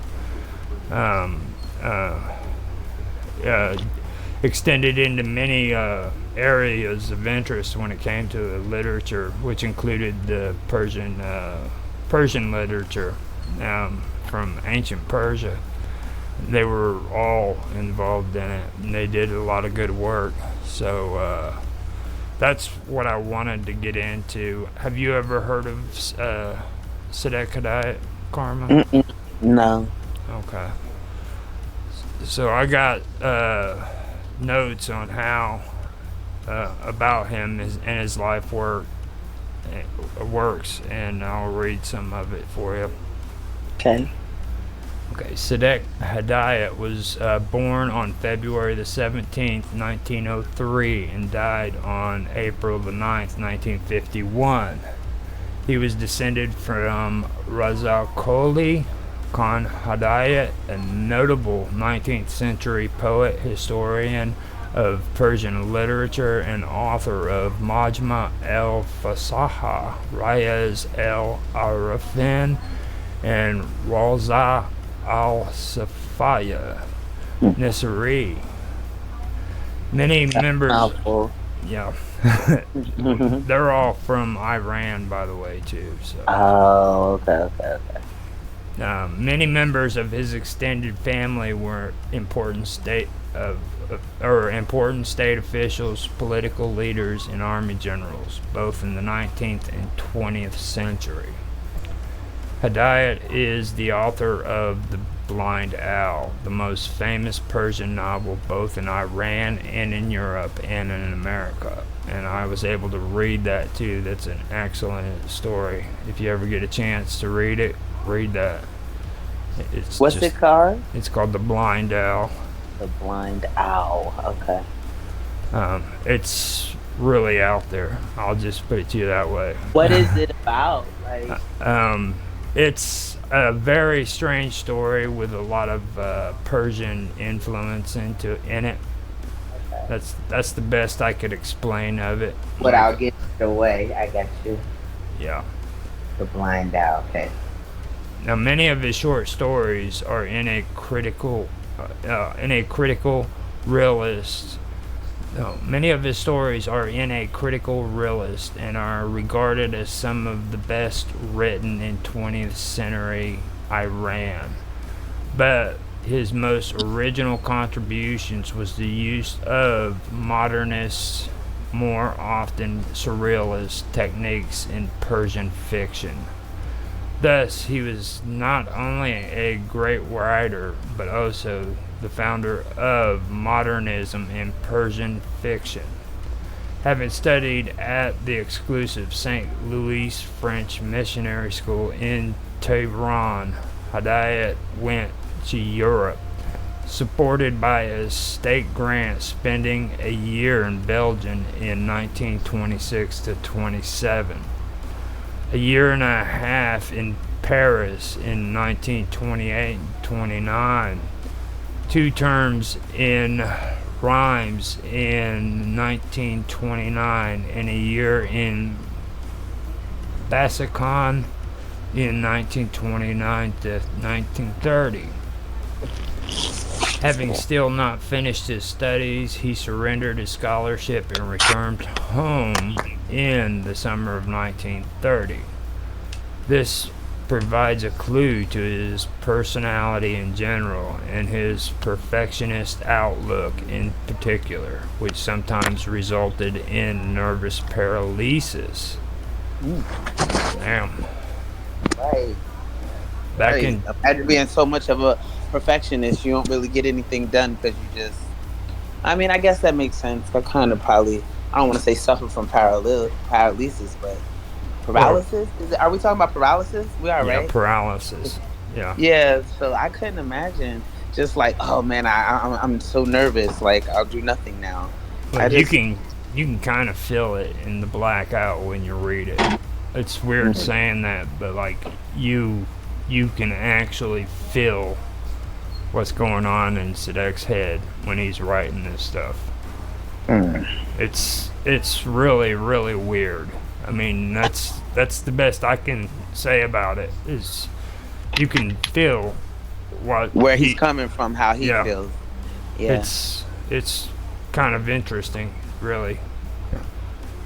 Now, back in Tehran, Hidayat became the central figure among the Rab'a, or Group of Four, which included Majaba, Manovi, Bazorg, Alavi, and Maz'ad Farzad, but had an outer belt including Muhammad, Magadam, Zabeh, Baruz, and Shin Partal.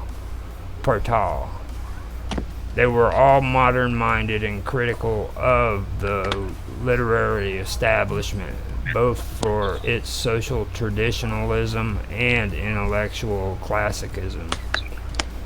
They were also resentful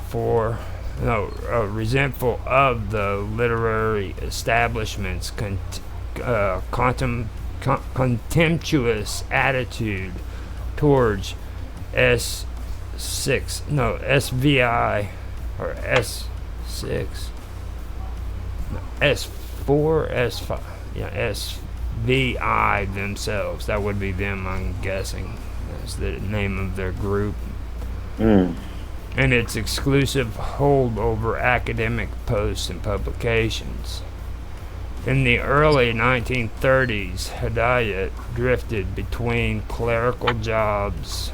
In 1936, he went to Bombay at the invitation of Shin Partal, who was then an Iranian diplomat in that city. Predictably, he had run afoul of the official censors, and in 1935 was made to give a pledge not to publish again. Why? Because of his writing. It was so controversial in Iran that they banned him. Can you hear me? Oh, good. Now I can, but it's like in and out and in and out and in and out. I should probably hold up this little piece right here. That's what I was having issues with the thing. But yeah, he got banned in Iran because of his writing and everything. It was really, really controversial. And you said it's the blind owl, right? Not the black owl. No, the blind owl. Yeah. Yeah, one. I was just making sure. I thought so. Not the black owl. Well, you said the black owl one time. Be That's careful. why I was like, wait, I thought you said the blind owl. Yeah. Okay, go ahead. You're gonna go looking for the black owl. Right, and I'm Find like, I'm gonna find something else completely. Find something creepy and shit. I don't think Right, this and I'll be is telling you like, what you had me reading. that. Oh, that's funny. Okay, now that is why when he later issued the first limited edition of The Blind Owl in Bombay, he wrote on the title page that it was not for publication in Iran, predicting the possibility of a copy finding its way to Iran and falling into the hands of the censors. Oh man, and then getting in trouble. Yeah. During the I year... it was that deep when it came to books that there was such censorship. I guess in the time that he lived in, there probably was though. Yeah. And like now, everybody thinks of Iran as being real socialist and stuff like that. But like this was even worse back then because they were more tyrannical than what they were socialists or anything like that. So when did the transition begin? I guess that's something for a history class though. Well, it didn't come until much later. Like when you heard, I don't know if you remember hearing about the embassy in Iran being overran by the Iranians. It started the Iran-Contra thing that happened in Washington, where yeah, that happened like back in the 70s. Yeah, I say that's in the lab. Well, I guess okay. I was thinking a few decades, but I guess that's kind of more than a few decades. Still long. Yeah, that's long. What? Yeah, it's still been a little minute. It's like 50 years. I know it sounds weird, just saying it. I was thinking about that the other day. Okay, so during the year in Bombay, he learned the ancient Iranian language, Pahlavi, among the Parsi Zoroastrian community. Wrote a number of Oh short. wait, we heard about them before. Go ahead. Yeah. But that's crazy. Okay, go ahead. Wrote a number of short stories and published Blind Owl in 50 duplicated copies, most of which he distributed among friends outside Iran. But yeah, we heard of the Zoroastrian.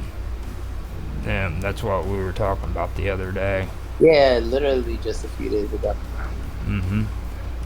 And he learned the ancient Iranian language, which goes all the way back to what we were talking about with the Indo-Europeans and all that. So he had actually learned the language among the Parsi.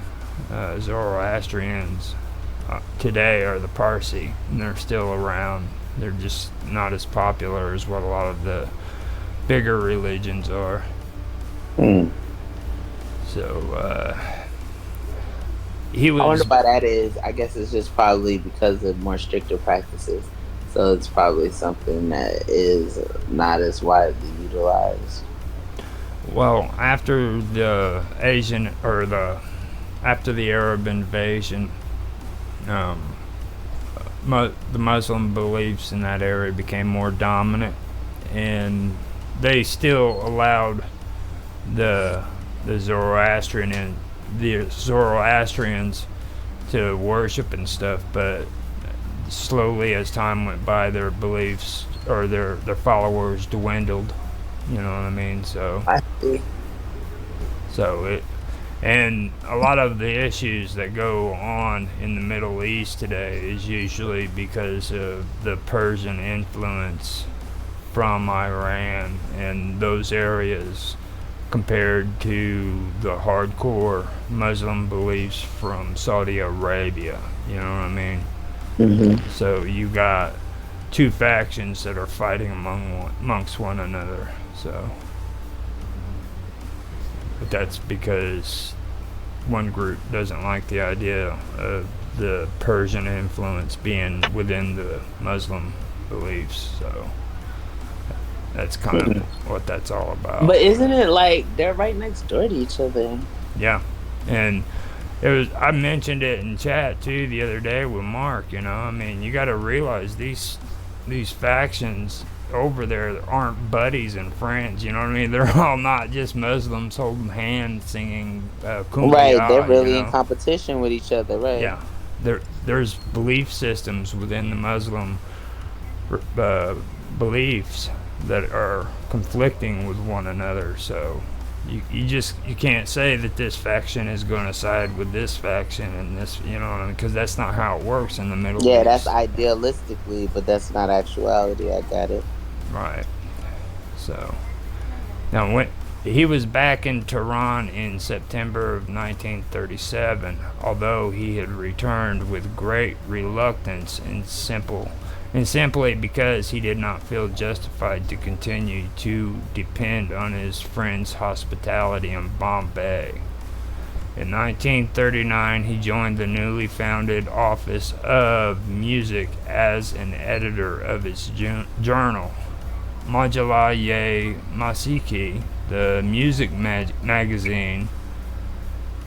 It was literary work among a small group of relatively young and modern intellectuals, including Nima Yushi, the founder of modernist Persian poetry.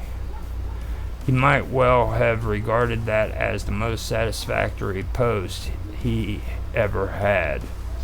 It did not last long. After the Allied invasion of Iran and abdication of Reza Shah in 1941, the Office of Music and its journal were closed down, and Hadaya ended up as a translator at the College of Fine Arts, where he was to remain till the end of his life. He also became a member of the editorial board of Parviz Kanlari's modern literary journal Sakon, an unpaid but prestigious position. Even though the country had been occupied by foreign powers, there were high hopes and great optimism for democracy and freedom among the collapse of the absolute and arbitrary government. The new freedom indeed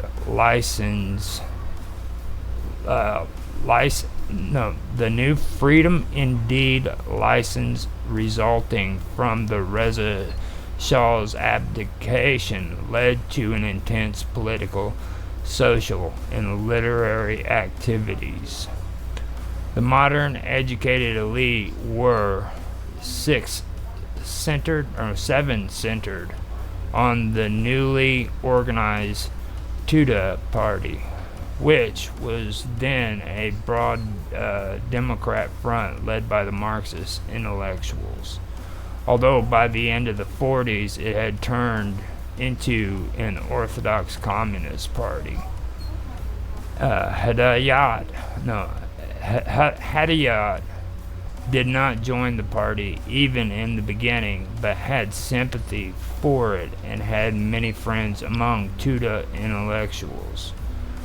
But the party's support for the Soviet-inspired Azerbaijan revolt in 1946, which led to intense conflicts within its ranks, and the sudden collapse of the revolt a year later, deeply upset and alienated Hedayat from the movement. So yeah, he was around back during the time when the communists were coming in and influencing Iran. World War I had just ended, and the Ottoman Empire was pretty much separated and destroyed. So that's basically the time period that they're talking about. So just so you know, and during this time period, a lot of people were like falling into socialism and Marxism and communism as well. And even though Hadayat, I always have a hard time saying his last name. Even though he had sympathy for him, he didn't want to join their groups, you know. Just based off of the differences in beliefs. To be honest, I've never found anything that explained why he didn't support him. You know what I mean? That's the weird part.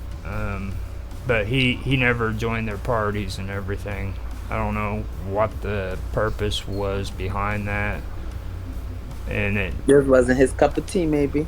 yeah, basically. I mean, that's probably what it comes out to. Cause like, I mean, but I've never seen anything in writing that says why he didn't actually want to be a part of all that. So now he had always been a severe and open critic of established Iranian politics and cultural traditions, and his break with radical intellectuals made him a virtual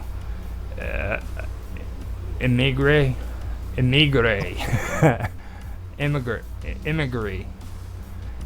his own land. Maybe that's like immigrant. Yeah, maybe it's like an outcast, like to where like an immigrant makes it. Aren't they somewhere that comes from something different, a different place, and comes to a different area? And maybe just they're saying that it makes him to just his thought process, his mind makes him different. Hold on, I gotta mute because I have to use the bathroom and tell the boys that they're too loud. All right. This was a significant contribution to the depression he suffered in the late 1940s, which eventually led to his suicide in Paris in 1951. For some time, his close friend Hassan Shahid Norai who was serving as a diplomat in France, had been encouraging him to go to Paris. There were signs that his depression was deepening day by day. He was extremely unhappy with his life in Tehran, not least among intellectuals, many of whom were regularly describing him as a petty bourgeois demoralizer in his work as black literature. So yeah, it got to the point where like his writing became really morbid and dark to a lot of people during that time frame. Like now, when I read the black there we go, I just did it. When I read The Blind Owl, You did it. yeah, I did it. I ran. But but like with me today, man, I can read The Blind Owl, and I'm okay with it. You know what I mean? And then pretty much anybody else would read it, and they wouldn't think. But back then, during that time period, it was pretty morbid. People didn't think like that, and I could, and that's what it basically came down to. They started calling it black literature and giving him nicknames like petty bourgeois demoralizer and stuff like that, because he was trying to demoralize the Iranian way and stuff like that. So did you catch the part where I said he committed suicide? No, you said he committed suicide. Yeah. Oh God. No. What had happened was because he broke with the radical intellectuals, like I said, they started shunning him and stuff like we were talking about. Oh, right and that's there. why he became an okay.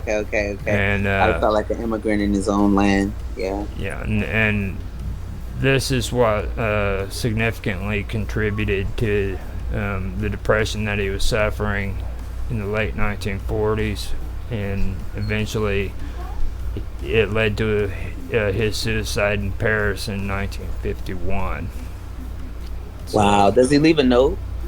I actually seen his great-grandson or his grandson on What? Yeah, my New Thinking Aloud, and He's on Minds. His great grandson. not on Minds. Oh. But his great grandson actually does do videos and everything. He's a college professor, and he's really big into the whole Persian influence. He believes that it's a culture that needs to be preserved, so he's real big on pushing that. And he did mention it in his interview with New Thinking Aloud, but I can't remember exactly what he said about it. So Why do you think that there's such a difference in cultures? Like, why do you feel like it's such a separation? Is it because of like dictatorship, or you know what I mean? Is it like a power struggle type thing? Like, what is it to where, and they're so close together, that it's so different? Well, with the Persians, okay, like when the Arab invasion happened, that was completely different. Like I've already discussed how the Greeks basically vilified the Persians, but you gotta understand something about the Persians. They weren't the bad guys, okay? I mean, first of all, they were the first ever to abolish slavery. You weren't allowed to have slaves in Persia, period. Huh. Okay, and That's probably why they got vilified. Yeah, Villainized. well, the Greeks were in competition with them when it came to technology and everything during that time period. The Persians outdid them in every way. They had better technology, they had better philosophers, they had better structures, period. Their temples, So they their were bullies. libraries. Yeah. They got bullied. That's what it was because they were. Yeah, that makes sense. That's how they do now. If something is better, they attempt to minimize it or demoralize it and make it seem as if it's insignificant in order for them to feel superior. Because if you're superior, you don't really attempt to bring anything down. I You. wouldn't call it like bullying because like bullying implies there's another party that's a weaker party, and I would I would compare it more like the two biggest boys on the block. You know what I mean? I see. So you had the two biggest boys on the block, and they were talking crap to one another. You know what I mean? Ah, yeah. No, So it was eventual that these two big boys were going to meet with one another, and then you were going to find out who was the biggest. You know what I mean? hmm And that's really the best way of how to explain it. But we're influenced mostly by Western, um, or the Western society today is mostly influenced by the Greeks and what they taught. Um, a lot of the great stuff that was written by the Persians is lost to the Western world, and that was because we fall so deep into like Greek literature, Greek mythology, Greek this, Greek that. You know what I mean? Majority of it just stems out of all Greek. So, I mean, even Alexandria, okay, that's in Egypt, is Greek influenced. You know, so does that help? Yeah, no, that does make a lot of sense now when you think about it. But there's still like bully stuff. The Greeks been a bully though. Wait a They've been. minute. Okay, he's got letters to his friends. So, now let me read this.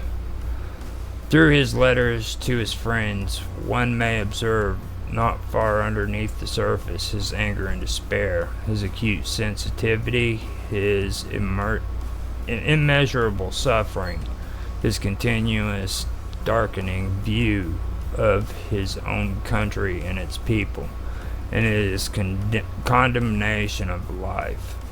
Through them, perhaps more than his fiction, one may see the three aspects of his predicament: the personal tragedy, the social isolation, and the universal alienation.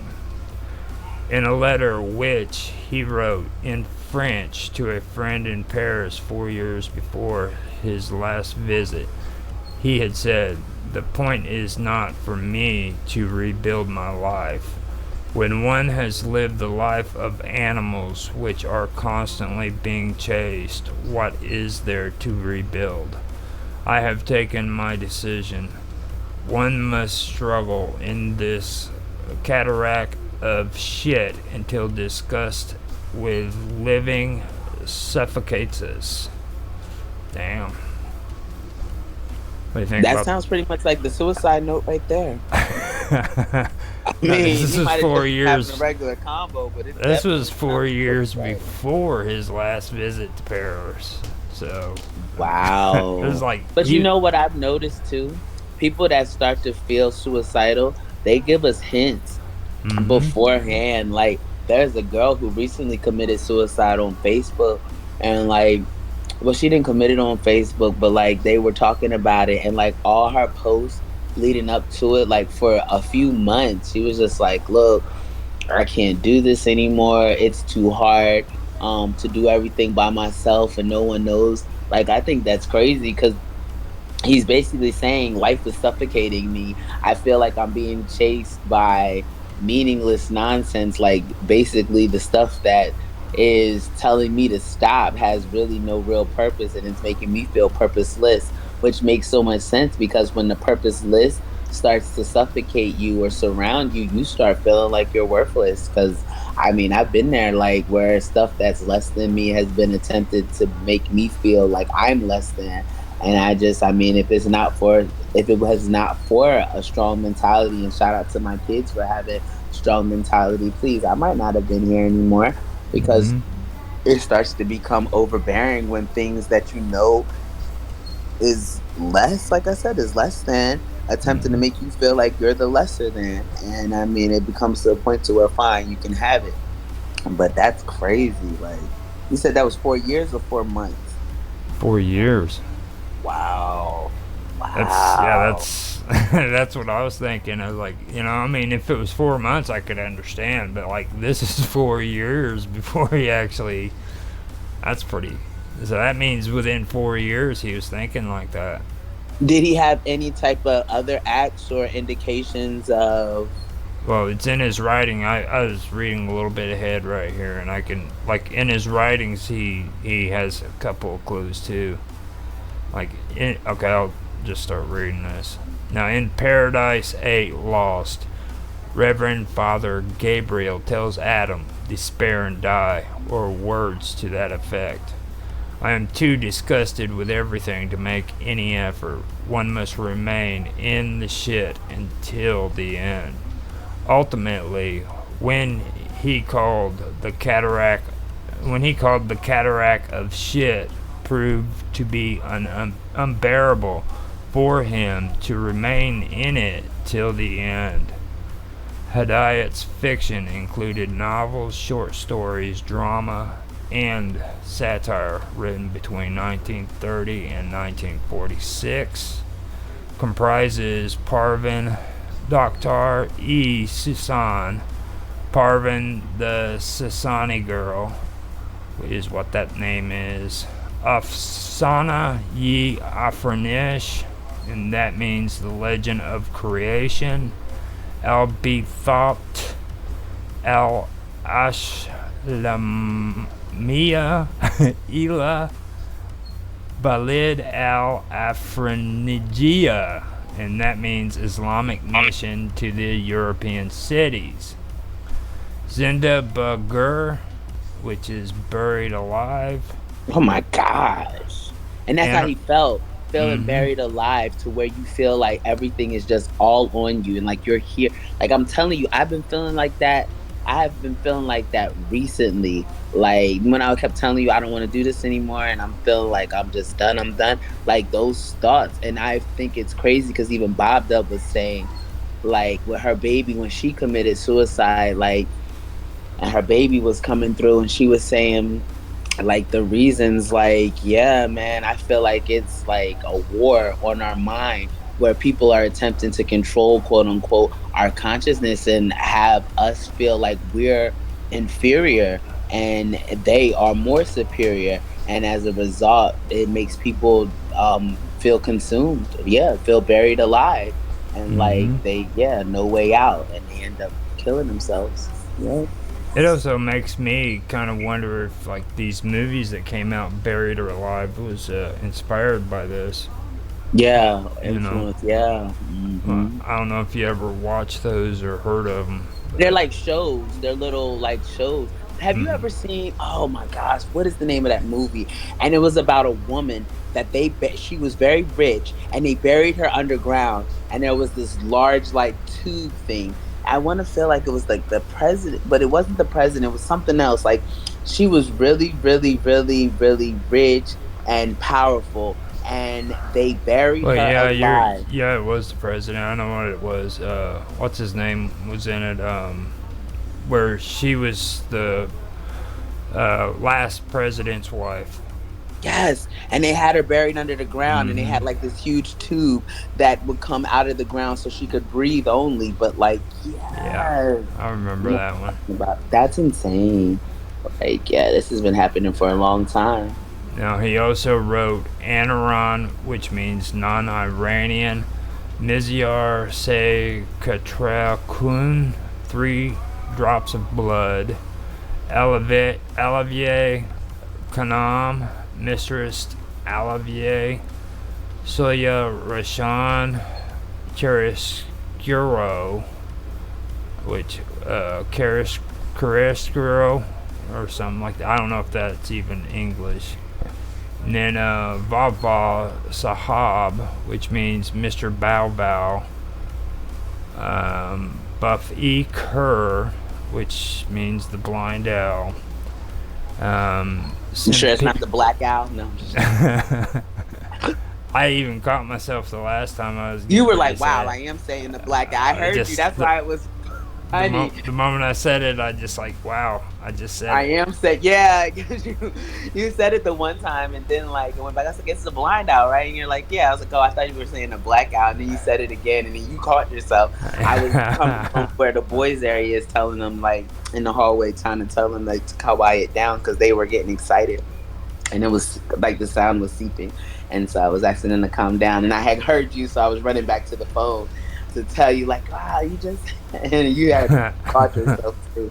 That's funny.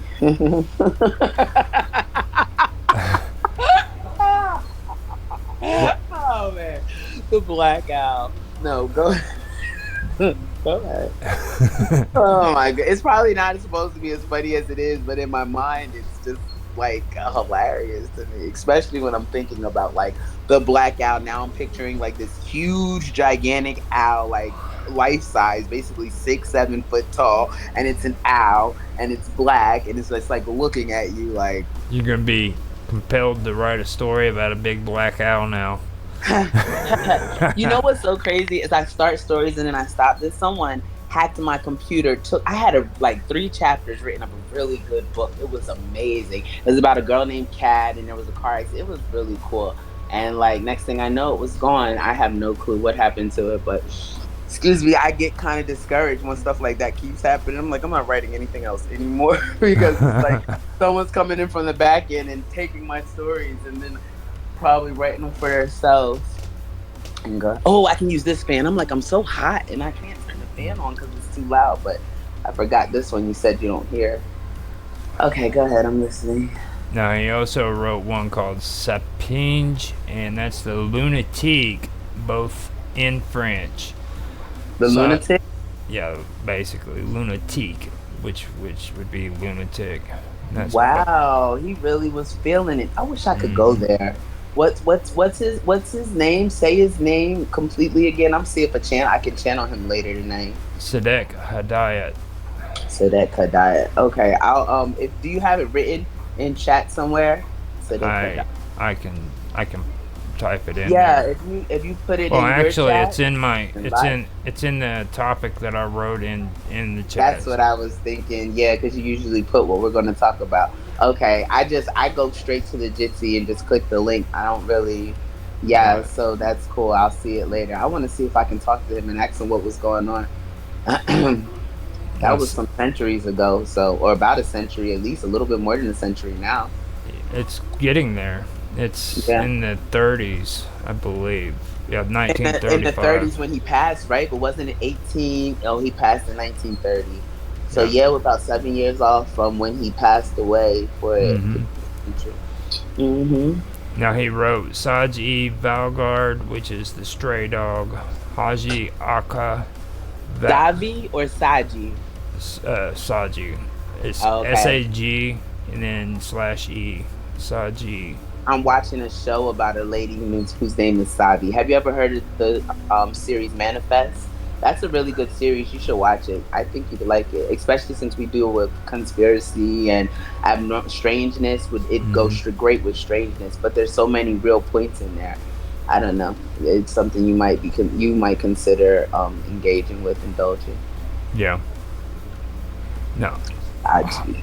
He said, now Haji Aka. That's Hajji Haji Aqua Valagara, which is mucking about. And then Tupi Marbari, the Marbari canon. I have classified Hadat's fiction into 4 analytic distinct categories, although there is some inevitable overlapping between them. Romantic nationalist fiction, critical realist stories, satire, and psychofiction. First, the romantic national fiction, the historical dramas, Parvin and Maziyar, and the short stories, The Shadow of the Mongol, Saye Yi Mogol. But what? How do you spell it? Mongol, Mogul, Mogol. Moghol. Oh, that sounds a bit like Muggle from Harry Potter, Mm-hmm. and I was just wondering if it was. Mongol. Mongol is the English interpretation of it. Mm, Mongol. mm, And the story is called The Shadow of the Mongol in English. Mongol. And now The Last Smile, which is in Arabic spelled Akharan Lapkhand, are one of the whole simple in sentiment and raw in technique. They reflect sentiments arising from the pan-Persianist ideology and cult which swept over the Iranian modernist elite after the First World War. The Last Smile is the most mature work of this kind. Hedayat's explicit drama is not highly developed, and he quickly abandoned the genre along with nationalist fiction. But many of his critical realist short stories could easily be adapted for the stage with good effect. The second category of Hedayat's fiction, his critical realist works, are numerous and often excellent. The best examples being Ix Alevaya Kanam, Mistress Alevaya, which is a comedy in the classic sense of the term. Talab-e Amerzes, or Seeking Absolution. Mohalal, the Legalizer, and Morde Korha, the Ghouls. Now, the Ghouls, I'd be interested in that. With the way his mind is, writing a book about ghouls. Could you imagine that? I guarantee you I'd get chills down my neck. I'm sitting here thinking, especially if you already have this type of dark mentality, Yeah. and then you know what I mean. Now we're writing books about ghouls and goblins, and I don't want him to write any scary shorts. I'm good. I'm good. Something else. And then with a Persian influence on top of it. Like, that's really interesting because they've got some really interesting folklore. That's what I was just about to ask you. Are they known for dark folklore type stuff? The Persian. Well, the Persians have a story about how one of their leaders set all of his how would you explain them? The people that were below him, that his chain of command, down at a table, and then he had them take and cook the dead body of a human, and these people had to eat the body of this dead human to show their loyalty for him. What? To whom? To what? What loyal to who? That was one of the folklores. It's not true. Well, it's not proven to be true. But I was about to say, I mean, that's a little graphic for it to not be true. They have a lot of graphic stuff that's not true. Trust me, they do. Now I'm just saying, like, when you sit here and you talking, man, I feel like everything that comes out, that it has some type of truth to it, even if it's not presented quite yet. Mm-hmm. That's what I was trying to say. I mean, his state of mind, writing about ghouls, and then putting a Persian influence on top of it. Mm-hmm. Okay. No, like 101 Nights, or what is that called again? Mm-hmm. Now, You know that what that story is about, right? The 101 Nights, 101 Arabian Nights, Yeah, Arabian Nights. You know what that story is about, right? Aladdin. No, the girl has to sit and freaking tell stories to the Sultan. Okay? And if she hasn't got any more stories to tell, then she'll be put to death. Oh my gosh. Jeez Okay? Louise. And it has to be something he's never heard before? It has to be enough to keep him entertained. Lord of mercy. How do you know what someone's entertainment level is? Like, what if after the first, after the first 5 minutes, you bore me off with her head? Oh my God. Wait a minute. Hold on. I got more. Just give me a few seconds. Lord of mercy. Oh, God. Yeah. Now, to varying degrees, both satire and irony are used in these stories, though few of them could be accurately described as a satiric fiction. They tend to reflect aspects of the lives and traditional beliefs of the contemporary urban lower middle classes with ease and accuracy. But contrary to views long held, they are neither about the poor or the downtrodden, nor do they display sympathy for their types and characters. Wretchedness and superstition are combined with sadness, joy, hypocrisy, and occasional criminal behavior. This was in the tradition set by Jamal Zadeth, though he had more sympathy for his characters, enhanced by Hadayat and passed on to Chubak and Al-E-Ahmad in their earlier works. Coming to the third category, Hadayat's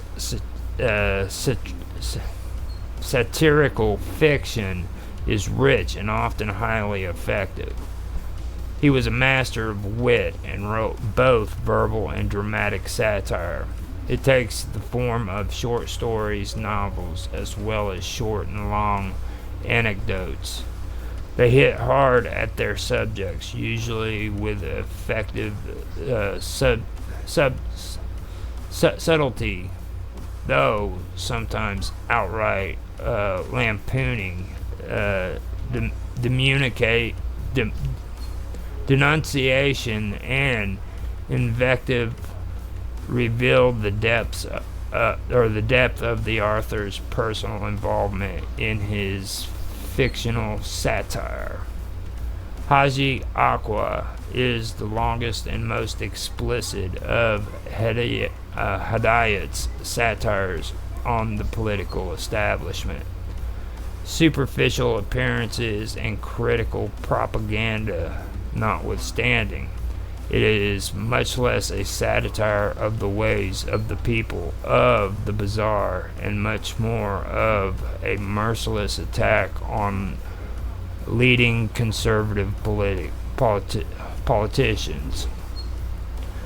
Indeed, the real-life models for the Haji of the title were supplied by two important old school, and, as it happens, by no means the worst politicians. Hadayat would have had a lasting and prominent position in the annals of Persian literature on account of what I have so far mentioned. What has given him his unique place, nevertheless, is his psychofiction, of which The Blind Owl is the best and purest example. This work and the short story Three Drops of Blood are modernist in style, using techniques of French symbolism and surrealism in literature, of surrealism in modern Europe art, and of expression in the contemporary European films, including the deliberate confusion of time and space. Damn, that's like a mouthful. The whole thing, the names, like the words. You're saying that. Jeez Louise, I don't think that it stopped being something extreme. Everything. That's something else.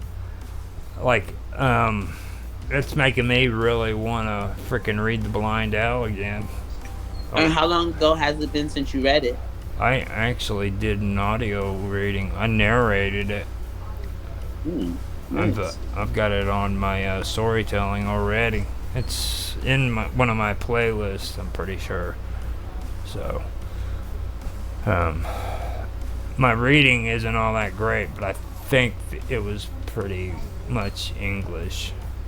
So I didn't have very much of a hard time Oh, reading so it it. wasn't like, yeah, it wasn't like the stuff now. Well, I mean, like it's mainly their names and the places and stuff, Yeah. and the tradition.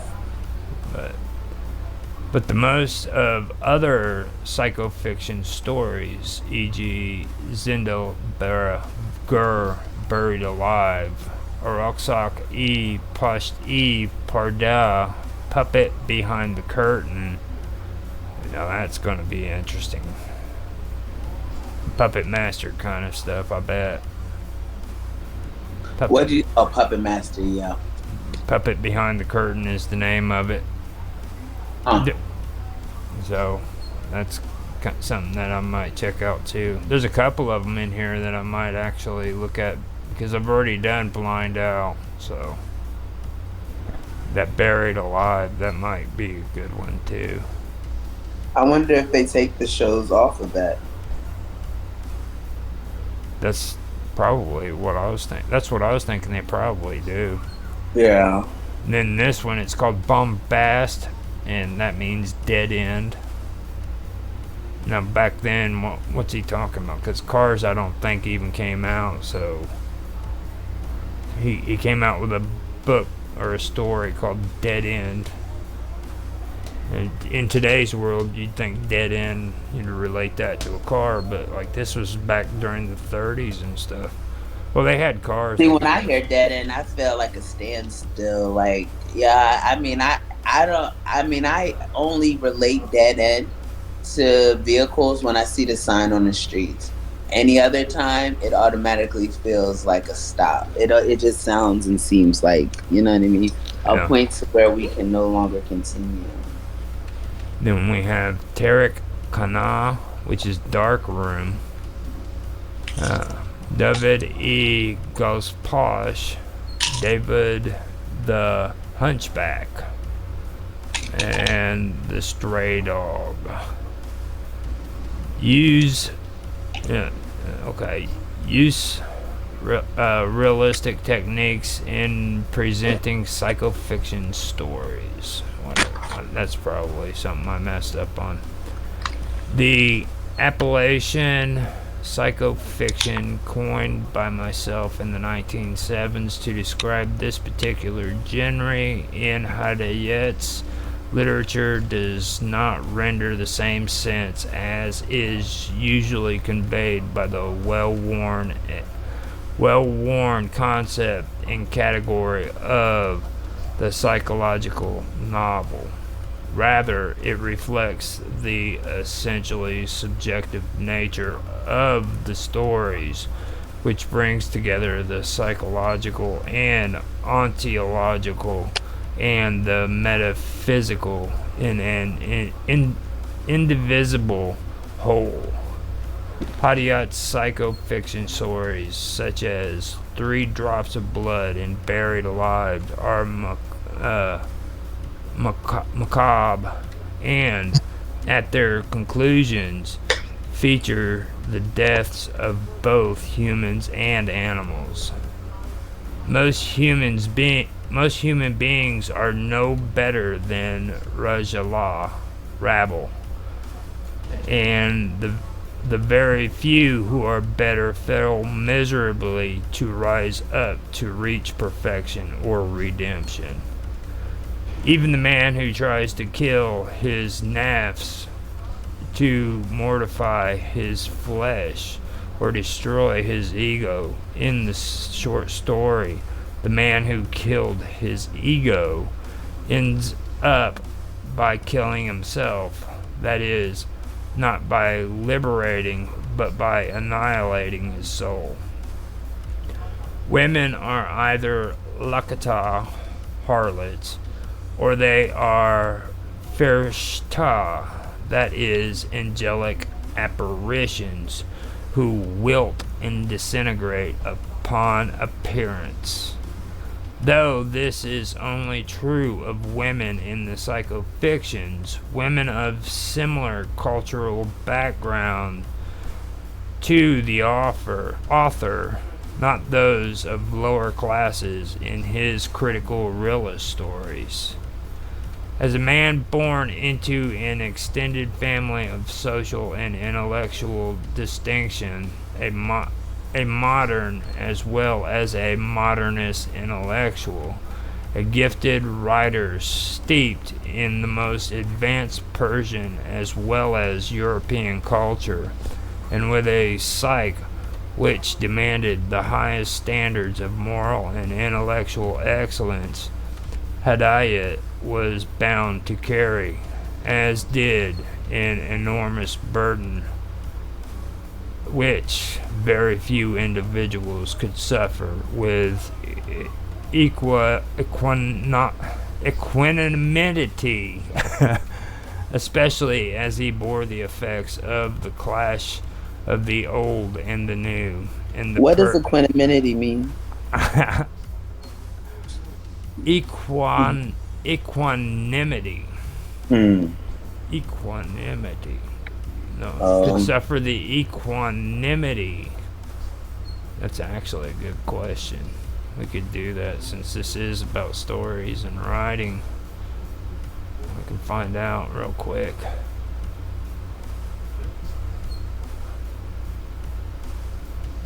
Equanimity. I found it. What is it? It says mental calmness, composure, and evenness of temper, especially in difficult situations. I don't think they could suffer with equanimity. I don't think he did he? He committed Yeah, suicide. a sense of calmness. His sense of humor allowed him to face adversaries with equanimity. The defeat was taken with equanimity by the leadership. Synonyms: composure, peace, calm, poise. Equanimity. Equanimity, right? Yeah. Mm-hmm. It is a state of psychological stability and composure which is undisturbed by the experience of or exposure to emotions, pains, or other phenomena. Mm-hmm. Okay.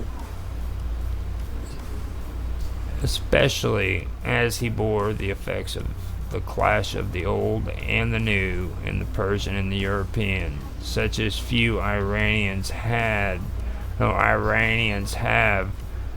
experienced. He lived an unhappy life and died an unhappy death.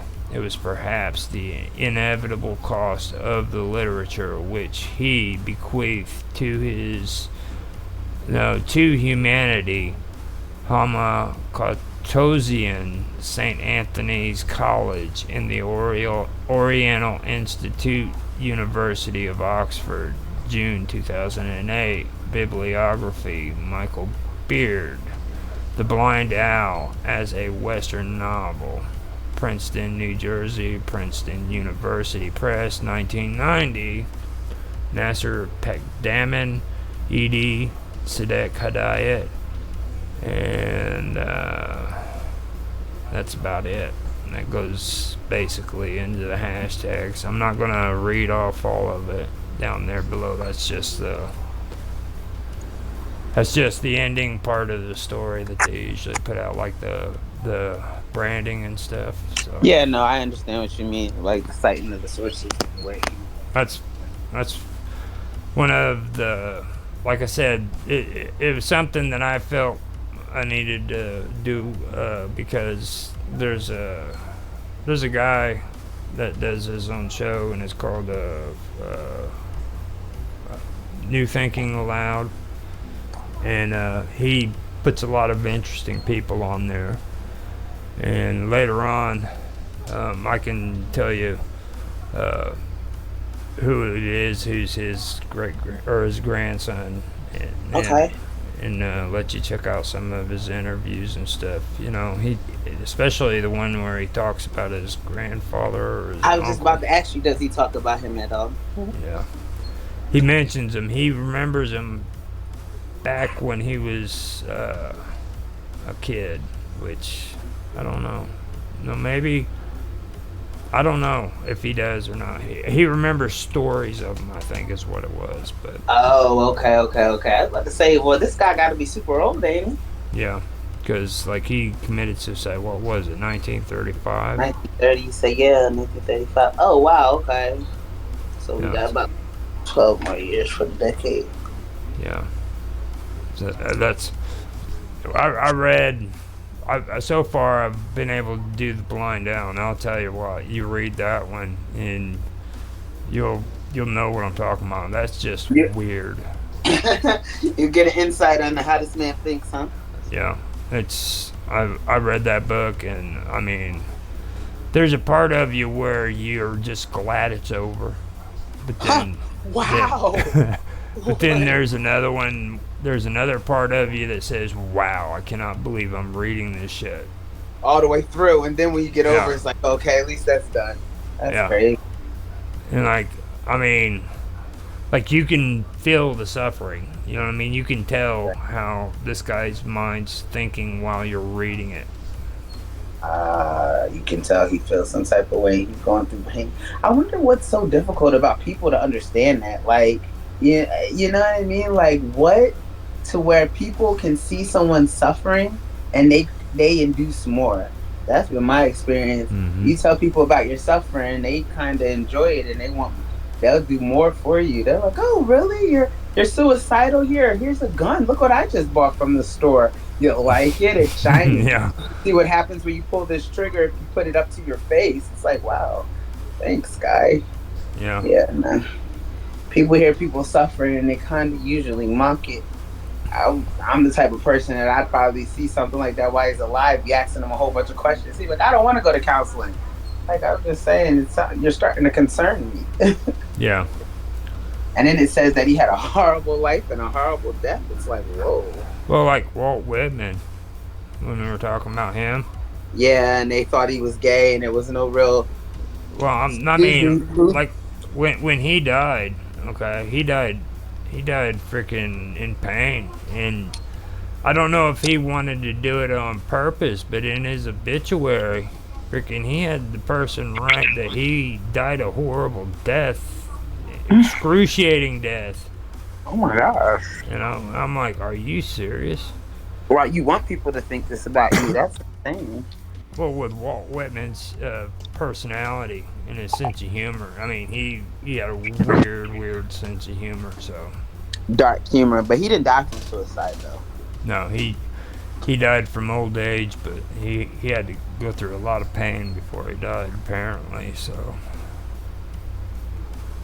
but both of these guys too are like I said, they're probably the two most controversial writers in the modern era, and they don't get really as much recognition as what they need to, you know.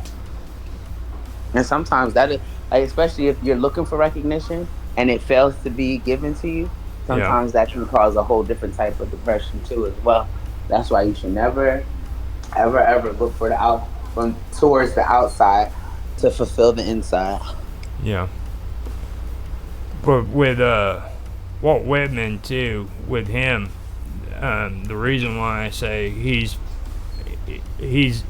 was the one reason why I really like Walt Whitman is for the free verse. There aren't too many people who can free verse when it comes to writing. Usually all these great writers, they write out a plot and an outline, and Walt Whitman didn't have to do it. He could just sit down and write the book out exactly the way it needed to be written. Free verse, like freestyling, that's dope. Yeah. Huh. There's very few writers who could actually do that. So that was the one thing that really stood out to me. So did you like what I read? I mean, it was interesting. And I don't want to say like or dislike. It's interesting. Information to add towards what I never knew before and now Mm-hmm. do. I'm interested in hearing a book or reading it. I might listen to you read it, just because it sounds. I like to know how people think. Like I said, I'm gonna attempt to probably channel and see where the mindset was at before your shirt's on backwards. And so yeah, I mean like it's interesting. I don't like to hear about people so sad that they feel like they got to kill themselves, because I know Mm-hmm. whenever I get into like that type of stuff, nah, not really. I don't makes me kind of not like it. Like, you know what I mean? Just because like that means he was surrounded by quote unquote friends. I don't even think you should, like, if your friends cannot tell you're in some type of pain, I don't really consider them to be much of friends. And it's not their fault. I mean, like, I'm sure he kept it pretty well concealed. I mean, I've been there, but it's just like, I don't know. I feel like it should be at some point you kind of recognize something's thrown off. Yeah, I don't know. should know that something's going on. Yeah, at least have that talk with them. Shoot, read his story if you're if you didn't know. Have you read any of his work? Are you reading Your this shit? man's insane. You need to go talk to your buddy. Like, hey, Right. look at this. I think Stop. your man needs some help, man. Yeah. That's How interesting. long? Okay. Oh wow, we did it. We made it to an hour and 8 in the recording, and we're at an hour and 26, which is good.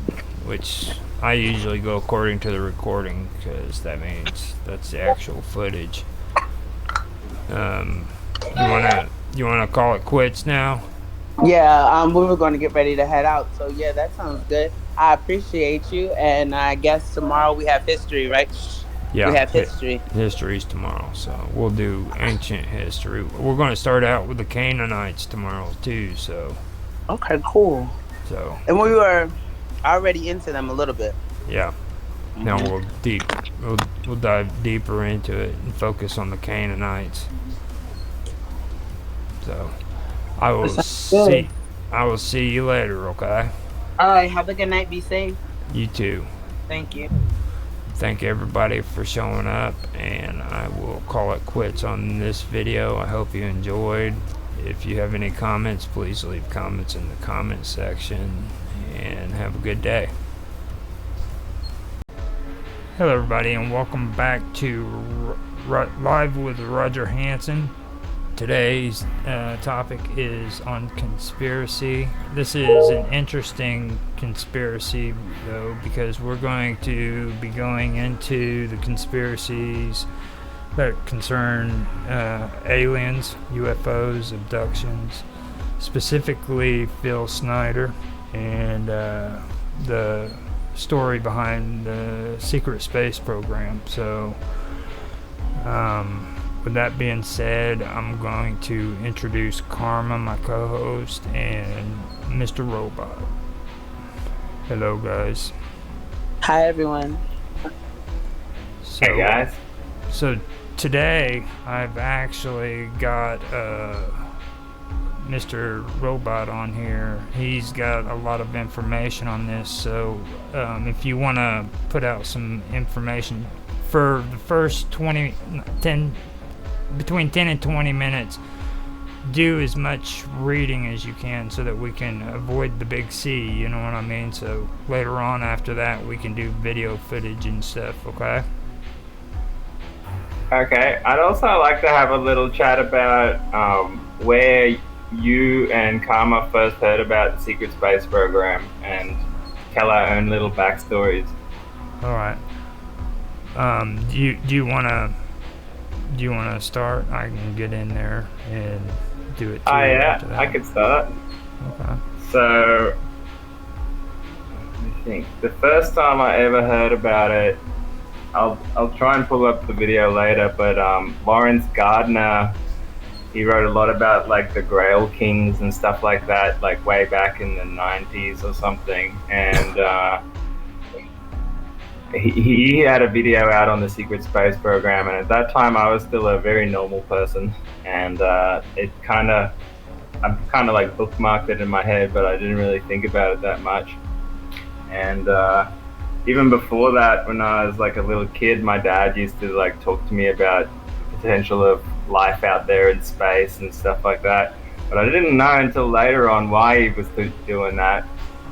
My dad was in the Navy, and many years later, when I was probably in my late 20s, he got drunk at Christmas and told us a story where he saw a UFO, and while he was in the Navy, and it was doing these like impossible maneuvers in the sky.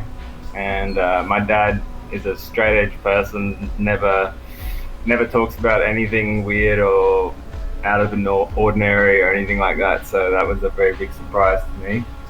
I'm like, why the hell have you never talked to me about this? And he's like, well, you never asked. I'm like, huh. And then, I started doing my own research. I came across a lot of different speakers on the topic, especially Bill Cooper. I'll also bring a video up of him later on. Spoke about it, wrote about it, and he was in naval intelligence. I recommend people look him up. And he had all the top secret information of the US military that was being sent around the world come across his desk, because they were like encrypting, decrypting the information. And he decided to keep a bunch of it and then blurt it out over his own renegade radio station, which kind of inspired me to do my radio station eventually. And he talked about seeing a big UFO like up close go from the sky into the ocean, and as it hits the ocean like parts before it even touches it.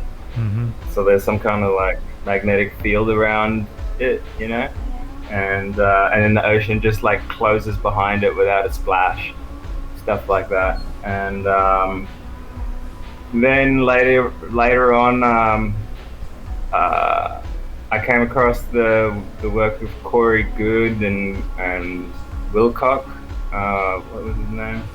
And they extensively talked about the secret space program on Gaia.com for quite a while there. And then I ran into my partner, and she didn't even believe in aliens when I first met her, or so she claimed. And then until she met me, and then when I started like talking to her about all the evidence and stuff I've seen, then she kind of loosened up a bit, and she was like, you know what, something weird did happen when I was at university.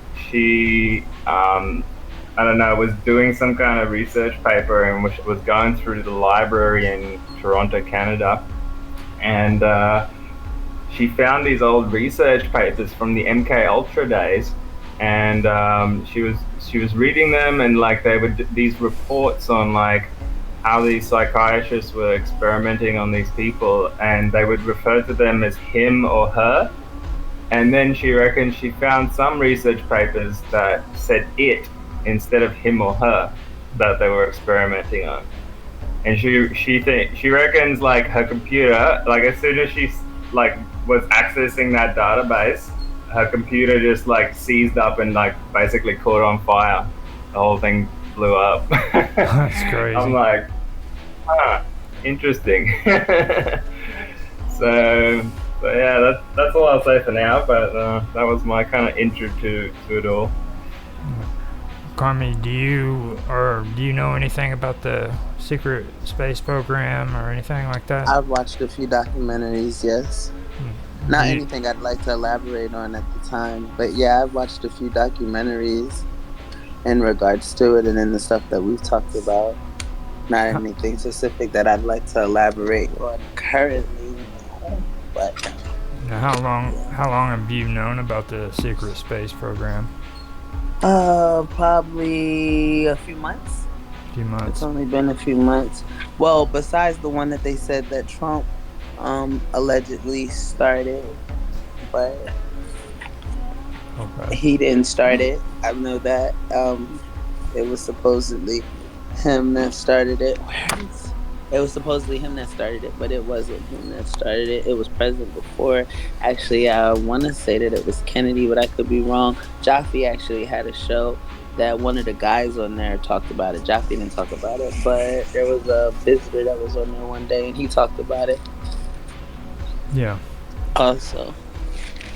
Well, it's like I was talking about the other day too. With what do they call that? That's that Mount. It's the one that they have Stargate supposed to be at on the TV show. That Cyan Mountain? what is it again? What did you say?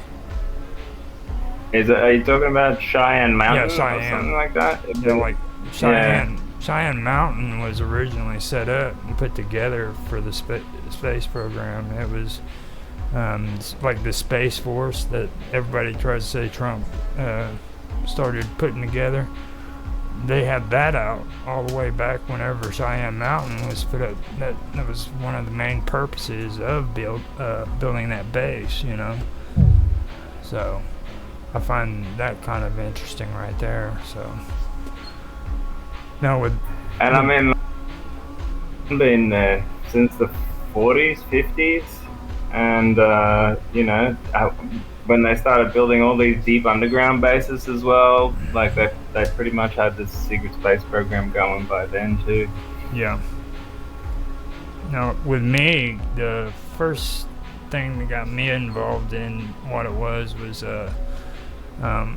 Lazarus, his story with Area 51. I started reading up on that, and then I heard about Bigelow, and a lot of people relate Bigelow to, you know, the skinwalkers, but he was also fascinated with Area 51 as well, because that was right there in his neck of woods, you know.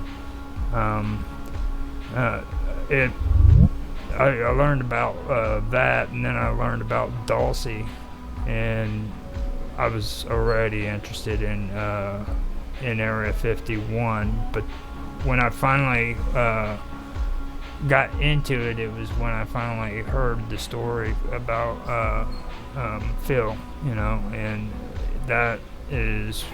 How did you react to that story when you first heard it? I was like, dude, this is a cool freaking story, you know. I mean, like, I don't even care if the story's real or not. You know what I'm saying? Like, the story he said just blew me out of the water. If nobody's listened to his story, they need to listen to it. I mean, this is some amazing shit. He's talking about like underground train systems that connect each freaking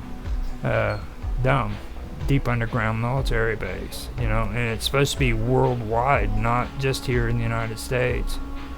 Just amazing stuff. I mean, maglev trains. He talks about how when he started talking about how they mined it out, because he was an engineer and he had to do all that stuff, man, it was just amazing. The cutters that would cut through the rock left the edges like marble. He's like, you could see the reflection. I actually have a friend in Australia who, he's an engineer too, and he was sitting in a pub one day next to these other engineers out in outback Australia, and they pulled out some schematics for him that showed this underground base they were working on, he reckons. And so yeah, they were doing it there too. I didn't believe it at the time until I learnt more about it later on. It's pretty amazing. Then after, and you know about Pine Gap in Australia? I've heard of Pine Gap. So it's actually the only part of Australia that is not part of Australia. It's technically part of US soil. The US built that military base straight after JFK got assassinated. LBJ flew over and went into Alice Springs and kind of certified the base, and then they built it out there. A lot of weird shit happened around that time too. Like there was a shootout at an American military base on the coast there too at that same time, where one military officer sorry, one military guy lost it and machine gunned down a bunch of his own people, including his commander or something like that. And then they built this base out there, and it doesn't look like much when you look at it on Google Maps. It's called Pine Gap. It's in this very middle of Australia. They said they originally built it for communications with submarines and ships and around in the ocean. Mm-hmm. And then later they said it was for like space communication too. But it looks like a really small little base, but lots of people work there. So it's a lot of people believe it's a deep underground base as well, similar to Area 51. And in that area, there's like tons of UFO sighting all the time. Like there's a place there called Tennant Creek, and you go to the service station there, and like literally from the ground to the roof, the entire service station is covered in newspaper clippings of like cops and firefighters and everyone in the community seeing UFOs, and it's all been in the paper. And they have like little cutouts of aliens filling up your car with fuel and all sorts of stuff like that. It's very trippy out there. Yeah. Now, I've heard that that's also, well, not that area in particular, but Australia is also the launching area for when the scientists are leaving to go to the Antarctic. They have to make it to Australia and then shoot from there down to Antarctica too, because that's the final stop before they go into the ice. Yeah, it makes sense. Pretty close. So there's a lot of Australian teams that go down there for research and stuff. Mm-hmm. I'd love to check it out. So when after Lazar and everything, I started doing more research on Facebook, and that's when I started finding out about people who were claiming to be abductees, and I listened to their stories and stuff. And after I started listening to most of them, I finally had to back off, you know what I mean, and just stay away from it, because it's pretty hard. I was always in it to see if it was real, and in the very beginning I just could not accept it. It was too bizarre, like too far out there for me. And I actually have to give credit to Jeremy Corbell, who like went around and by hand verified a lot of the information they were saying. And as this stuff became available over the years, it just became undeniable, Mm-hmm. And at that same time, I was doing my own sort of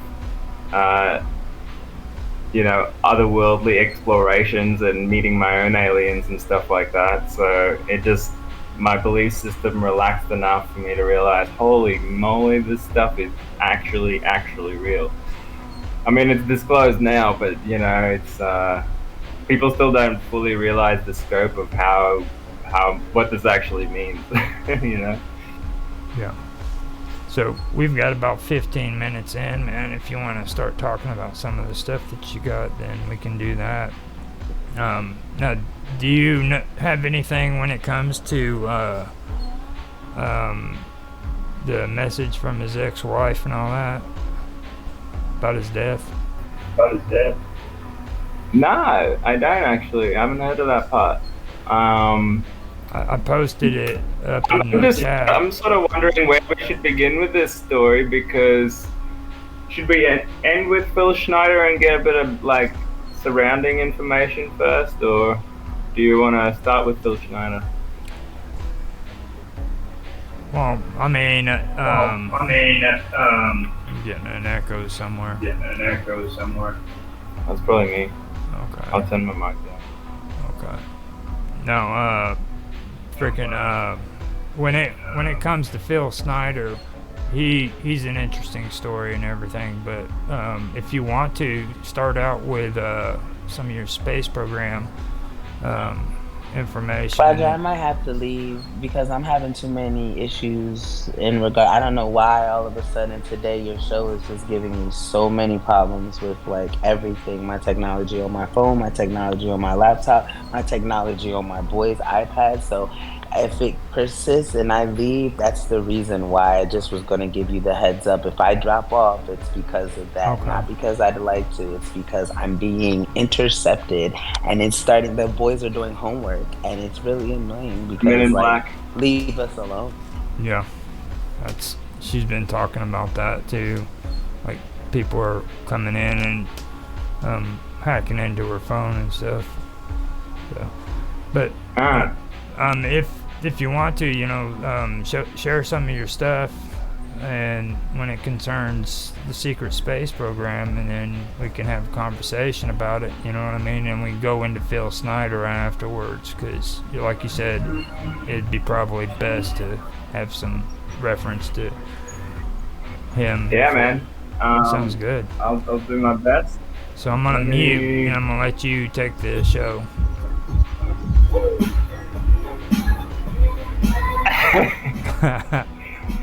All right, let's do it. All right. Can I get a screen share happening?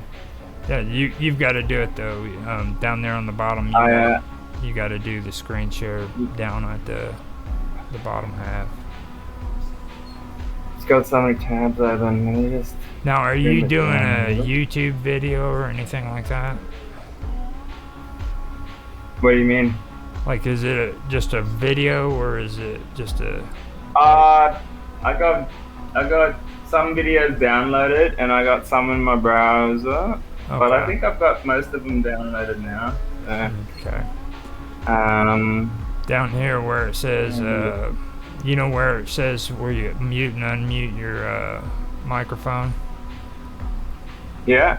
The third one over, it says screen share. Click on that and choose what you want to share. Okay. I'm gonna open it first then.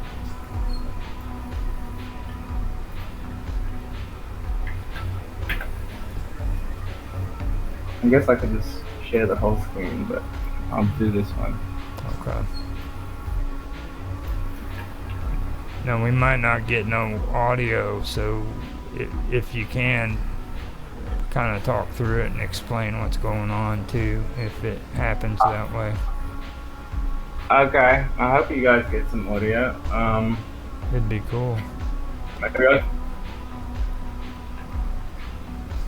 Can you see that? Nope. Not yet. Oh, sorry, I haven't selected it. Here we go.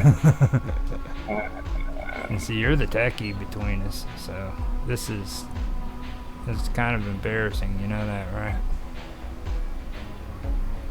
For you. Oh, there you go. He's got it.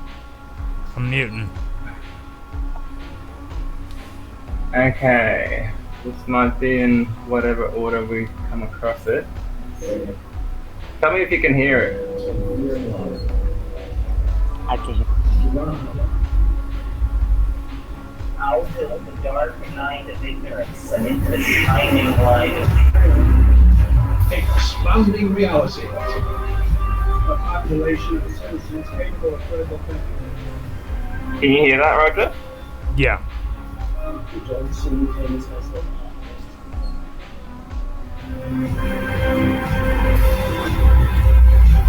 There's a level of reality that never be resolved. You get the ocean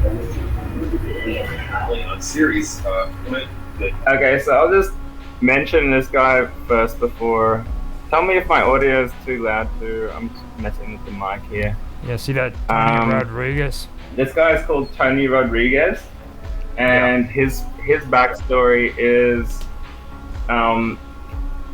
Corey Good was the first guy that came out and talked about the secret space program and how they can basically abduct your soul and put it to work on a different planet, and then make you work in a military program, or in this guy's case, a slavery program, where they make you work for 20 years and then they put you back in time exactly the moment where they abducted you.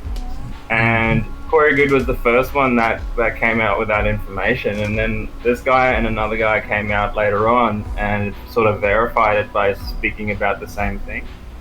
And his is quite an interesting story because he's been around for about, I don't know, 6 years now, like putting this information out, and he's just completely adamant. I recommend checking him out. You can just see it in his face. He believes what he's saying. No, he's the That's one that I was talking to in my interview, or trying to get him for an interview. I actually watched him back when he first came out on Facebook, because he's in a group on Facebook. And Yeah, right. when you hear his story out of all of them are the only ones that I really believe is the most convincing. You know what I mean? He's Yeah, I Tony agree. Rodriguez. Yeah, I can You got to say, be careful in this space. There are a few like charlatans yeah, trying to make a buck, but he's got a pretty legit his story. story lined up with a lot of stuff I read from Ingo Swann and his book Penetration. It was like his first book on remote viewing, and he remote viewed the moon as a project for the government, and basically told them about these structures on the dark side of the moon, and they were very surprised because they were just kind of testing him. They already knew about the structures, and they're like, how did you know about that? And they didn't believe him that he could remote view at first. He thought he must have had some inside information as a spy or something, and then, you know, as he revealed more information, they basically like, wow, you can do this. And then, you know, that's when the first Men Who Stare at Goats style remote viewing project started in the US, because of those early projects where he remote viewed the moon and he saw people up there already. And yeah, some of the people, from what I remember, were like just working there without clothes on, really. You know, they were just sort of like slaves fucking plugging away. I don't know if that was like in that time period or if he went back in time and saw that, but it kind of like, and then later on Farsight, the other remote viewers came out and said, yeah, like galactic slavery is a huge industry, really. Like, you know, what happens below is what happens above, basically. And yeah, so I love his story. It's so detailed, you know, and it just all the time is like really. Is this saying his story all the way through? It's sort of just a random one that I could find. I didn't have enough time to find one where he tells his. Okay. And Can you make the volume louder? We could hear. I think I'll move on because his story is so long. It's hard to find a place where he's actually like. If you want to, just hold on to the video, because I know his story. It's pretty compelling. He's a very interesting guy. Like when you was talking about the slave labor. Yeah. Tony Rodriguez claims that it started when he was about 6-7 years old. He was abducted, and then before he even was sent off to an off-planet, he actually had to be trained into becoming what he was. So he was abducted, then he ended up in South America. He also ended up in 2 other different locations, where he says that as a kid he was literally being moved from place to place after being abducted. Then when he went off world, he had to do maintenance in the lower levels of the spaceship, and that led to him eventually being put on a base that was on Mars, I believe, where he actually had gone through a situation where he was introduced to an alien life form that was on the planet that had literally killed him, and they had the technology to freaking bring him back to life. So not only were they going back in time to put them back in the place where they were abducted, but they could also bring you back to life. If you died, you could just be restored back to life. So I thought that was pretty interesting. he also gets into the fact that as he stayed in it longer and longer, they gave him a little bit more freedom. You know what I mean? Stuff like that. So it is a very interesting story. That's probably the shortest summary I can. And I also just want to say he actually verified parts of his story by going to the places where he was captured, where he was kept, where he worked, and all sorts of stuff like that, which was like back in the 80s or whatever the time period was where he was taken to, and all of it checked out, you know, and that's why he's so adamant in his story, because he kind of like verified all these places and people and stuff that he interacted with during his time in the space program, you know. And it seemed to intertwine with the the child trafficking, slave labor thing on this planet too, and where he was part of like he was basically owned by some rich guy in Seattle for a long time. Mm-hmm. And he went and verified that too, that those people existed, and went to their house and stuff like that. So yeah, this whole thing has got a bit of a weird, deep underbelly as well. Yeah. And that kind of leads me to this other lady on the screen, Laura Eisenhower, which is the great granddaughter of President Eisenhower. So she's got a lot of like street cred from that, and she's come out and said all sorts of interesting stuff about the secret space program, how she was approached by some government people to go to Mars as a program, the base on Mars, as if the base already exists, you know, and she's been sort of blowing the whistle on that and a bunch of other stuff for, I don't know, about 10 years now. She's a weapon out there. I didn't actually know these two had met until now. Well, I didn't even know that Tony Rodriguez had gotten popular, because back when I was watching him, it was... Yeah, me neither. He's just been working hard at it, really. Roger, do you hear sound in the background? Yeah. Like everything, how come both of us are echoing all of a sudden today? Do you hear me echoing and then I hear you echoing? Like, it's never this issue, but do you hear how horrible the sound is? It's like a lag, and then you're saying. Oh, you should have spoken up. It's probably me. Yeah. You're making us do that. So are you hacking our stuff? Because how can you have any? Nah, I don't have I don't have headphones on, so that's why. It's I've got a it's speaker the inside sound. me. Whenever I say something, it echoes into it. Well, no one said anything about echo. Otherwise, I would have. It's only hold when on we a talk. sec. I'm gonna try and get my headphones in. Now the echo is usually caused from the feedback whenever his speakers are playing and he's got them close to his mic. Whenever I talk, it'll cause it to give feedback into the microphone. That's the bad part about not using headphones, is because you can get that. Okay. You there? Is that better now, I'm Kama? not using headphones either. That's why I thought that's strange that you're saying it's because of headphones, but... Well, I've got a table mic. I've got a table mic, and if I had it sitting out on the table, it would cause the same exact thing. It's just like... Is it better now? Yeah, I can hear you. Yeah, no, it's better now. But I don't hear Roger or anything like that.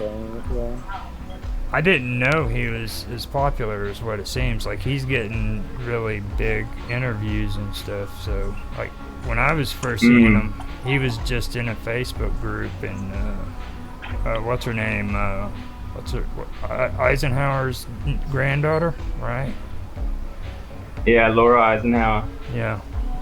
I remember when she first came out, she started talking, and she forgot the name of the group that she started talking to first, but it was pretty interesting what her story was too. I remember that. So Yeah, she talks about a lot of different stuff. I recommend checking her out again. She's on YouTube, I'm pretty sure, and BitChute. Um, but yeah, she's releasing stuff up until like pretty much last month. So she's doing stuff now on the alien agenda and what's going on in the world right now. Um, yeah, to cover her extensively would take too long, but just to say, like, she's basically spoken about all the same, sort of verified a lot of the bits that the other guys were talking about, and so it would have been actually interesting to listen to her interview with Tony Rodriguez, to see what kind of stuff they line up on. now, What else have we got? is that a link? Nah, well, I found that on BitChute. I just downloaded it so it didn't have to load. Okay. And now my phone is overheating. Do you- Like, yo, do you whatever want the you got link? going on, you gotta chill, bro. Like, seriously, because like it's obvious and it's real lame. And my phone is hot to the touch. I can't pick it up. It's burning me. I'm going to get hurt. Is it plugged in? No, Is- why would it plug into what? It's a cell phone. Well, don't you have to charge your phone? Oh, you're not supposed to talk on the phone while it's charging. It causes electric shock. You never heard that before? I never touch my phone when I'm talking. I just let it sit on speaker. Please stop. Yeah. Okay, so Chat. I'm dropping the link in the chat there if you're interested. okay. Here's another video where Tony Good is speaking with David Wilcock about what the different space program UFOs look like. He reckons this one looks kind of like a destroyer from Star Wars, and they're sort of an offensive force in the human military that work with the reptilians, the Draco. And they're an offensive force that goes and do that kind of stuff on other planets. Now, I This is kind the of pumpkin remember seed him. one. I remember him getting into the conversation about the different kinds of ships and everything. And he said that he had to use like different types of photos for examples because he couldn't like be able to articulate, you know, like draw out what the ships would look like. But he found things closest to resemble what he saw. So like, if you notice that these are some kind of photos, all I'm saying, on the internet, just realize that's why he's doing that. And a lot of them do that. Like they'll use examples like this is what it looked like. So just so we can make that clear.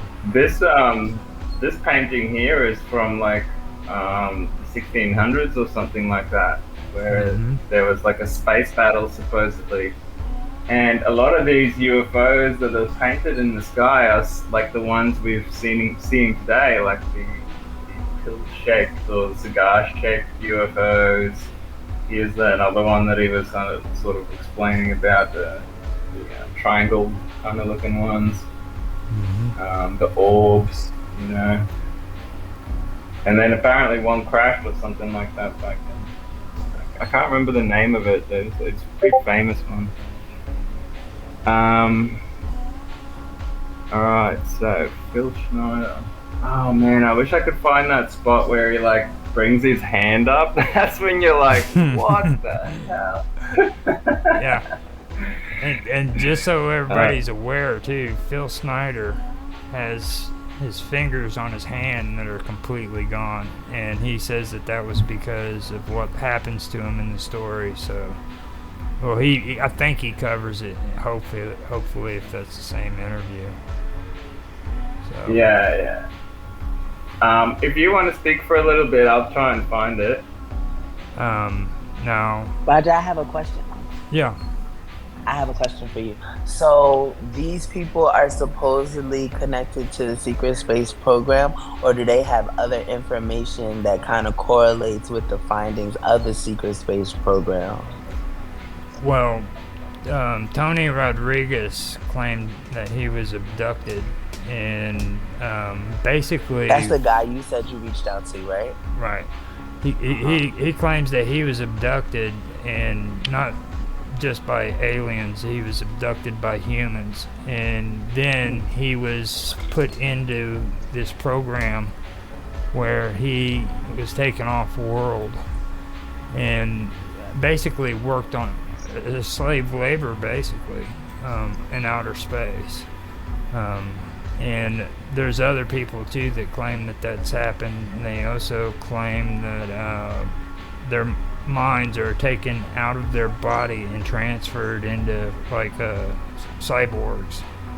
You know. Oh, like Elon Musk is doing with the whole Neuralink and taking out cars. Like Bob Dub was saying how her daughter was going to have her consciousness transferred in order. Yeah, no, that makes sense. It's crazy that all of this information comes out and people have actual real life experiences with stuff like that. It's interesting. Yeah, it is. I didn't even realize that it went all together like that. Because Bob Dub, in an interview with me, was saying how her daughter's consciousness was taken. Mm-hmm. There you can see his hand. I'll try and pause it. Yeah, can you What's that turn on his that audio? head? Can you turn the audio up, Mr. Robot? That's on his head. Can you hear the audio if I turn it up? Actually, you know what? Uh, You could probably do this. You know those those three dots down there where it says more actions? more actions. It's right next Yeah. to. Okay, now go up there and say share audio. Click on share audio. Share. Got share video. Share audio should be just under it.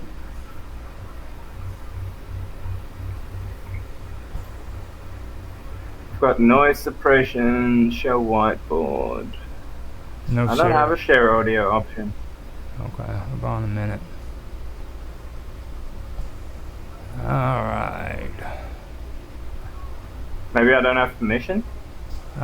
Give me a moment real quick. Couldn't share system. Okay. It's something's not checked in the settings. Enable. I'm hearing some audio. Are you playing something? No. Mm-mm. No.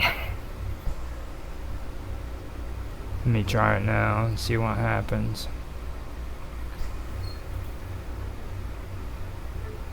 That's where my audio coming from.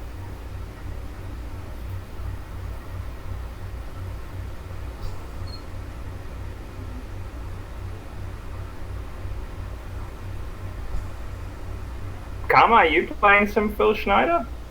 Nuh-uh. I'm muted. So if you hear me, you really should not. Then, so.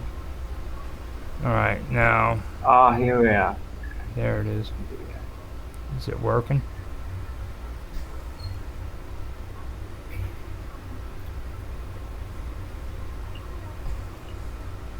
So, You need for to. people that aren't familiar with Phil Schneider's story, we probably won't go through all of it. Like, I've got his whole archive here. So basically, he talks about how he went. Because he was an engineer in these underground bases, they cracked through into a cavity that was even larger than the military base they were building, and a bunch of grey type aliens popped out of there with sort of energy You know what? weapons I that got a better shot idea. out of their chests. I got a better And idea for it. Mark, Giant reptilian creature also popped out of there. Mr. Robot. and they had a huge firefight Do between you the hear Roger? He's talking to you. U.S. military personnel and these aliens. You Mr. can see his Robot. hand is like half blown off there. Hi, Um, Mr. Robot. and he reckons this You energy can't hear beam me. came out of the alien and Nope. blew this part of his hand off and Yeah. took a bit of his side out as well. And I think that's the hand he Oh, was I know holding what his it gun with. is. So they like shot the gun out of his hand. Hey, And Mr. Robot, I got an idea I think for something you. like 90 different people died in that firefight. And I think that was around the time that supposedly the US government made a deal with the reptilians, where and the Greys, where they'd have a joint military base in Area 51 and probably other places too, under the condition that it is the alien question is kept secret. And it was the aliens that asked for it to be kept secret. So that kind of gives you a bit of an inkling into what their agenda could be, you know. Now, can you hear me? I tried to pull up some. I I'll don't find think it you can again. hear me. It's going to be open. I can hear you. Can you hear There me? is a. I'll just search it while it's on the screen. No, hey, can you hear me? Mr. Robot? I don't think he can hear me. You go to. I can hear you. I think something happened. He shared his audio. Now he's muted. He's not muted though. We can hear You him. can find that there was a. I think he's doing it on purpose, to be honest. No, I mean, he just literally can't hear us. Like, let me see here. Share audio. Can you hear me? No. I can still. Canadian minister whistleblower aliens. I'll get Mr. Robot to read this.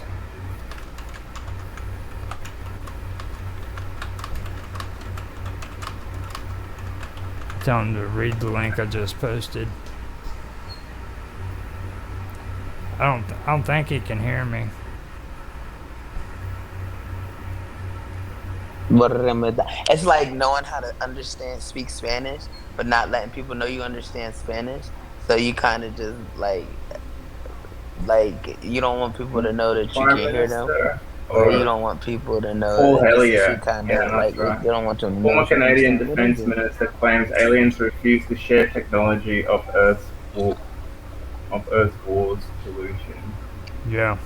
I remember He's that. basically come out quite a few years ago, 2014, and spoke about interaction between the government and aliens. And no one really, I don't know, it didn't become a big story back then, you know, like it was just blatant in the media, and everyone ignored it basically. It was really bizarre. He was a defense minister of Canada up to 67.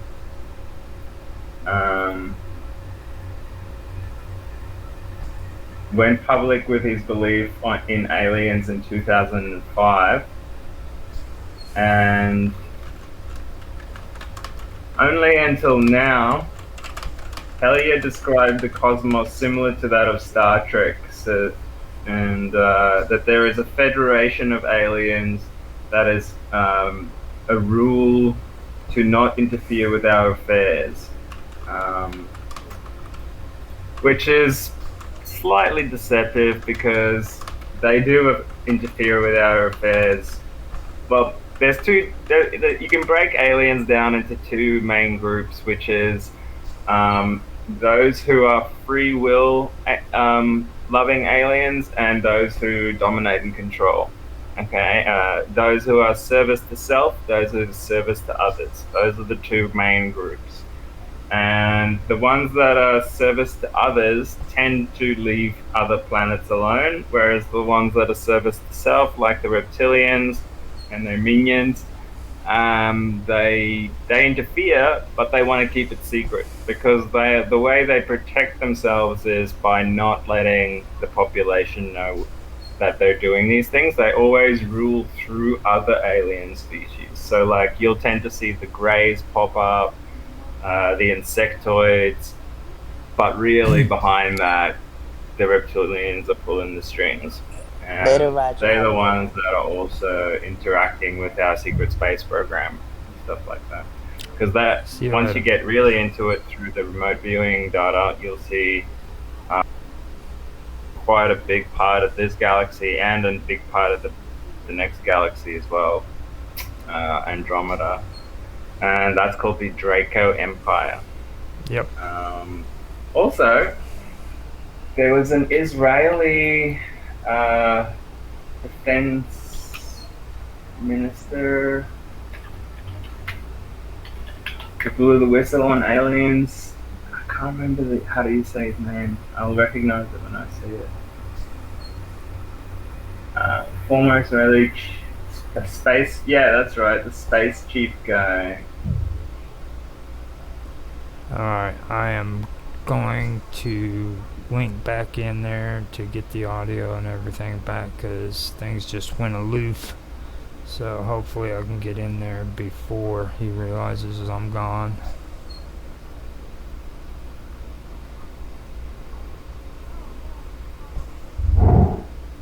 Alright, sorry about that. Can you hear me? Can you hear me? So, former Israeli space chief has sent eyebrows shooting headward by saying the Earthlings have been in contact with extraterrestrials from a galactic federation. So it matches up with what the Canadian guy is saying, and it also, I'll tell you, it matches up with what the remote viewers are saying. The Farsight people have contacted what they call the Galactic Federation of Worlds, and they've given the plight of humanity to the Galactic Federation of Worlds, which are the free will loving ETs that have banded together in our galaxy to oppose the reptilians. And yeah, it's very interesting stuff because this kind of theme kept coming up all over the place. Now, can you hear me, Mr. Robot? Yeah, I don't think They you are can here, hear me at all. humanity is not ready, the he reckons. I think that's changed now. Although everyone seems to still ignore it, even though it's been confirmed.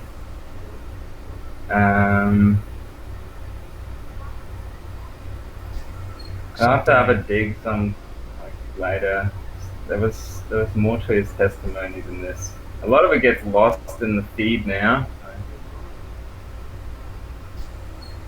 Basically, he came out and said as well that the aliens want to stay hidden. You know, like their agreement with the aliens was not to reveal it to humanity. That's why you kept going on about humanity's not ready thing, because the aliens told him that. Or his government, anyway. Aliens in hiding until mankind is ready. Here we go. Turn up your speakers, man. Can you guys still hear me out there? Am I the only one here? I can't. You can't hear me. Roger, are you still there? Hear me. Yeah, I'm here. You're just not. No, I can't hear you. Yeah, Oh. no. You gotta turn. No, my your- speakers are up full. Okay. Sorry, I paused my browser. Have you been speaking this whole time? Yeah. Can you hear me? Like. Yeah, I can hear you now. Okay. I muted my browser, sorry. Have I been speaking over the top of you? Well, it's fine. I would just let you keep talking and everything because you were doing a fine job and everything. But down there on that Jitsi link, right, or that on the Jitsi link on the side, in the Yeah. chat. I've got Yeah. the transcripts of Phil Snyder. If you want to read those out loud, Oh yeah. Fucking. like click on them and Yeah. it'll tell you word for word what he said in that speech that you were talking about. We got to find a way in the future how to stream videos, both of us. Well, I can do it. It's just like with downloaded videos, you can't really get it done. Really? Yeah. And if you want to, We'll have to do it through OBS. click on that X. I can do it through OBS. To get rid of that top part up on top. Because if in OBS I can just add it as a media source, right? Like Yeah. VLC. Now, right there, if you want to, you can read that out loud. That's word for word everything he said. You don't have to read any of that. It's down towards the bottom. His testimony is down the bottom. Yeah. This is taken from the Internet Archives. There it is, the horrendous structure. It is. There you go. Yeah, do you want to read it? No, you do Or it. should I read it? Okay. It is because of the horrendous structure of the federal government that I have been directly imperiled not to tell anybody about this material. How long I will be able to do this is anybody's guess. And that's what always like struck me in my heart with Phil, is like he knew he was gonna get killed by the government and he still did it, Same with Bill Cooper. They're like true heroes, man. Because we would never know this shit. Yeah. Or like have this level of verification if these guys didn't do this. So hats off to them. Mm-hmm. However, I would like to mention that this talk is going to be broken up into 4 main topics, each of which topic will have some bearing on what you people are involved in, whether you are patriots or not. I want you to know that these United States are a beautiful place. I have gone to more than 70 countries and I cannot remember any country that has the beauty as well as the magnificence of this people like these United States. So he was like a massive patriot and loved his country and his people. Mm-hmm. To give you an overview of basically what I am, I started off when and went through engineering school. Half of my school was in that field, and I built up a reputation for being a geological engineer as well as a structural engineer in both military and aerospace applications. I have helped build 2 main bases in the United States that have some significance as far as what is called the New World Order. And we hear that word a lot, don't we? Yes, we The do. first base is in one at Dulce, New Mexico. I've been there though. It was involved in the 1979 in a firefight with alien humanoids as well, and I was one of the survivors. I'm probably the only talking survivor you will ever hear. 2 other survivors are under close guard. I am the only one left that knows the detailed files of the entire operation. 66 Secret Service agents, FBI, Black Berets, and the like died in that fight. I was there. Number 1, part of what I'm going to tell you is going to be very shocking. Part of what I'm going to tell you is probably going to be very unbelievable. So instead of putting your glasses on, I'm going to ask you to put your skepticals on. But please feel free to do your own homework. I know the Freedom of Information Act isn't much to go on, but it's the best we've got. The local law library is a good place to look for congressional records. So if one continues to do their homework, then one can be standing vigilant in regard to their country. Now, before you go on, let me also remind people that are watching this. This is before internet got popular. You know what I'm saying? So he's bringing that up to reference because back then we didn't have the ability to jump on the computer and get all the information, you know what I mean? So you had to go to the library and do the research on yourself, for yourself. I It mean, was in the internet, 90s, I'm pretty yeah, sure. internet was around, don't get me wrong, but it wasn't as robust as what it is now. There was no like Google, there was like the old school web crawlers and stuff like that. Yeah. Yeah, So, it wasn't very popular yet. right. So, I just Um, wanted to add that in before you went any farther.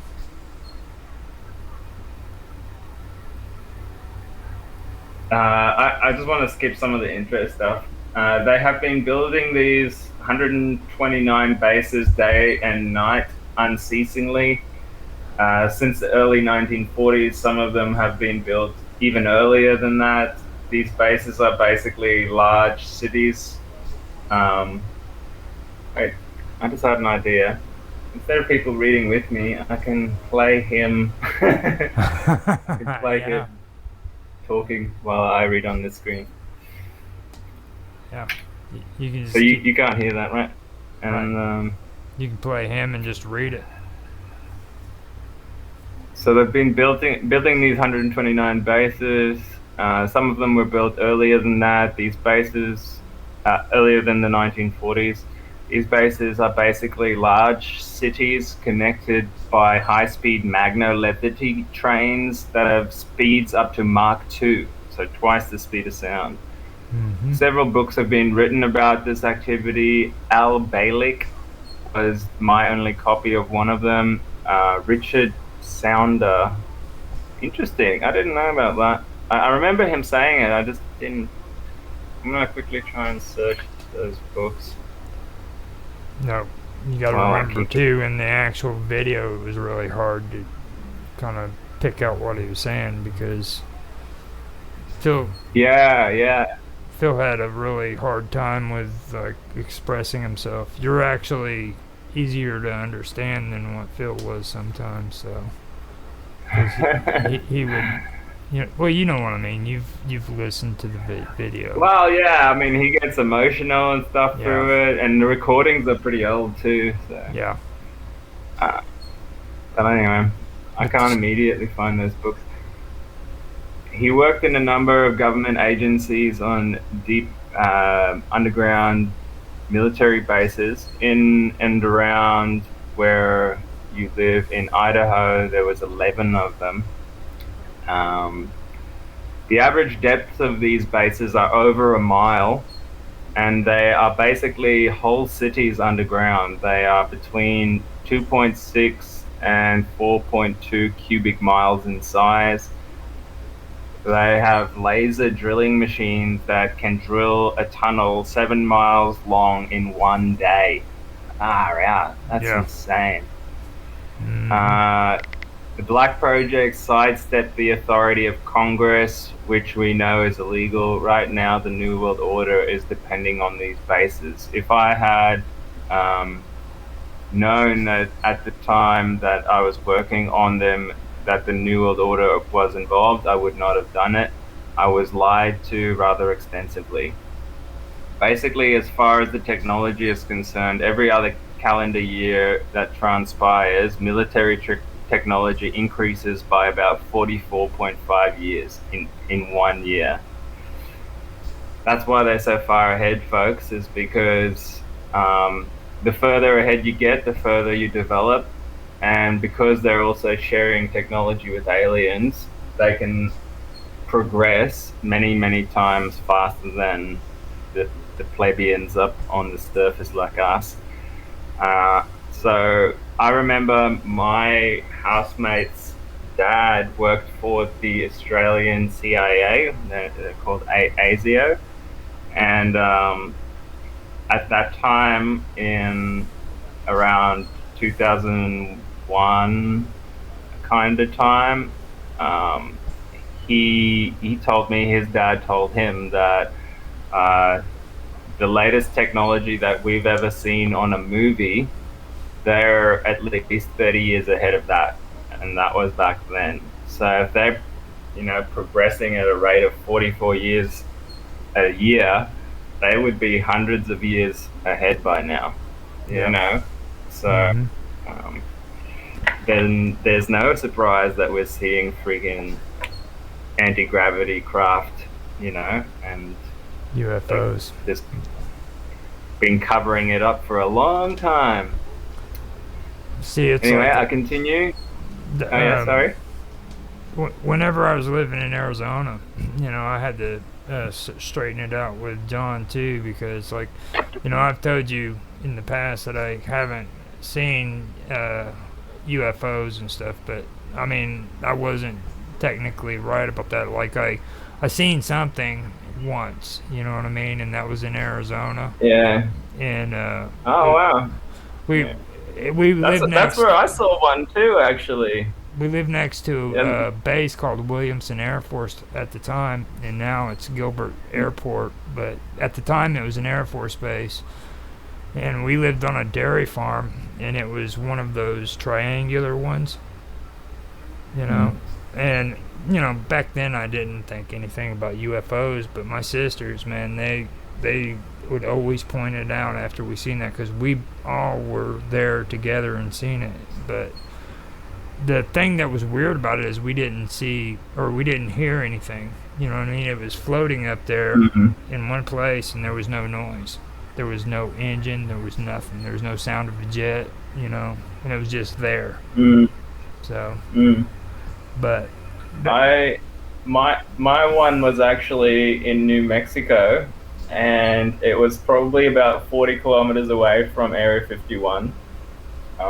In what's the town called? Ta, Ta. What's it called? Carmine. It'll come to me in a Taos, New Mexico. Oh, Near that place, I climbed up this mountain, and I actually like smoked some uh, Colorado river toad up there, um, and this bloody. But while before that even happened, I climbed. As I was climbing up this like sheer cliff, I had a backpack on, and I slipped, and I almost fell off this cliff, and managed to grab on, and I was like, "Fuck this! I'm gonna die. I should go back down." And as I looked around my shoulder, I saw this light in the distance, just like appear out of nowhere, flash 3 times, and then disappear. And then, like a minute later, a helicopter just zooms real fast over that exact same spot, coming out of the distance.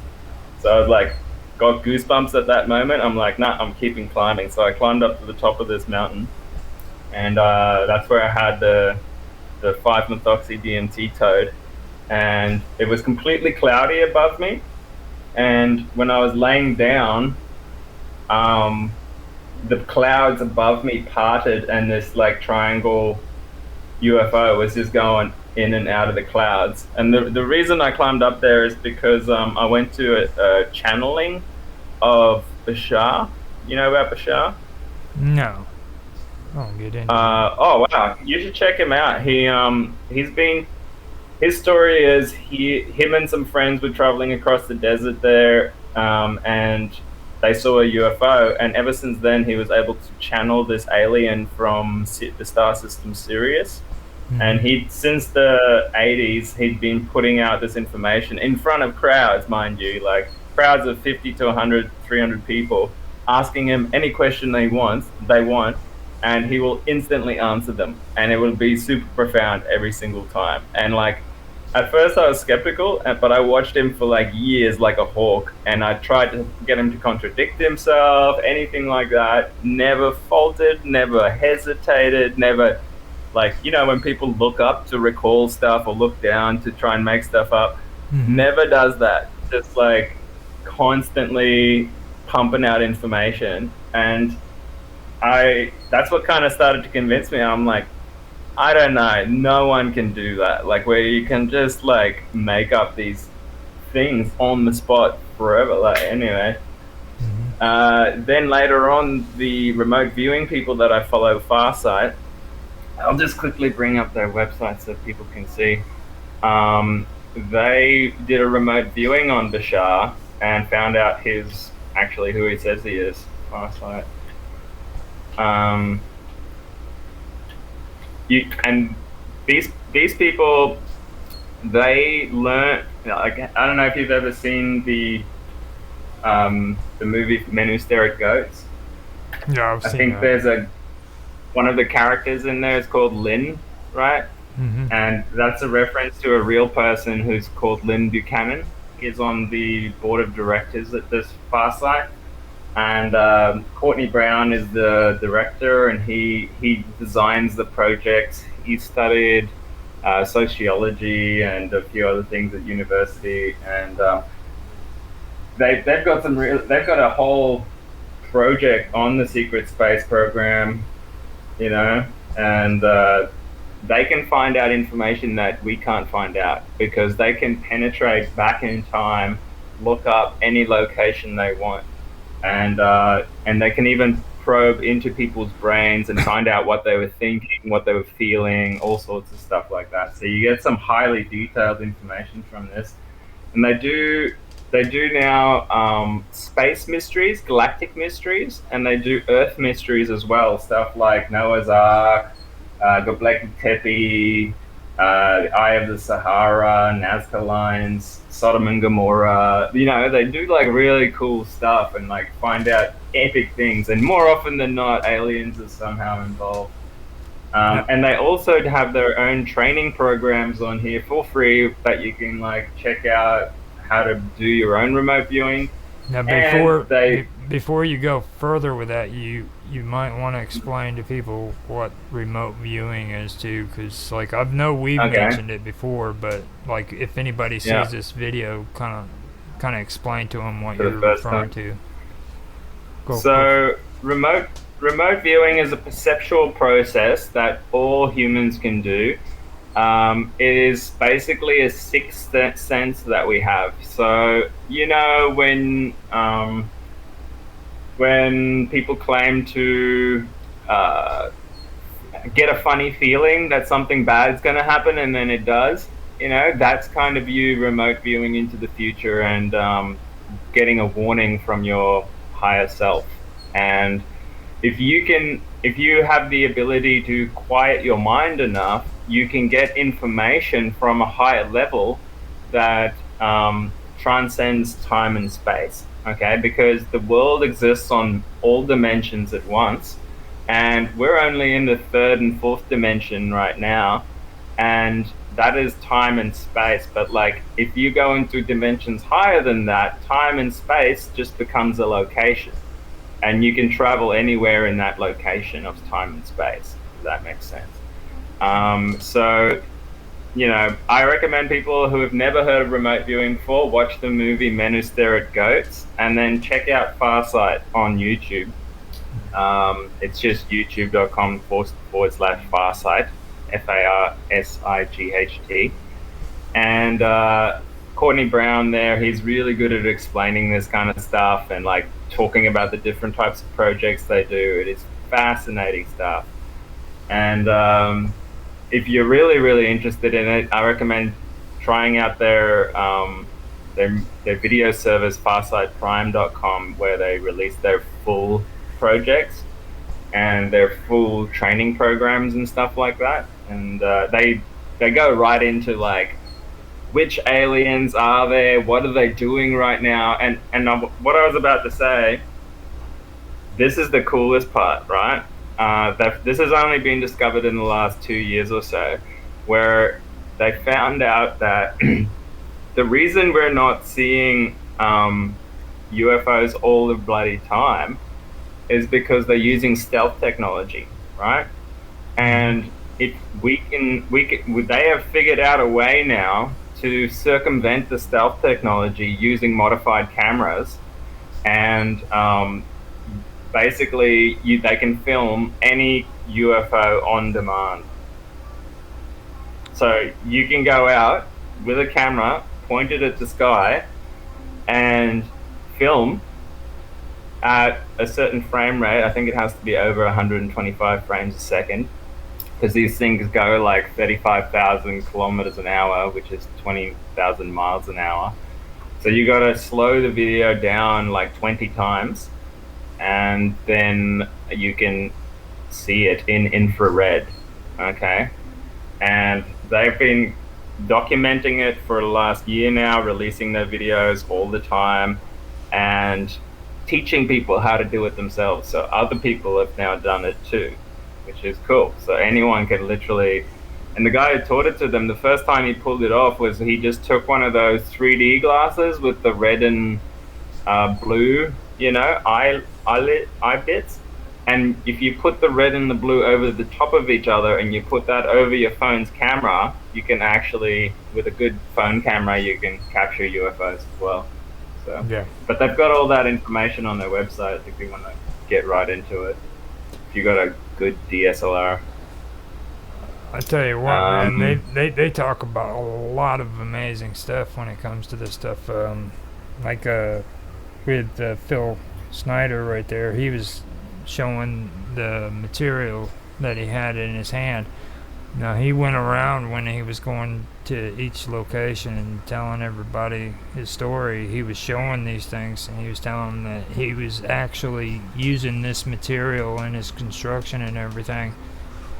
And like right there, if you notice his hand, how they're missing, he had issues with his hand, or his hands, period. He actually lost some fingers. I don't know for sure if it was because of was it because somebody tried to kill him, or was it done before that? Yeah, it was a grey alien. So yeah, okay, go ahead, say the story. So I'm about to actually read it. Let's see, here it is, the firefighter Dulce base. Okay.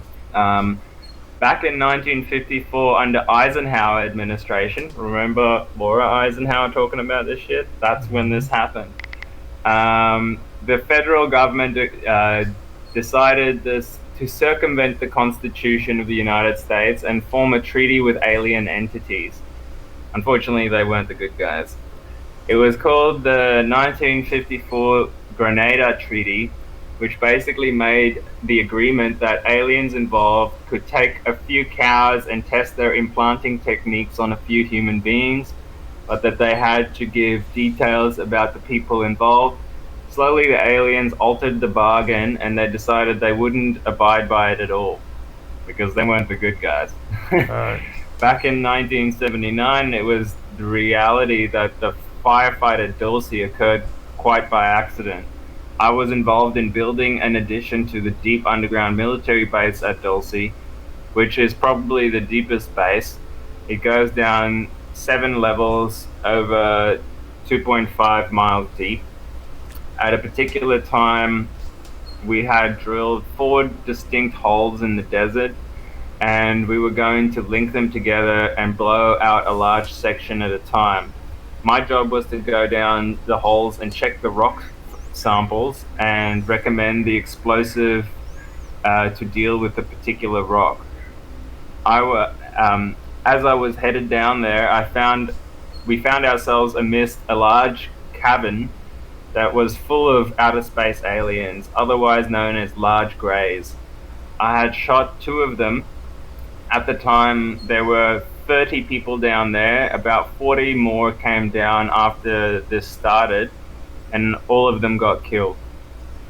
We had surprised the whole underground base of existing aliens. Later, we found out that they had been living on our planet for a long time, perhaps millions of years, which means they've technically been here longer than us, folks. This could explain a lot of what is behind the theory of ancient astronauts.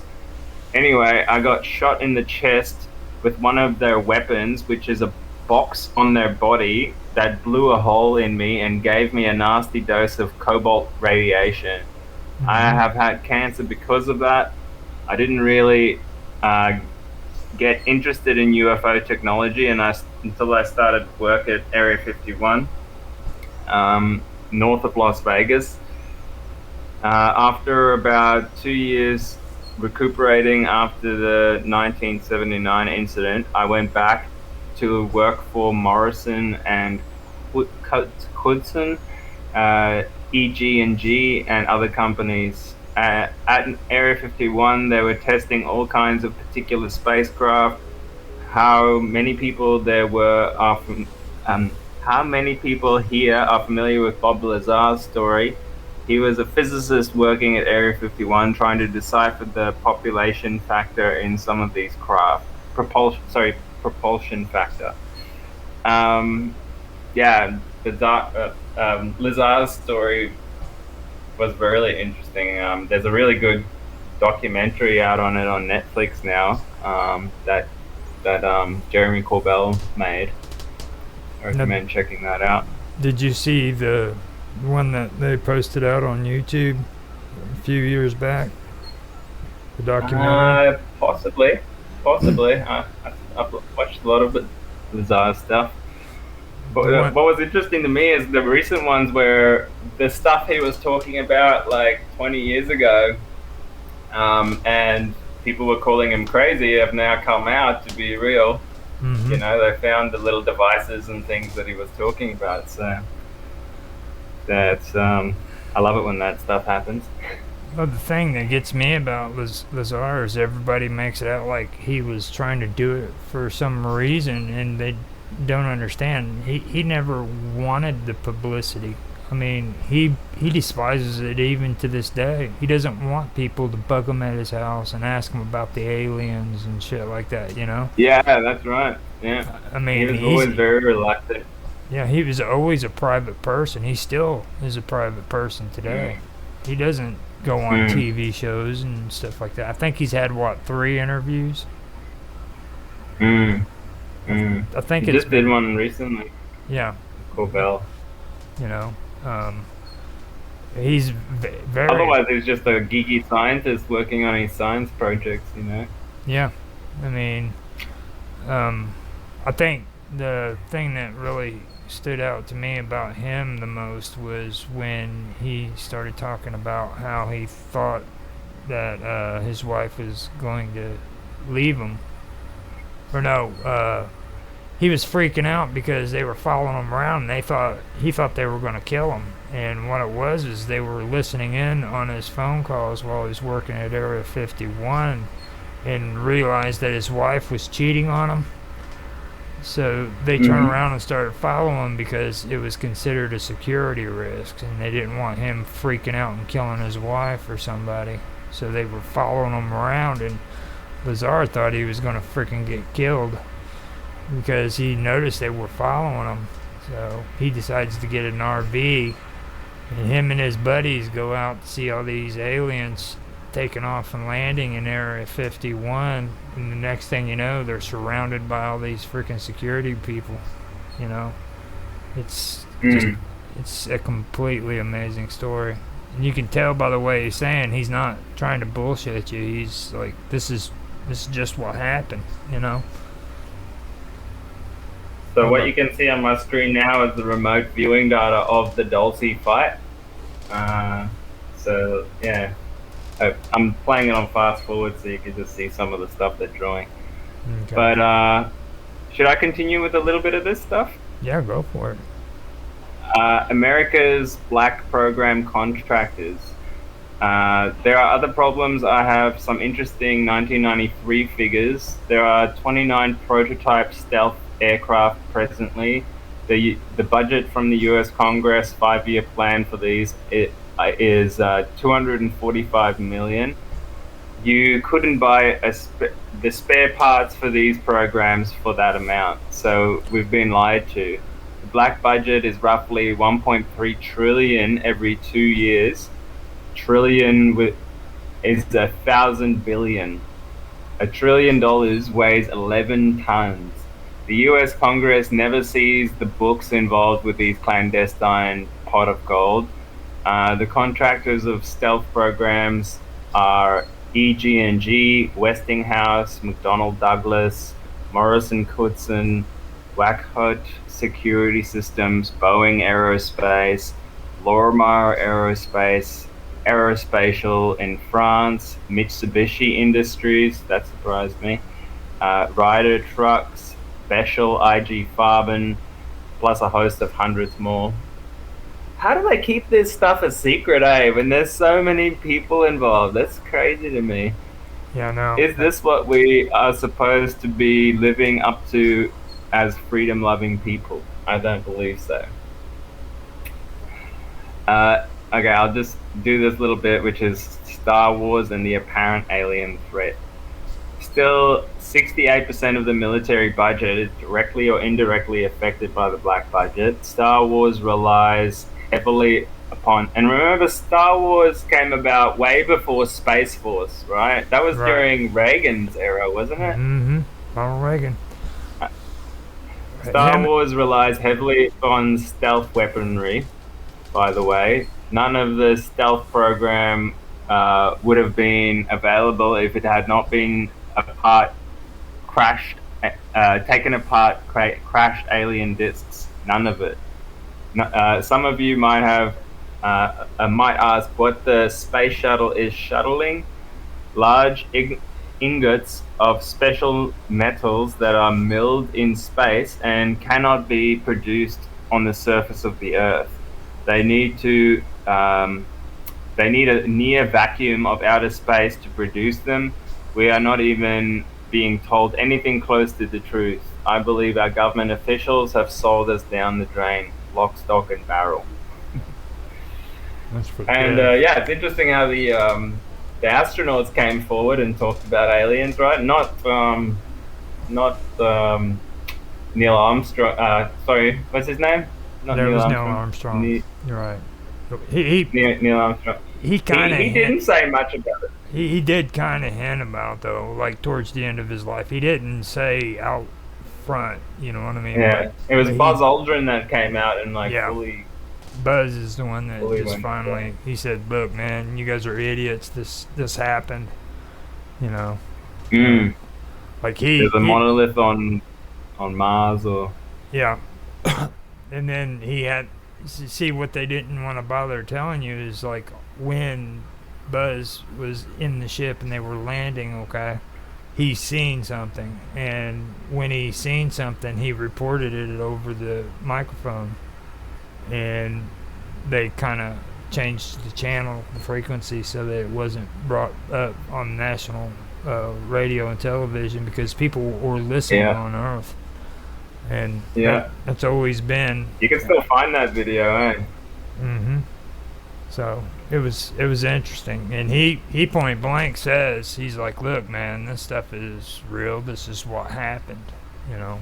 So he did it quite a few times actually.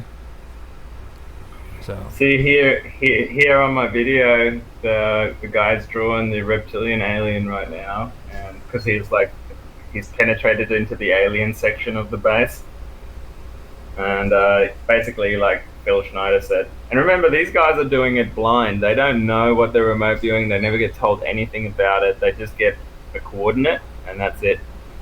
And yeah, so they saw like there's actually cages with people in there down there, you know. So they're using people for experimentation in these bases as well. That's what happens when you make a deal with the bad guys. yeah. uh, No, when it comes to Phil, the thing that really sticks out to me about all this is like he was talking about getting into the gunfire, and now I believe it was the gunfire where he lost his fingers, right? Whenever they pulled him out. yeah. So like one of these gray aliens had a little box on his chest, Yeah. and he could just basically move his hands and shoot out a plasma beam out of this box, and that's what like went straight through him, basically knocked his hand off. Yeah. Now, And here is the exact moment. This is Phil probably standing here, or like down here, who knows. yeah. But they burst through the wall, and most of them were actually humans, right? Like there was a bunch of like humans in black outfits, and a couple of gray aliens, and like one or two reptilians, right? So it makes you wonder, like, who are these humans working with the aliens against us, you know? And you see that quite a lot, actually, where they're these dark, like Men in Black, basically. You know, they're wearing these dark military outfits. Yeah. This reptilian got shot. See, This one, the guy with the weapon right there, okay, he was actually the one who saved Phil Snyder's life. He actually says, gives credit to him in his speech. He says that if it wasn't for him, I would be dead. And I think he ended up dying, didn't he? Yeah, I think so. Yeah, you're right. So he put him in the lift and sent the lift up and stayed behind. Yeah, there's the moment he dies. These guys shoot him in the head. Yep. And then this reptilian runs over there. Fuck, that would be so hectic, bro. Can you imagine not knowing anything about aliens and all of a sudden you're just doing your work and then these freaking reptilians burst through the wall, like, grab you. Jesus. That'd be rough. I'd be traumatized. Well, I mean, you would have to be on your toes, though, because, I mean, think about it. You're building DUMBs at Dulce. That's pretty top secret, you know, in the first place. So, well, I mean, but you wouldn't be thinking. At least I would be thinking. I'm like, I'm underground. I'm safe. You know, nothing can get down here. That's why we're building down here. It's like so no one can fucking get to us. Bam, aliens. You're wrong, bitch. It's like, we've been down here for a while. What the hell you doing? Busting into our little party. Yeah, you're an out turf, bitch. What? Like, that is pretty crazy. But yeah, man. So I'm just gonna read this last little bit. The government earthquake device aids as a bioweapon based on alien excretions. The federal government has now invented an earthquake device. I'm a geologist and I know what I'm talking about. With the Kobe earthquake in Japan, there was no pulse wave as in a normal earthquake. Well, that's a good thing to remember. If there's ever an earthquake with no pulse wave, be very suspicious. None. In 1989, there was an earthquake in San Francisco. There was no pulse wave with that one either. It is a Tesla device that was used for evil purposes. Black budget programs have subverted science as we know it. Look at AIDS, invented in the National Ordnance Laboratory in Chicago, Illinois in 1972. It was a biological weapon used against the people of the United States. Yeah, and it's true. It did actually originate in the United States. They could never explain why AIDS was there first in the 70s, late 70s. It was supposedly pushed out in the Hep B vaccine. They put the AIDS virus in the vaccine and started giving it gay people and black people and stuff like that because they were undesired populations at the time.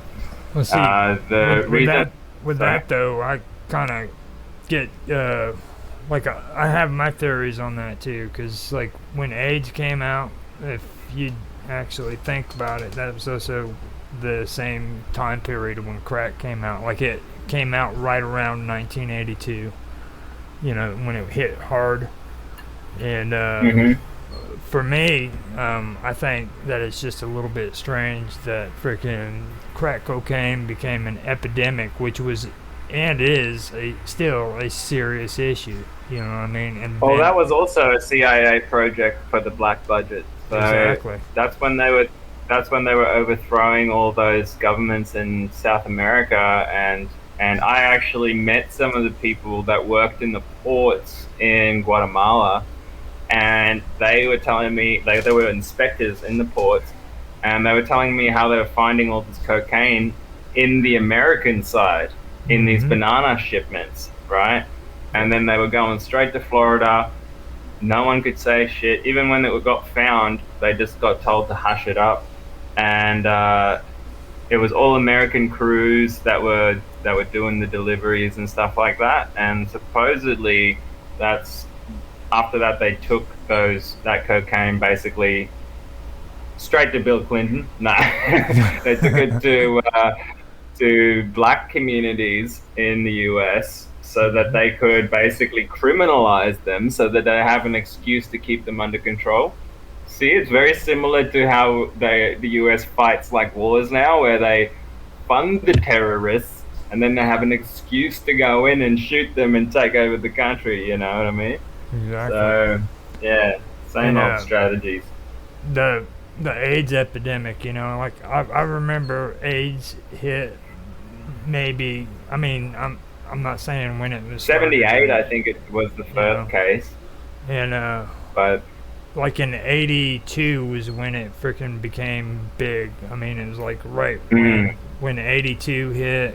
I remember within a year, it was like all of a sudden the AIDS epidemic, and then freaking crack cocaine. I mean, crack cocaine hit so hard that I was living in Florida, and they made a news broadcast about it. You know, where people were like talking that this is a new drug that's hit the freaking United States shores, and it became a big problem. Like within the first 4 or 5 years, because it flooded the United States. Like cocaine at one time was the rich man's drug. You know, you weren't poor people, you know, using cocaine. That was well, when they turn it into a free base, crack cocaine, then it gets more addictive and more harmful. And it's cheap. So yeah, they were basically just, you know, creating violence and like, you know, problems in these black communities, and also in South America, mind you, like where they went and got the stuff. Cocaine had been used for thousands of years in like South America, no problem at all, until these government types came in, they're military types, asking them to extract it, and then it became a gangster thing, you know, guns and all sorts of bad people getting involved.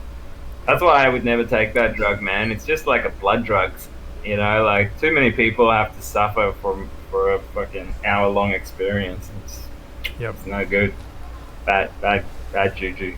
I just wanted to bring all that up because it's like when you brought that up, every time I hear Phil Snyder talk about that, that's what it makes me think of. Like during that time period, it was just those two things came hand in hand, you know what I mean? Like I could actually do a whole talk on this alone because I got my information from Bill Cooper originally, where he talks about how the AIDS virus was invented and how it got distributed through the United States.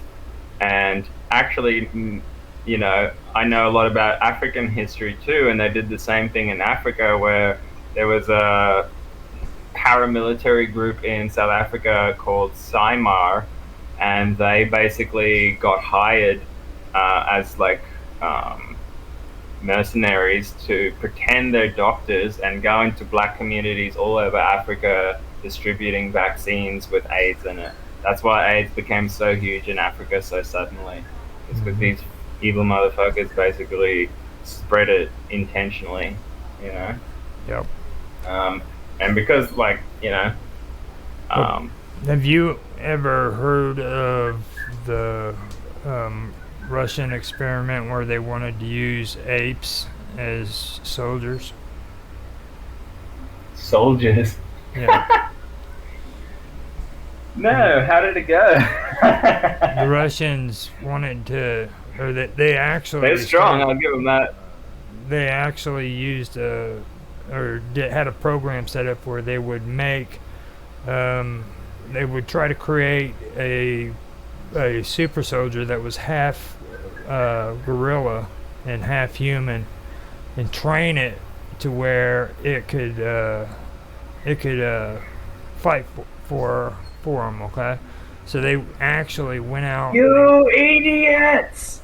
God damn you! God damn you all the hell! They actually went out and got women and impregnated them with ape. What the fuck? Yeah. Did it work? No, it didn't work. I'm sure That could have been a slippery slope to Planet of the Apes situation, you know. But hey, I mean, maybe it did work. I mean, you never know. Um, I've seen some ugly dudes out there. It could have worked. now, I'd believe it. the reason why I brought that up was because there was another scientist, I believe, who was in France, and he was in the habit of putting monkey foreskin on men's penis so that freaking they could perform better with their wives. Okay, and he What the became hell? Don't we have our own foreskin? What the hell do we need an ape foreskin for? he got obsessed with this monkey idea that he heard of from Russia, and eventually some bad things happened, and he got expelled from England or France, one of the two, and ended up down in Africa where he had a preserve where he worked at, and that's the last thing he ever heard of him. And see, that's what I think a lot of that research came from, was because of all that. I could actually pull up the information if you want to know about it. It's a really big conspiracy, actually. Send me a link. Yeah, Russian ape man. So I'm just gonna finish this in the meantime quickly. Okay. 72. It was a biological weapon to be used against people of the United States. The reason I know this is that I have seen the documentation by the Office of Strategic Services. I think that's what Bill Cooper got it from too, which is, by the way, still in operation to this day through the CDC in Atlanta. Damn. That's crazy. Yeah. All right. Who is the ones that handled COVID? CDC. Mm-hmm. World Health Organization. Yep. Rothschild-funded, industries, organizations. They use the glandular excretion of animals, humans, and alien humanoids to create the virus. These alien humanoids, the government is hobnobbing with the... What is hobnobbing? Hobnobbing are the worst news. Yeah, it's like hiding. No, it's bumping elbows, becoming sociable. Oh, okay, yeah. He's got that slang going on. You got to remember, this is Bill Snyder, so yeah, old school. Hobnobbing. There is absolutely no defense against their germs, none. They are a biological weapon of terrible consequence. Every alien on the planet needs to be isolated. Well, it makes perfect sense, because if you're a different species that's isolated from humanity and you've been evolving for, up to millions of years, so would the pathogens that are on you, So, they just took some of these highly advanced pathogens that probably had millions of years to evolve and similar humanoid creatures, and then did the same thing they did with COVID, where they just smack them together in an animal and let it, adapt and become more virulent. They're biological, So Saddam Hussein killed 3.5 million Kurdish people with similar biological weapon. Do we, the people of the planet, deserve this? No, we don't, but we are not doing anything about it. Every moment we waste, we are doing other people on the planet a disservice. Right now, I am dying of cancer that I contracted because of my work for the federal government. I might live 6 months, I might not. I will tell you one thing: if I keep speaking out like I am, maybe God will give me the life to talk my head off. I will break every law that it takes to talk my head off. 11 of my best friends in the last 22 years have been murdered. 8 of the murders were called suicides. I totally agree with him, by the way, that this is happening all over again now with COVID, and they're already talking about the next pandemic. Biden and Bill Gates are already talking about the next pandemic. and wanting to use mosquitoes to inoculate people, and talking about continued lockdowns, more laws, World Health Organization taking over your bodily control. If we don't do anything about this, it will get worse and worse and worse, because these people will not stop. Okay, their goal is to create a one world totalitarian government that they control, and everyone else lives in a socialist situation.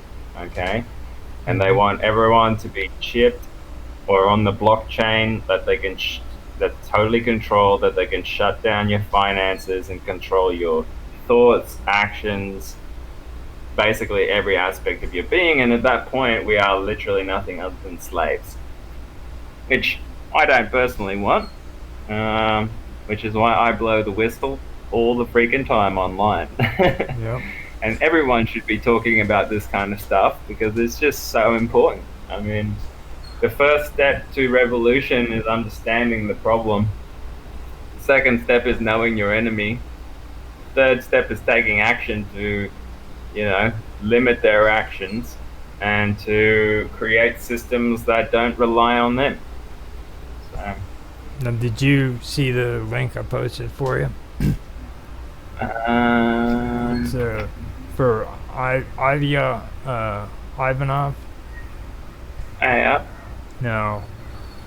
When you check into him, you'll find a lot of people that'll try to make it out like that's all just make-believe and stuff. But I've actually done the research, and this is real.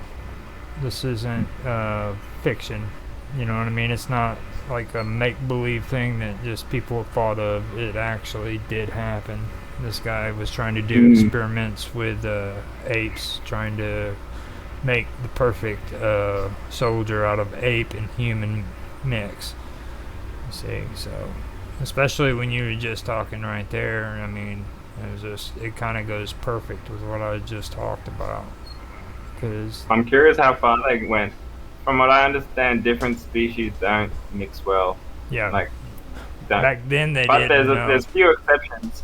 Yeah, like a tiger and a lion can mix, but only once. A donkey and a horse can mix and create an ass, or whatever you call it. Yeah. And that'll only happen once, and then they can't breed between themselves again. They can't create their own species. I think the genes get too set. They become sterile, I believe. Yeah. But have you seen the size of those ligers that they've made? Lion tigers? I've seen pictures of them. I haven't seen how big they are. No. Well, yeah, I mean, like, I've seen them put their paws on the shoulders of a human, and they just tower above them like crazy. Oh, wow. That's crazy. They've got horses, too, that are just huge, man. They've got muscles, and they look like they could literally stand up and kick your ass. You know what I mean? Like, yeah. Like, I've actually seen the heart of the biggest horse there ever was. Oh, man.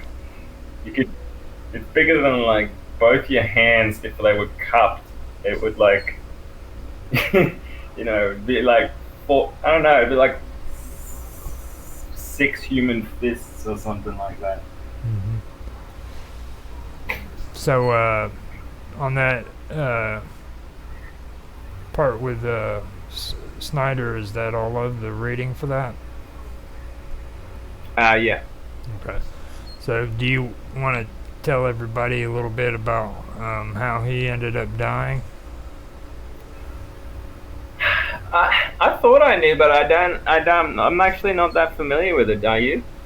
When he died, he was living alone, and when they found him, apparently he had taken his catheter, the catheter tube, and tied it up around a rafter and hung himself.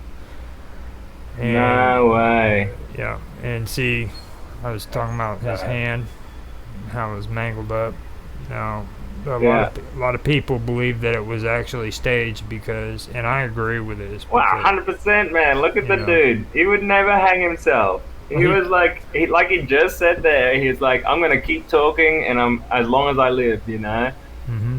He would never have killed himself. No fucking way. Well, even like his physical thing, there's no way he could have freaking done that with like just Yeah, two that's fingers right there. It takes two hands to freaking do all that stuff and everything. And they're trying to say he took that catheter, tied it up, and then hung it around his neck and was able to hang himself. And he's pretty Well, heavy. we were just asking the question, folks. Like, how do they keep this stuff a secret? Yeah. That's how they keep it a secret. They kill you and your family and everyone you've ever known if you talk about this stuff.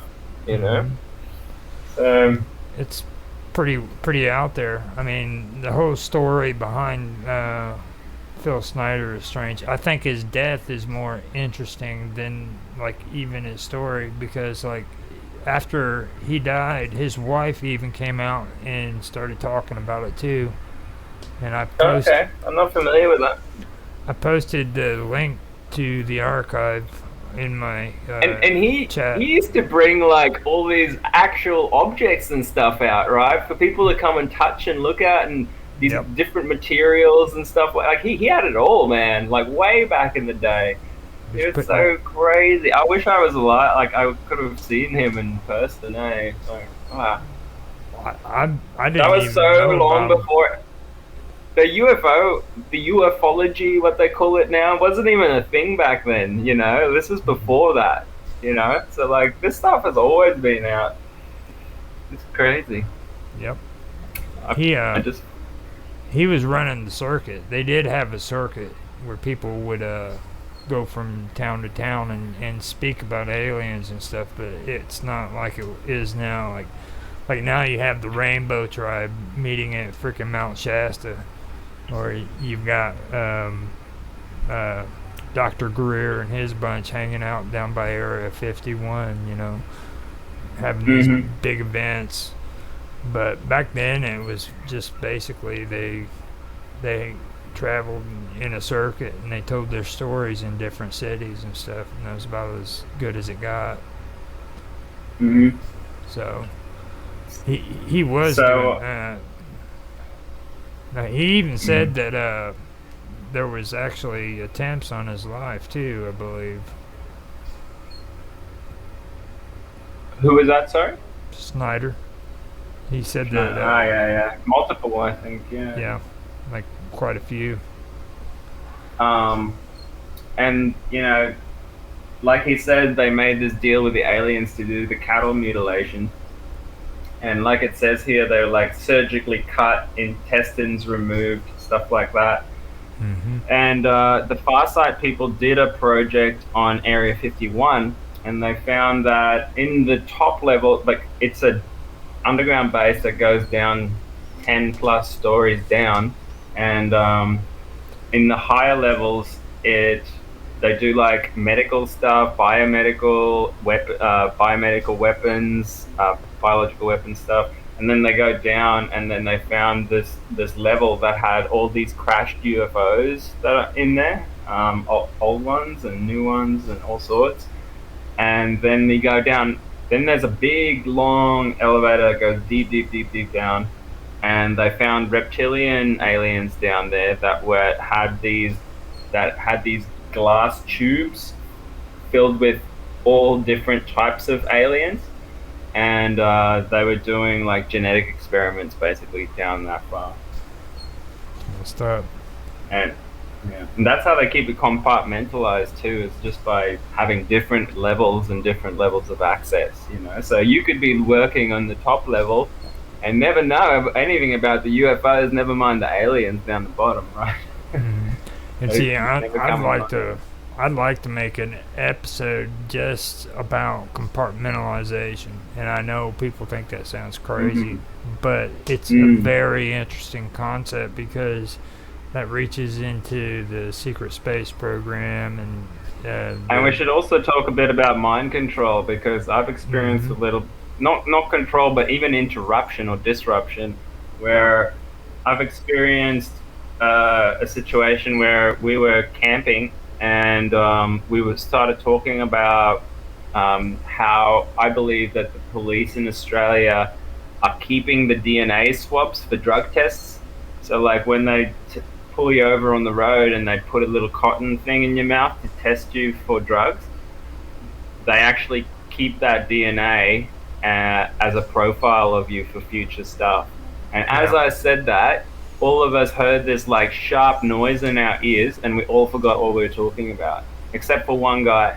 And then he's like, "Guys, do you not realize you've just changed topic? Do you even remember what you were just talking about?" And none of us, everyone was like, "What do you mean? Well, what were we talking about?" And then Yeah. he reminded us, and we're like, "Oh yeah, we were just talking about it." And as we started talking about it again, we got the sound again, and we all forgot again. And it just kept happening like that. And I could feel this presence come in and just like disrupting our thoughts. It was crazy stuff. Yeah. Now, that like MK Ultra, like have you ever gotten much into a lot of the stories on that? Yeah. Mind I've control looked at a and lot of whistleblower testimony on that. And mind that con- eventually went into the Illuminati projects on how they can train people to do what they want, and also how they keep their own secret society stuff secret. Is Yep. they compartmentalize it in people's personalities and brains. So, like, uh, at certain times, they'll completely even forget that they're part of this group, Yep. and they'll just act like normal lives. And like Hollywood actresses and actors, there's a lot of people believe that quite a few of them have been brainwashed and working with the Illuminati and MK Ultra and stuff like that. So I think that would be a good topic just to bring up, stuff like that. So Yeah, 100%. A lot of people don't have their heads around that yet, so yeah, that's a good one.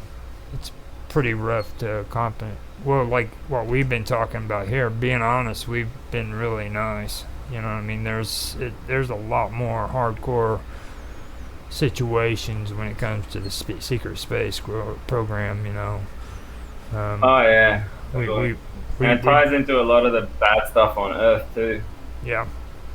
Now, if things go well, maybe if I did reach out to Tony Rodriguez. I didn't know he was as popular as what he is now, but I asked him if Oh man.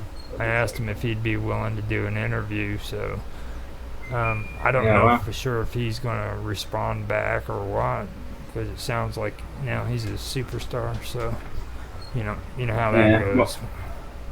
Yeah. Well, there's lots of people in that kind of field. I think there's more whistleblowers coming online now, but even we could just pull together a bunch of like testimony and a bit of a compilation thing. And, Well, I see it know on. a lot of the people that uh, he actually intermingled with on Facebook, so I could reach out to them.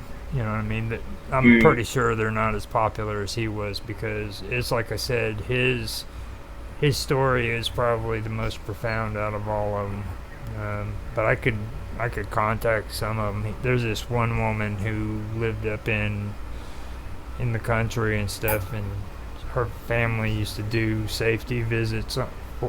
You know what I mean? To make sure she was okay. Mhm.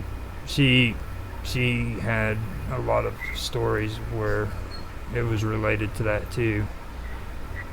So it's pretty interesting.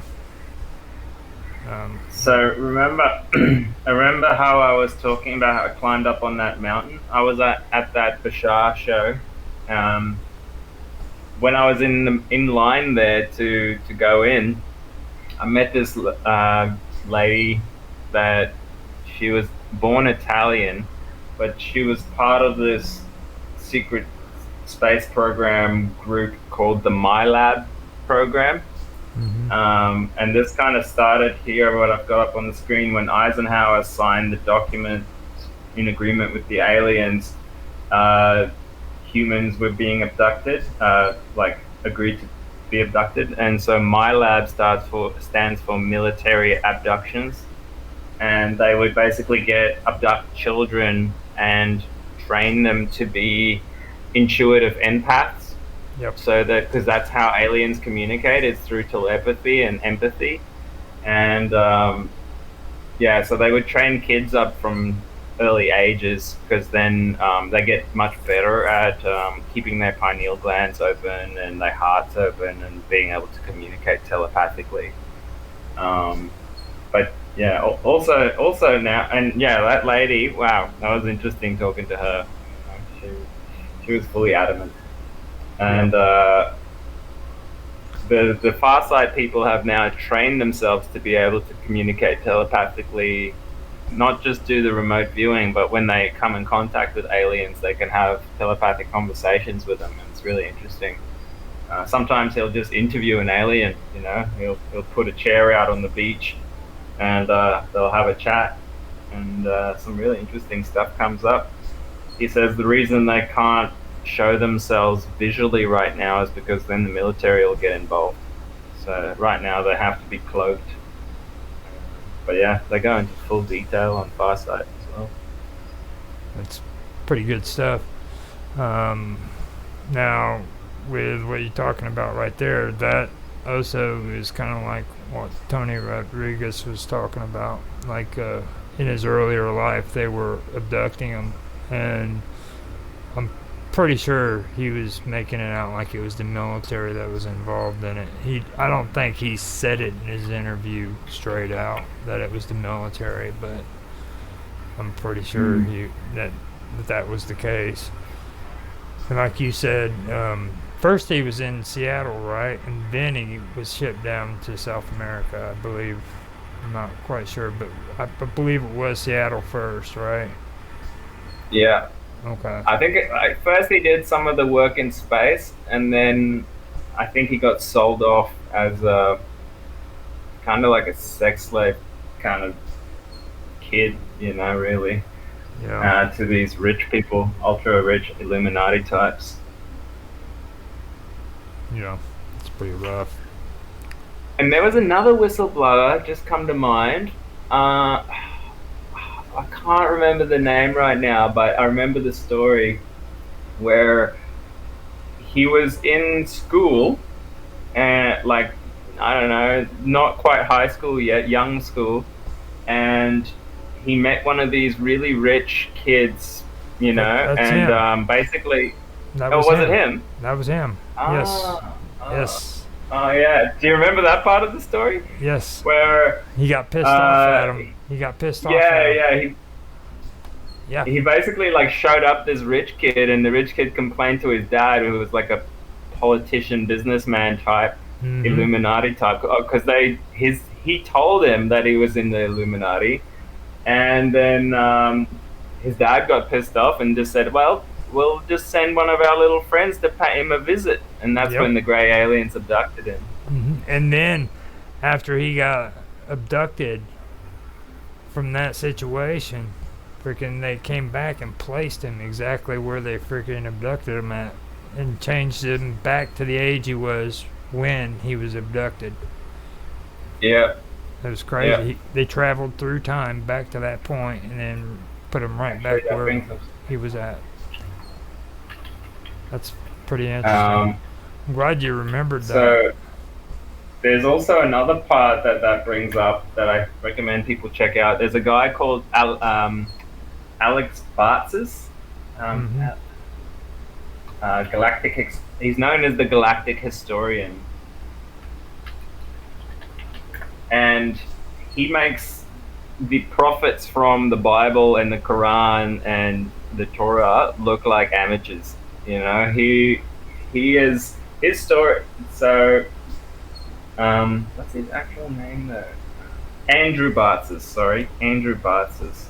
And his channel is on Rumble. He's constantly active. It's called the Galactic Historian. He comes up. So his story is he has lived past lives in many different alien soul groups. He's traveled around many galaxies, and he believes that in order for you to be able to tap into a collective conscious memory of a species, you need to have incarnated in that species at some point in time. Then you have access to their whole history. And he's traveled around the universe collecting these histories. That's why they call him the Galactic Historian.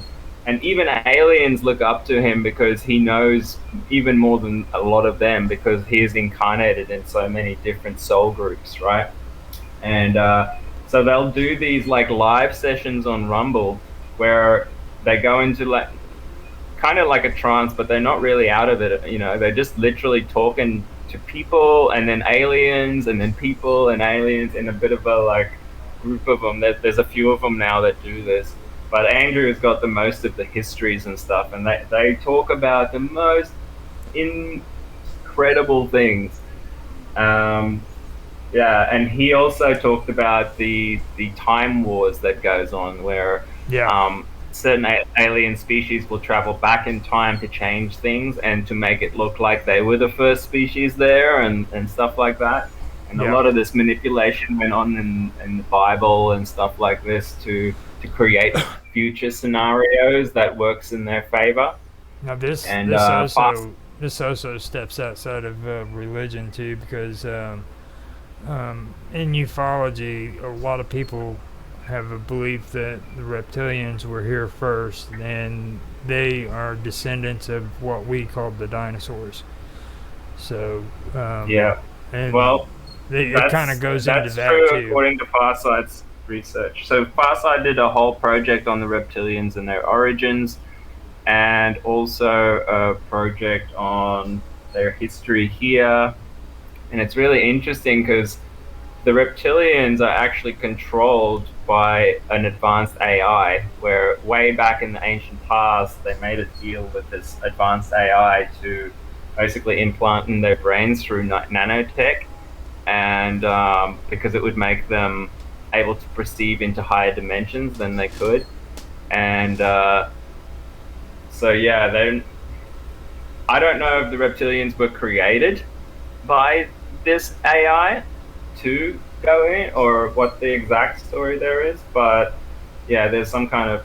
And then the reptilians also sort of dominate other planets like the Sirius star system, for example, where Bashar comes from.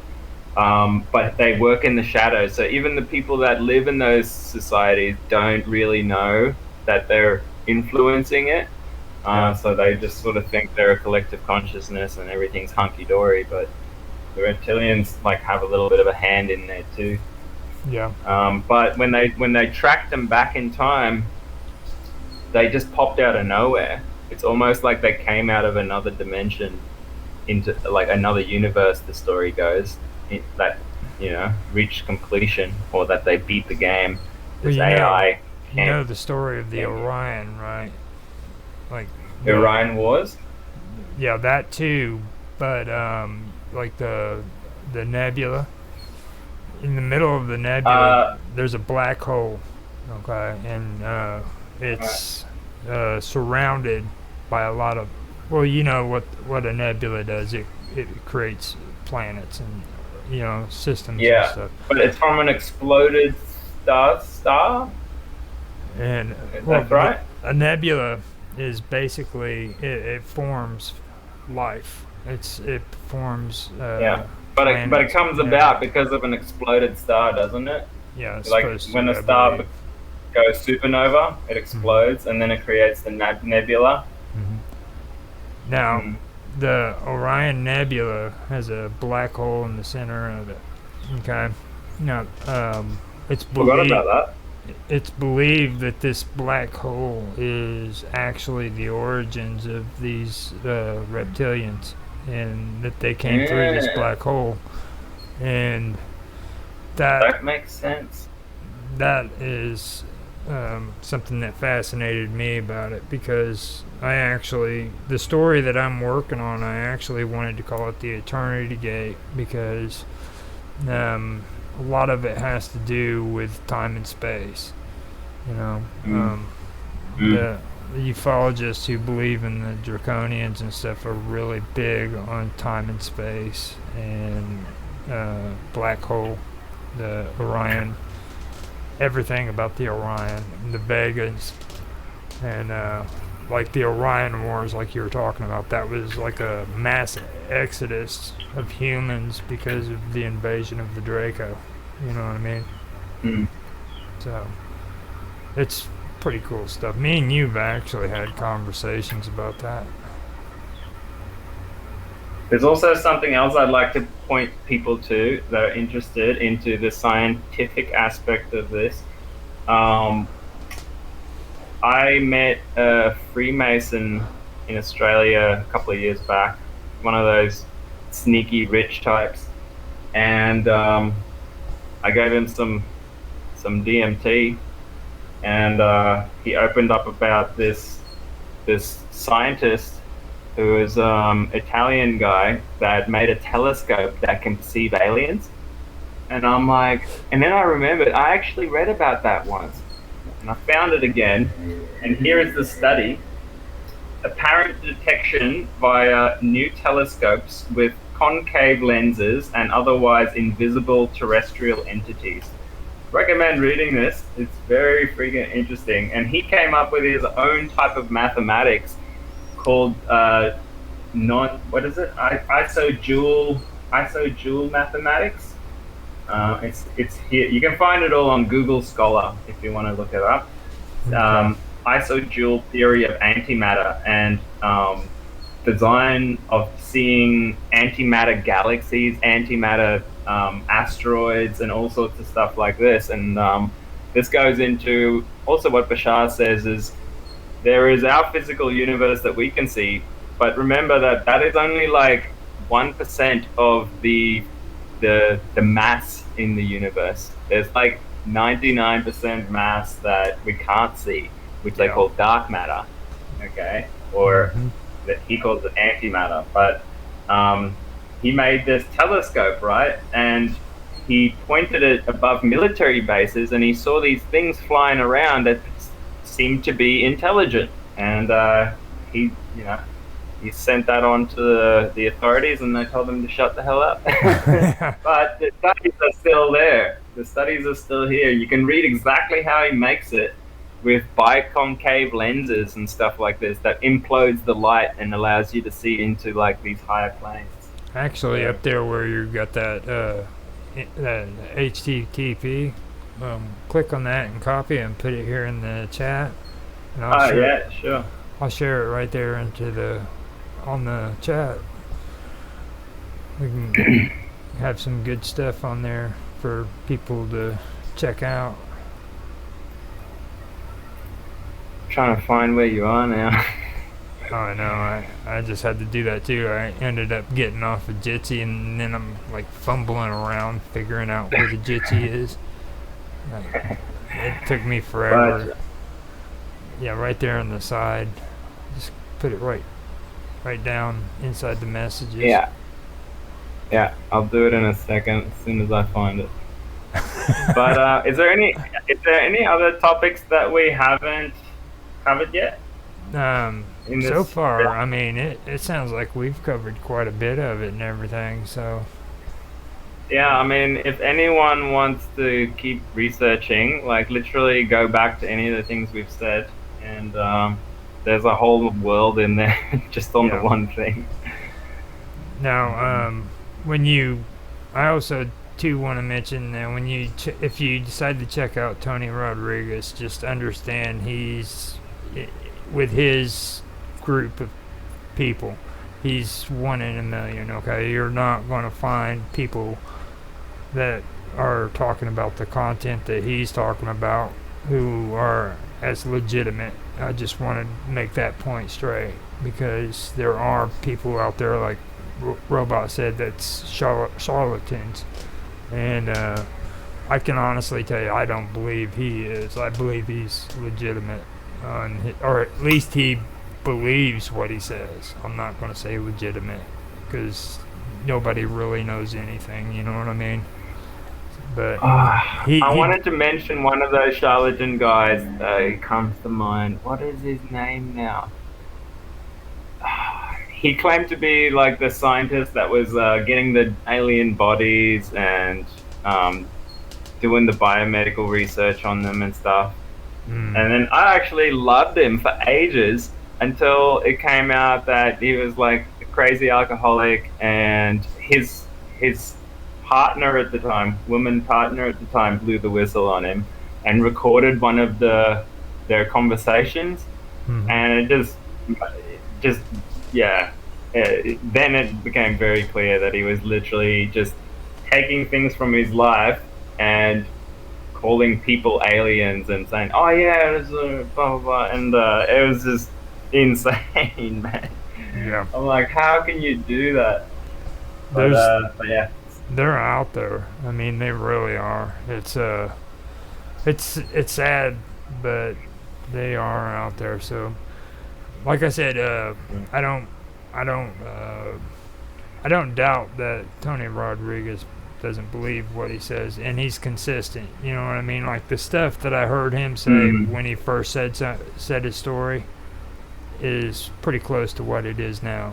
Where other people who I've listened to, they like network with other people, and then they incorporate things into their story, which to me that's not too that doesn't show consistency, which is really important when it comes to debunking and stuff. So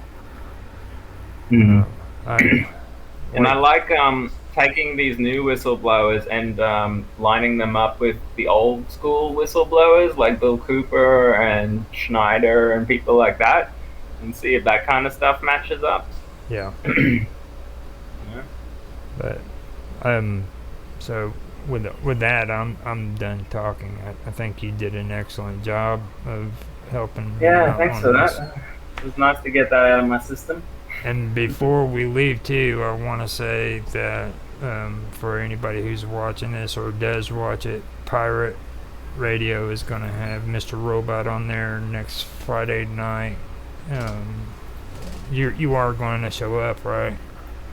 Yeah, I'll be there. And come join me on Hacker Radio every now and then. Have a bit of a party. We get together on Minds and listen to sweet music. Yeah. And come hang out in the chat too. Yeah. We have a great time on Minds, by the way, guys. We've got topics on